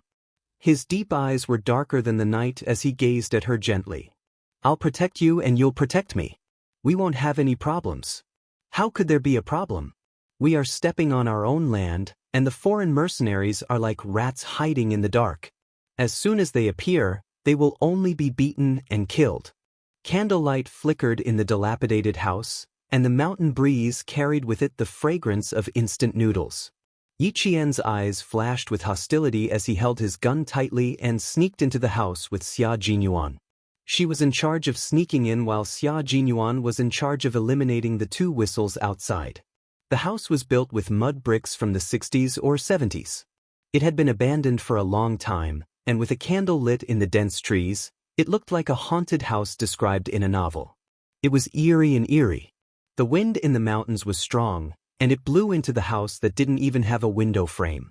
The candlelight flickered and was extinguished within a second. Yi Qian fired 2 shots into the darkness. Chapter 940. The room was in chaos. 3 sets of footsteps were heard. 5 people had been killed by Yi Qian, and only 3 were left. Someone cursed in the dark, and Whistle shouted from outside, "Get the fuck out here! Quick!" He was also speaking a South Asian language, so Yi Qian didn't understand him. However, he knew that Whistle had been deliberately alerted by Xia Jinyuan to lure the people in the house out. Yi Qian had finished shooting from the first position. He had already hidden behind a collapsed couch, and he stared coldly at the dilapidated house. As soon as someone came out, he would immediately start shooting. The ambush caused a moment of confusion among the mercenaries who had chased them to China's territory. When the Whistle outside deliberately alerted them that there was only one person, the remaining 3 mercenaries came out of the house firing randomly. In the dark, Yi Qian once again aimed at a black figure that ran out of the house. Without hesitation, he fired his 3rd bullet of the night. Every bullet had to hit a target. Uncle Chen had said that a sniper's bullet had to be fired to protect his comrades. When shooting for his comrades, there was no room for error. Bang! The muffled sound of gunfire broke the silence of the night once again. As the black figure fell to the ground, the two figures that came out of the house nimbly rolled into the bushes and quickly hid. Bang, bang, bang. Continuous gunshots were fired in the direction where Yi Qian was hiding. The remaining mercenaries had an idea of how many people had ambushed them. Xia Jinyuan didn't give the alerted whistle a chance to speak. Yi Qian suppressed the remaining two mercenaries with gunfire, while he quickly finished off the target. The dagger in his hand was not a military dagger. It was a multi-purpose knife bought from a hardware store on the street. Although the blade was a little blunt compared to a military dagger, as long as it was used well, it could still become a sharp weapon. The leaves rustled. Xia Jinyuan swung his fist, which was sharp enough to scratch skin. The close combat of the special forces was never about hiding needles in cotton floss. Instead, it was about attacking quickly and ruthlessly, then hitting the opponent accurately. There are many parts of the human body that cause severe pain, but there is only one part that slows down the mind: the brain. Xia Jinyuan continued to attack, landing several punches on the mercenary's head. The handsome and ruthless Xia Jinyuan was like an awakened lion, so awe-inspiring that the mercenary retreated step by step and let out a blood-curdling scream. He called for reinforcements, but Yi Qian's bullets seemed to have eyes. When the vegetation moved, or when there was an unfamiliar scent in the air, the bullets would hit somewhere with a bang, preventing anyone from going to help. Damn it, what the hell? The mercenary who was hit by the bullets and had to hide again rolled under a tree. His eyes were dark as he searched for his target. The mercenary who had been hit in the head several times by Xia Jinyuan staggered. As he swayed, the leaves and shrubs around him moved. The sound of rustling could be heard at this moment, making one's heart beat faster. Yi Qian smiled slightly. Captain Xia was not only an excellent Special Forces soldier, but also an excellent commander. In terms of tactics, he had a gift that even the veterans admired. The bigger the commotion, the more nervous the other two mercenaries would be. This would increase their psychological pressure, and her and Xia Jinyuan's chances of winning would increase. A deep, hair-raising sound came from the darkness. The smell of blood in the wind was even stronger than before. It was so thick that it drifted into everyone's nostrils. Chapter 941. Xia Jinyuan had already killed the mercenary who was slow to react. His throat had been slit twice by Xia Jinyuan. It was not a military-grade dagger after all, so he still needed to kill the target twice. The wind was still blowing, but there was no more sound. However, the smell of blood was even stronger. Xia Jinyuan did not have time to waste in the southern province. After killing the target, he and G3 returned to the battlefield overnight. He did not have time to deal with the two mercenaries who had not shown themselves and were waiting for an opportunity to strike. Next, lure the enemy. This was the battle plan that he had discussed with Yi Qian long ago. After killing 2 or 3 targets, they would not give the mercenaries a chance to catch their breath and immediately lure the enemy. Fighting in the forest, the flowers and trees were all natural cover. They would not be easily ambushed, and neither would they allow others to be ambushed easily. The next step was to lure the enemy. Yi Qian was to lure the enemy. She was a girl, and girls represented weakness in everyone's hearts. Following Yi Qian's low voice, the two mercenaries who had been hiding in the darkness and had not moved for a long time looked in the direction of the voice. A woman in front of them. Both sides surrounded and attacked. With daggers in their hands, they quickly approached Yi Qian's direction. Xia Jinyuan finished off the whistle in his hands and went to support Yi Qian as quickly as possible. He believed that Yi Qian could take on one of the mercenaries by herself. She would not have a problem taking on one of the mercenaries, but she did not have a high chance of winning against 2. The mercenaries who came this time were comparable to soldiers in the army. They were very professional, and Yi Qian lacked actual combat experience. If she really had to take on 2 of them, she would not be able to escape unscathed. The encirclement of the 2 men did not make Yi Qian panic. Bang, bang, bang. Continuous gunshots were heard, and the 2 mercenaries heard the sound of bullets breaking. There were no bullets in their pistols. Her gun had no bullets. Now was the time. While her gun was out of bullets, and she needed to change her gun or change the magazine, now was the time to attack. Xia Jinyuan ran through the forest and approached the shadow as fast as he could. One of the mercenaries turned around and fired in the direction where Xia Jinyuan was running, trying to stop him. Countless birds in the forest flapped their wings and flew into the dim night sky. On the other side, the dagger in his hand glinted coldly as he thrust it towards Yi Qian. What he didn't see was that Yi Qian was smiling coldly in the dark. The black figure leaped over, and Yi Qian rolled in the bushes to avoid the attack. Yi Qian had already loaded his other pistol. In the blink of an eye, he fired 2 shots at the black figure. His speed was so fast that the other mercenary holding down Xia Jinyuan was shocked. There were 2 sounds of fighting in the forest. Unable to shoot at close range, Yi Qian was once again confronted by a mercenary tonight. Punches and kicks required strength. Not only did they have to hit the opponent's weak points, but they also had to ensure that they wouldn't be injured or killed by the opponent. Fighting was the most exhausting thing. As a girl, Principal Chen and Uncle Zhen had always planned for Yi Qian's physical fitness training. Her strength was not as good as the male soldiers, but her endurance was definitely better than the male soldiers. She leaped up and grabbed onto the branches. Relying on the lightness of her body, she lifted her feet and kicked the mercenary's head repeatedly. With a low growl, Yi Jian stepped on the mercenary and threw him into the bushes. Her aura was not inferior to that of the male soldiers. The mercenary who fell into the bushes had a ferocious expression on his face. He flashed his dagger, shouted, and jumped up again to stab Yi Qian. Chapter 942. The tip of the dagger flashed past his eyes several times.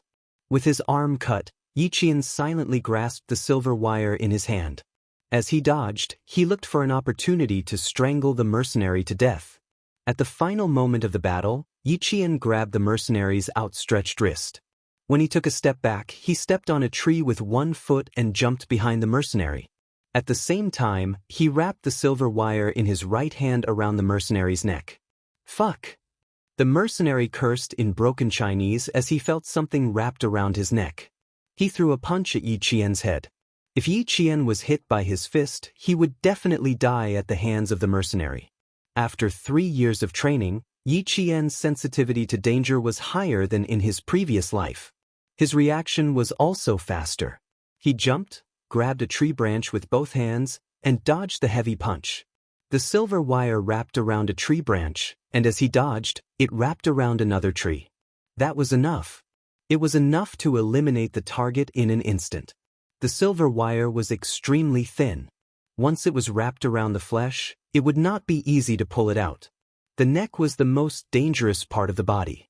Being wrapped around by anything would make a person feel fear. They would want to pull the scary thing away to free their neck. The more they thought about it, the faster they attacked, and the tighter the silver wire wrapped around them. The leaves rustled and fell like rain.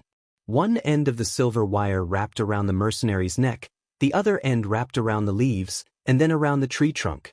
With one last punch from Yi Qian, the mercenary, who was half a head taller than Yi Qian, roared in pain. His fist swung even more fiercely.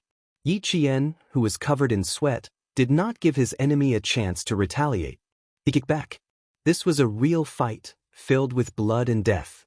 This was a real battlefield, a bloody battlefield where it was either you die or I die.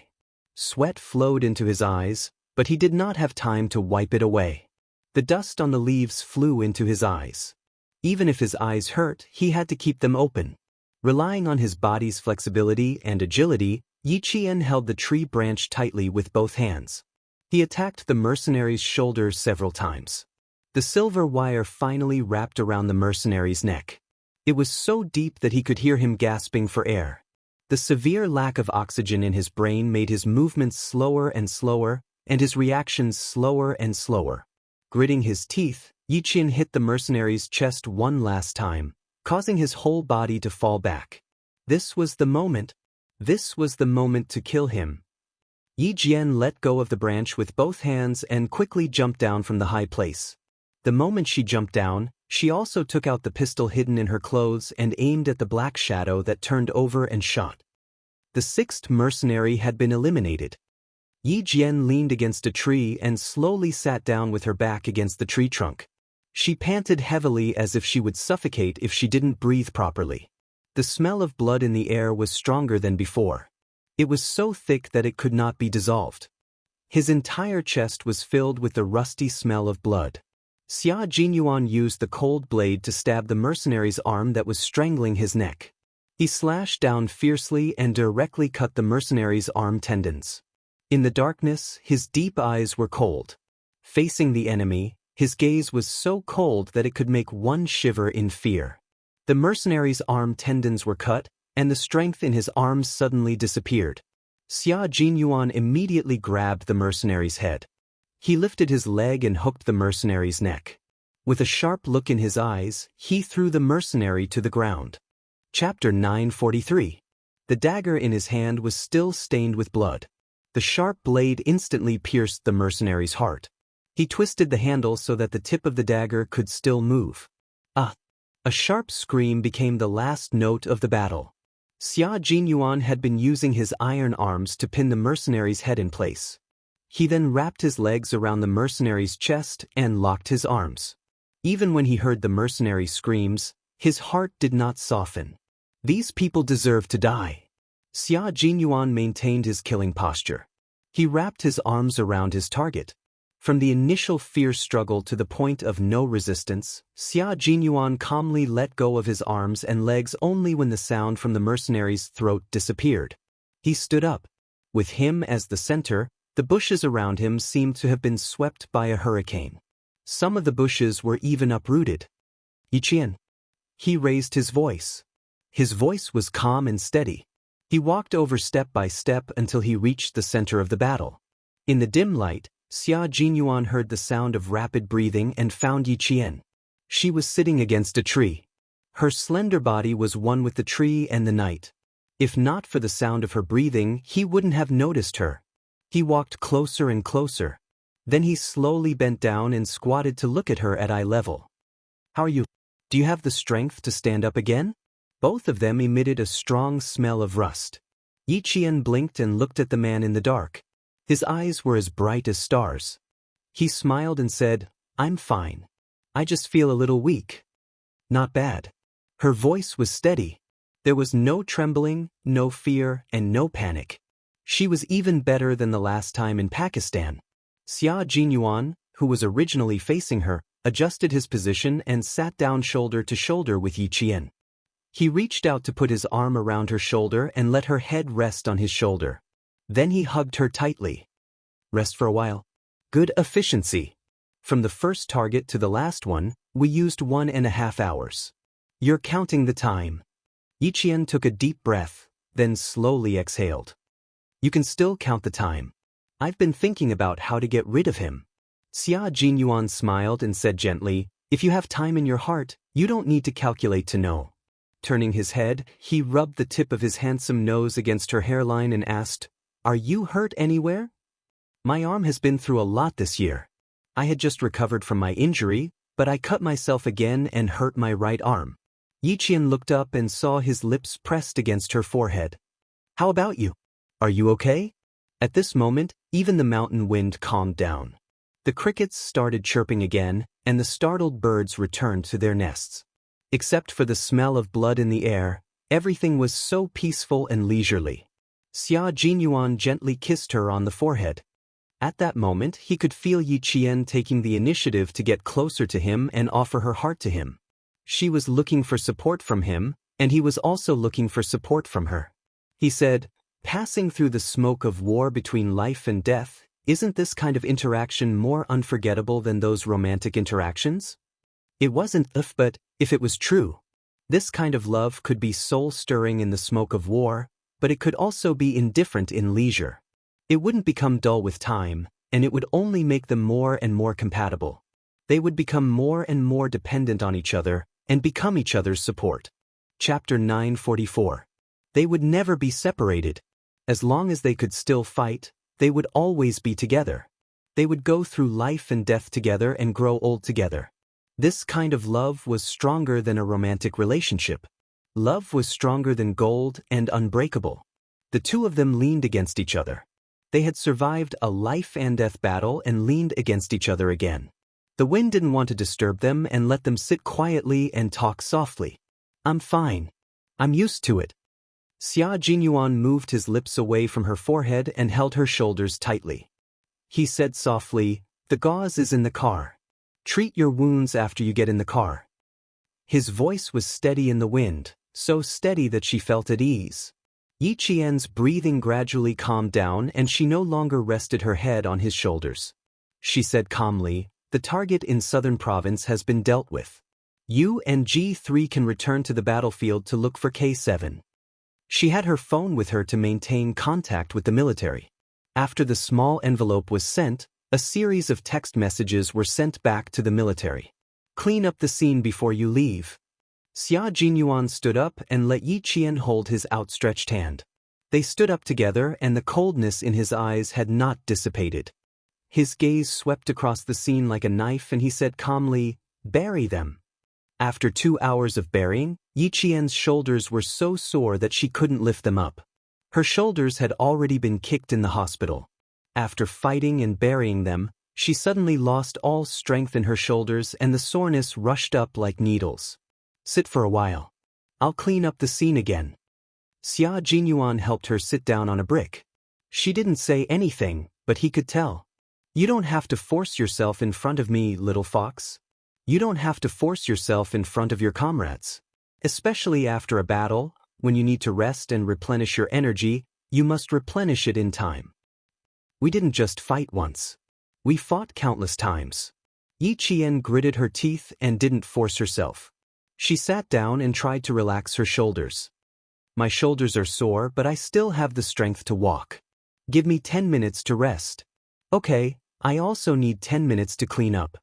Xia Jinyuan patted her on the shoulder lightly. There was a touch of gentleness in his cold and hard eyes. You're great, Yi Jian. You're really great. Yi Qian raised his head and smiled at him. His smile was light, as clear and bright as the wind in the mountains. I still need to work harder. I can't become a burden to my comrades. How could this be? Are you now thinking that you've become a burden to me? Xia Jinyuan frowned slightly and said solemnly, our bodies are not made of iron. There will always be times when we are tired. Being tired does not mean that we will become a burden to our comrades. Sometimes, you are tired because you are tired to protect your comrades. This kind of tiredness will never become a burden to your comrades.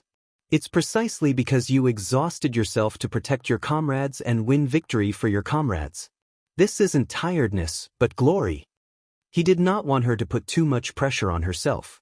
If there was pressure, she had to remember to face it properly. She didn't understand burden in this way. The correct understanding of burden was that she didn't do anything during normal times, delayed opportunities on the battlefield, and caused failure to control the battlefield. This kind of person was a burden. Think about it carefully, but remember, don't let your imagination run wild. Xia Jinyuan rubbed the top of her head heavily and reminded her in a gentle and serious voice, think about what a burden is. After he finished speaking, Yi Qian couldn't help but laugh as she watched his tall figure turn and leave. Chapter 945. Captain Xia really cared about her in all aspects, even her psychological development. She had never met such a man before, but she knew that she had met a very good and outstanding man. The night passed quietly when they returned to the car from the mountain. It was 5 o'clock in the morning in autumn. Xia Jinyuan took out the first aid kit from the car. Yi Qian had already taken off his jacket and was sitting in the grass wearing only a short-sleeved shirt. The knife wound was a little deep, but it was not so deep that the flesh was torn apart. However, because it was not bandaged, the area around the wound was red and swollen. Xia Jinyuan was no stranger to disinfecting and debridement. He disinfected, stopped the bleeding, sprinkled anti-inflammatory powder, wrapped the arm with gauze, and added another injury to Yi Qian's arm. This wound is not too deep. No wonder you can endure it. Xia Jinyuan did not ask if it hurt. There was no need to ask. It definitely hurt, but compared to staying alive, this kind of pain was nothing. He had seen too many terrible injuries. Facing Yi Qian's injury, even if it was his little fox who was injured, he did not feel the need to hug and comfort her. As a soldier, you have to be patient with pain and injuries. Crying out in pain is a coward in the team. Yi Qian picked up the bloody sports jacket and said with a pained expression, "It's brand new. You can't wear it again." "I don't know how to wear camouflage. It's stained with blood, soak it in detergent for a night, then scrub it a few times the next day to make it clean." Xia Jinyuan looked down at the clumps of stains on his body and raised his eyebrows. "I can't wear this either." Their faces and bodies were covered in blood. Xia Jinyuan took the car keys hidden in the tree and laughed at Yi Qian, who was still holding the jacket. "Let's go find a place with water to wash our faces and hands." "Aren't we going to find G3 immediately?" Yi Qian did not throw the jacket away. He hugged it in his arms and got into the car. "G3 is still in the hospital alone. Should we contact him first?" He started the car and turned on the headlights. The car drove into the foggy mountain road. His faint laughter came from the car. "No need. He will take the initiative to go back to the hotel." The whole night's action made her bones sore. Standing in the small stream in the mountain, Yi Jian grabbed a handful of unknown water plants and washed the blood on her hands and between her fingers. A pair of slender hands that were also stained with blood reached over and held her hands. Using the grass that he had crushed earlier, he gently rubbed it between her fingers. "The blood can be washed clean now, but there will be more and more in the future. Sometimes, you can even smell the blood on your hands. I've always thought that if I had a pair of hands that could smell blood, I would never be able to hold another girl's hand for the rest of my life." Sometimes, Xia Jinyuan couldn't help but tremble when he saw it. Now, as he held a pair of blood-stained hands, he felt his heart soften. The girl beside him had a pair of blood-stained hands like his. She was not afraid and did not shrink back. Instead, she faced it bravely like him and even supported him when he was in danger. Just like G3 said, it was a blessing of 3 lifetimes to find a girl who could accept them. And he really found a girl who could accept his profession. It was a blessing of 3 lifetimes. Yi Qian frowned slightly. He didn't quite understand what he meant. He joked, "What? Did you want to hold another girl's hand before?" Chapter 946. Although he was joking, Xia Jinyuan did not dare to take it seriously. He answered seriously, "I never thought that you were the only girl I wanted to hold hands with. You were also the only girl who dared to take the initiative to hold my hands when my hands were stained with blood." His reaction made Yi Qian chuckle. "Not even when you were young and frivolous?" Xia Jinyuan pretended to think about it. When she looked at him coldly, he said slowly, "When I was young and frivolous, I did all sorts of bad things. All I thought about was how to go against my father. How could I have other thoughts? After I was young and frivolous, other people were busy with their first awakening of love, while I was busy studying for the military school entrance exam." Xia Jinyuan spoke slowly. His low voice was like dancing music, gentle and cheerful. "After graduating from the military school, I was assigned to Fujian town. The army was full of male soldiers. Before I met you, the only hands I could hold were those of male soldiers. One day, I suddenly held a girl's hand. At that time, there was only one thought in my mind. Why is it so soft? So soft that..." Yi Qian, who had been listening attentively, realized that he was talking about her again. She immediately raised her voice. Okay, I believe you. You don't have to explain." If he continued to explain, it would make her blush and feel uncomfortable. "No, this concerns my innocence. I have to explain it clearly," Major Xia said seriously. Major Xia said seriously. Yi Jian looked at him with a faint smile and an ambiguous expression. She maintained her composure on the surface, but her heart was boiling like boiling water.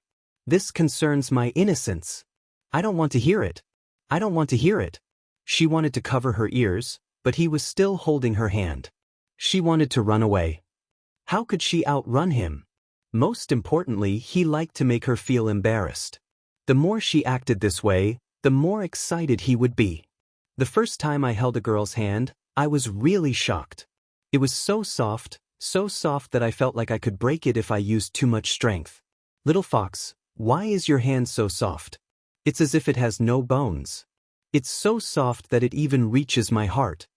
Later, when I hugged you, I thought, no wonder they say that women are made of water. I hugged you like this and really didn't want to let go. But you were still young at that time. I put you down and you pounced on me. You even straddled me. How tall were you then? Not even 1.6 meters, like a little bean. Yi Qian wanted to drown himself in the water. He said that he and a few other soldiers had received close-range combat training within 30 meters, and their opponent was a real sniper in the army.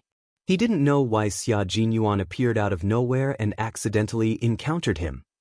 Yi Qian blushed a little when he thought about how he had been pinned down by Yi Zihao. His voice sounded like it was overflowing with water as he reprimanded in a low voice, "You pervert!" At that time, he was only 14. His thoughts were all over the place. You're right. At that time, I also felt like a hooligan. Xia Jinyuan, who had always done things in an upright manner, readily admitted that he was indeed a hooligan at that time. You were too bold. You straddled a male soldier all of a sudden. When I was scaring you, I even thought about whether I should kiss you. Fortunately, you angrily called me an old man. A basin of cold water was poured over me and woke me up. Otherwise, as he spoke, he leaned closer to Yi Qian's cheek and quickly kissed her with his thin lips. The noble and handsome major smiled so brightly that Yi Qian couldn't help but raise his leg to kick him. Major Xia, who had dodged to the side, finished his unfinished sentence along with the morning breeze. Otherwise, I really would have kissed you back then. Now that it's like this, I can't help but want to kiss you. Chapter 947. When it came to how to get along with Yi Qian, Major Xia had always been aggressive. If he didn't take the initiative, this girl with a hard shell would never take a step forward. Only when he took the initiative would she be able to get closer to him. It was normal for her to be shy. He was shy too. Xia Jinyuan, why are you hiding? You said so many crazy things about being a hooligan, yet you won't let me kick you. Yi Qian was only shy about his behavior, not angry. Her eyes were like water, and even when she glanced at him, they were still bright and beautiful. I'm only 14 years old, and you're already having such thoughts. Your thoughts are too improper. He had long realized that his thoughts were improper, but realizing it and wanting to correct them were two completely different things. However, he was really glad that his thoughts were improper at the time, and that he didn't miss out on such a good girl. If you only act like a hooligan and don't take responsibility, then that's called improper. Mine doesn't count. My thoughts are proper, my attitude is serious, and I can withstand the test. Looking at Yi Qian, who was so shy that her face was as red as rouge, Xia Jinyuan's eyes were so gentle that there were whirlpools in them. His laughter gradually subsided. He held her hand tightly, stared at the girl he liked, and said slowly and seriously, Yi Qian, you're the only girl I want to hold hands with. You're the only girl who doesn't mind holding my blood-stained hands, and who is brave enough to hold them. As for other girls, if I were to hold out my blood-stained and reeking hands to them, I'm afraid they would faint before I could even open my mouth. His serious words made Yi Qian feel helpless and bitter. Who would dare to hold a pair of blood-stained hands?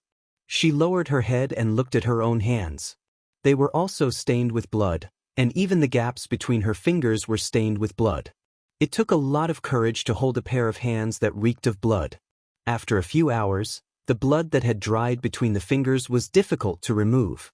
It needed to be washed carefully. Yi Qian looked at the man who had been looking at her with a gentle expression. The invisible layer of coldness in her eyes slowly softened, and there was a hint of affection in her eyes. Let me tell you a real story. One day, after training, J5 mentioned something in the chat. He said that one of our retired soldiers had just returned to the company after completing a mission. Just as he was changing out of his blood-stained clothes, one of his comrades told him that a girl was looking for him. The old soldier was so happy that he ran out excitedly and saw his girlfriend standing at the entrance of the camp like a flower. The soldier held his girlfriend's hand, but before he said anything, he heard his girlfriend frowning and asked why he reeked of blood on his body. And then he saw the blood between his fingers, so he immediately retracted his hand. Later, the soldier said that he would never be able to forget the expression on her face at that time. She was disgusted, very disgusted. She was disgusted by the smell of blood on his body, the bloodstains on his hands, and even more disgusted by how dirty he was. The bloodstains between his fingers were gradually cleaned, and then she rinsed them with water. Xia Jinyuan held the hand that reeked of blood as well as his own. He slowly looked up and fixed his gaze on her. His sorrowful voice was as clear as a flowing stream, trickling over. Later, the soldier broke up with her and took the initiative to end their 2-year relationship. Later on, the soldier retired from the army. It was said that he found a nurse who also had to deal with blood. This was the story I heard on the 4th day I joined the army. It was a sad story. I've been thinking about what I would have done if it were me. Chapter 948. Yi Qian also looked at him and asked with his eyes, "If it were you, what would you do?" I thought about it for a week. At that time, all I could think about was you. I thought that I needed to find a girl like Yi Qian. I needed to find a girl who could understand me, and I could understand her. Otherwise, if I appeared in front of her one day covered in blood, how scary would that be? Yi Jian smiled. She thought of herself. If one day she appeared in front of the other him covered in blood, the other him who lived in peace would be scared half to death. Who would be willing to find a girlfriend whose hands were covered in blood and who was nowhere to be seen at the end of the year? Even if he could accept it at the time, after a long time, he would be annoyed and tired. He would not want to continue, and break up would be a foregone conclusion. A boyfriend who did not understand her, and she could not tell him about the hardships and dangers she faced. That kind of love was not strong and could hit the rocks at any time. Only by finding a boyfriend who understood her, who had experienced the smoke and fire of war, who had been tempered so many times that they were inseparable. Only this kind of love was true love. Suddenly Yi Qian understood why Xia Jinyuan wrote in his love letter. They all said that the love of a special forces soldier was the most bitter love. It was a darkness that could not be seen under the sun. It could only struggle painfully in the dark and cold corners. Even if it was lovesickness, it would hurt to the bone. Because no one could understand them, no one could truly understand them, and no one knew how dangerous their profession was. All kinds of things such as this were because the Special Forces soldiers could not tell their loved ones that they were Special Forces soldiers. Therefore, their love struggled painfully in the corner, and their lovesickness hurt to the bone. Love that could not be seen under the sun was like a small bean sprout that sprouted in the dark. It was so delicate that it could be broken with a light touch. It was too tiring to protect such a love. It would be very, very tiring.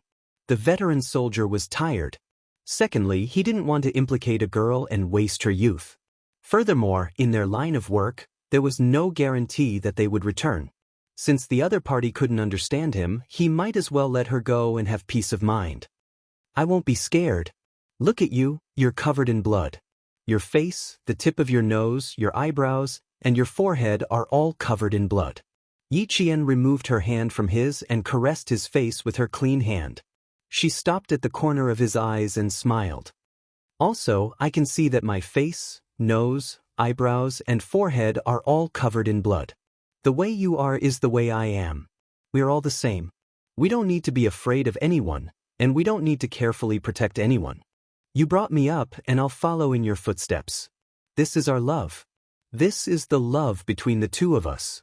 Xia Jinyuan felt his blood boil because of her words. In the past 23 years, he had finally tasted what it felt like to be touched by words of love. He felt as if there was a fire burning in his chest. Because of her words, he was willing to burn to ashes in a sea of fire. It was not over yet. Yi Qian's words of love were not over yet. She smiled and looked at him deeply. Her gentle voice blended with the wind and fog, and she whispered softly in his ear, "We won't struggle in the dark, and we won't cry in cold corners. The love that I want, the love that you want, is the kind of love that we have now." Chapter 949. I won't be afraid of you, and you won't be afraid of me. If you appear in front of me covered in blood, I will say, "Well done, my major." If I appear in front of you covered in blood, you will say, "Well done, my comrade." Look, neither of us will be afraid of the other. We understand each other, and we understand each other. You're right. Compared to romantic love, our love is much stronger. Xia Jinyuan, I believe that our love will always be this strong. Our love will always be this strong. Xia Jinyuan smiled. Little Fox really knew how to talk. Her words touched the bottom of his heart and sweetened his heart. That's right. This is our love. It can be exposed to the sun and wind. Our love is the kind of love that we have now. This is our love. It's a one-of-a-kind love. She wet her hands in the water and gently washed the blood off his handsome face. She saw the gentleness in his eyes and the bright smile on his face. Xia Jinyuan was really good-looking. He was as elegant as bamboo and as proud as a pine tree. His features were like an ink painting on a master's paper. There was a hint of his handsomeness, and there was also a hint of coldness when the ink was splashed. There was no part of him that was not exquisite and elegant. The young major who made her feel a sense of majesty when they first met lived in her heart just like that. No matter how unwilling she was, she could not resist his gentleness. She was washing the blood off his face, and at the same time, he was washing the blood off her face. Both of their eyes were so focused that they could only see each other's faces in their deep eyes until they were clean. Xia Jinyuan's hands pulled the water grass growing in the stream and rubbed it until it was pulp. Then he washed the blood off his fingers bit by bit. Yiqian washed his face very seriously. He pursed his lips slightly and gently washed the blood off his fingers. The gurgling stream washed the blood off his face and hands until there was not a trace of dirt left. Yiqian looked up and smiled. It's very clean. It smells like green grass. In the faint morning light, her face was like a pearl with water droplets on it. It was bright and clear. Her dark eyes looked at him with a smile. The coldness in her expression had quietly faded, leaving only gentleness for him. At this moment, Xia Jinyuan felt that her gentle smile was branded in the depths of his heart. Xia Jinyuan, did you slack off during training? You're too fair standing in the middle of the V8 team. Your face and hands are so fair. If I didn't know better, I would really think that you were slacking off. With his head lowered, Yiqian teased him with a smile. Under the washing of the green grass pulp, his strong hands became even fairer. His fingers were delicate and slender. They were even prettier than a pianist's hands. Xia Jinyuan smiled and replied calmly, "This problem has been bothering me for a few years. When I first entered the military academy, I even thought about going to the hospital to get my skin tanned." Yiqian, who was secretly praising him, did not notice the change in the owner of these hands. Because of her seriousness and concentration, Xia Jinyuan's eyes became darker and darker. You want to become darker when you want to become fairer? How hateful. Letting go of his clean hands, Yiqian scooped up some water and splashed it on her face. Xia Jinyuan, who was squatting beside her, stood up and shouted in a deep voice, "Yiqian." Yiqian smiled and looked up. "I can." Chapter 950. No matter how fast she reacted, it was too late now. Xia Jinyuan, who was already mentally prepared, smiled and stretched out his long arms to hug her waist. His laughter was low and deep beside her ear. It was soft, sexy, and hoarse. "You want to run away now? It's too late, my little fox." "Xia Jinyuan, you're going crazy again." Yiqian, whose legs were lifted into the air, struggled. The more he struggled, the tighter the arms around his waist became. It made it hard for him to breathe. "Put me down. It's uncomfortable for you to hold me like this." Was it uncomfortable to hug her like this? Then change to a more comfortable position. His arms were very strong. He lifted her up gently, allowing her legs to spread across his strong waist. His hands held her buttocks firmly, as if he was holding a child. "How is it? Do you feel comfortable now?" Indeed, it wasn't as comfortable as when he hugged her waist, but this made her even more embarrassed. "I want to kiss you, can I?"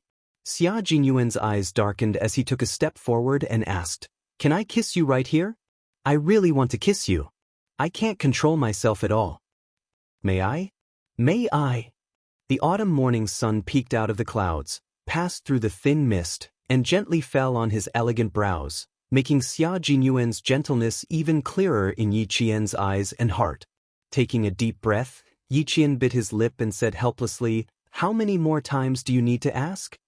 "Ask until you agree." He hugged Yiqian firmly. The smile at the corner of his mouth was graceful, and there was a hint of laziness that made Yi Qian's heart beat faster. What if I don't agree? Ask until you agree. Yi Qian was exasperated. He stared at him with his clear eyes. You're being shameless. Idiot, I've always been such a scoundrel. Did you just realize? Laughter seemed to come from his chest. Xia Jinyuan stepped out of the stream and walked to the flat grassland. Next, I'm going to do something that I didn't finish yesterday morning. As he spoke, Yi Qian fell into the misty grass. His gaze darkened bit by bit under the faint morning light, causing Yi Qian's heart to race and even his fine eyelashes to tremble slightly. Xia Jinyuan, be careful. His voice was trembling. As he turned around, Yi Qian was completely flustered. I've always been very careful, but there are times when I lose control. The young major lowered his head and lowered his tall and imposing body. His hot and dangerous aura made Yi Qian hurriedly use her uninjured hand to support his chest. Even though her voice was trembling slightly, she still asked, "How far do you want to go?" "Let's see how far I can control myself." "Be good, move your hand away. I'm afraid I'll hurt you." The sunlight shone through the mist. His dark eyes seemed to be shining brightly, burning both himself and Yi Qian. His slender hand grasped Yi Qian's hands that were pressed against his chest. Slowly, gently, and forcefully, he removed them bit by bit. "Trust me, I'll control myself. I won't do anything that you can't handle at your age." He put her hands to the side and pressed them against the grass. The last thing Yi Qian saw with her eyes closed was his handsome face. His pitch-black pupils reflected the face of a woman with watery eyes.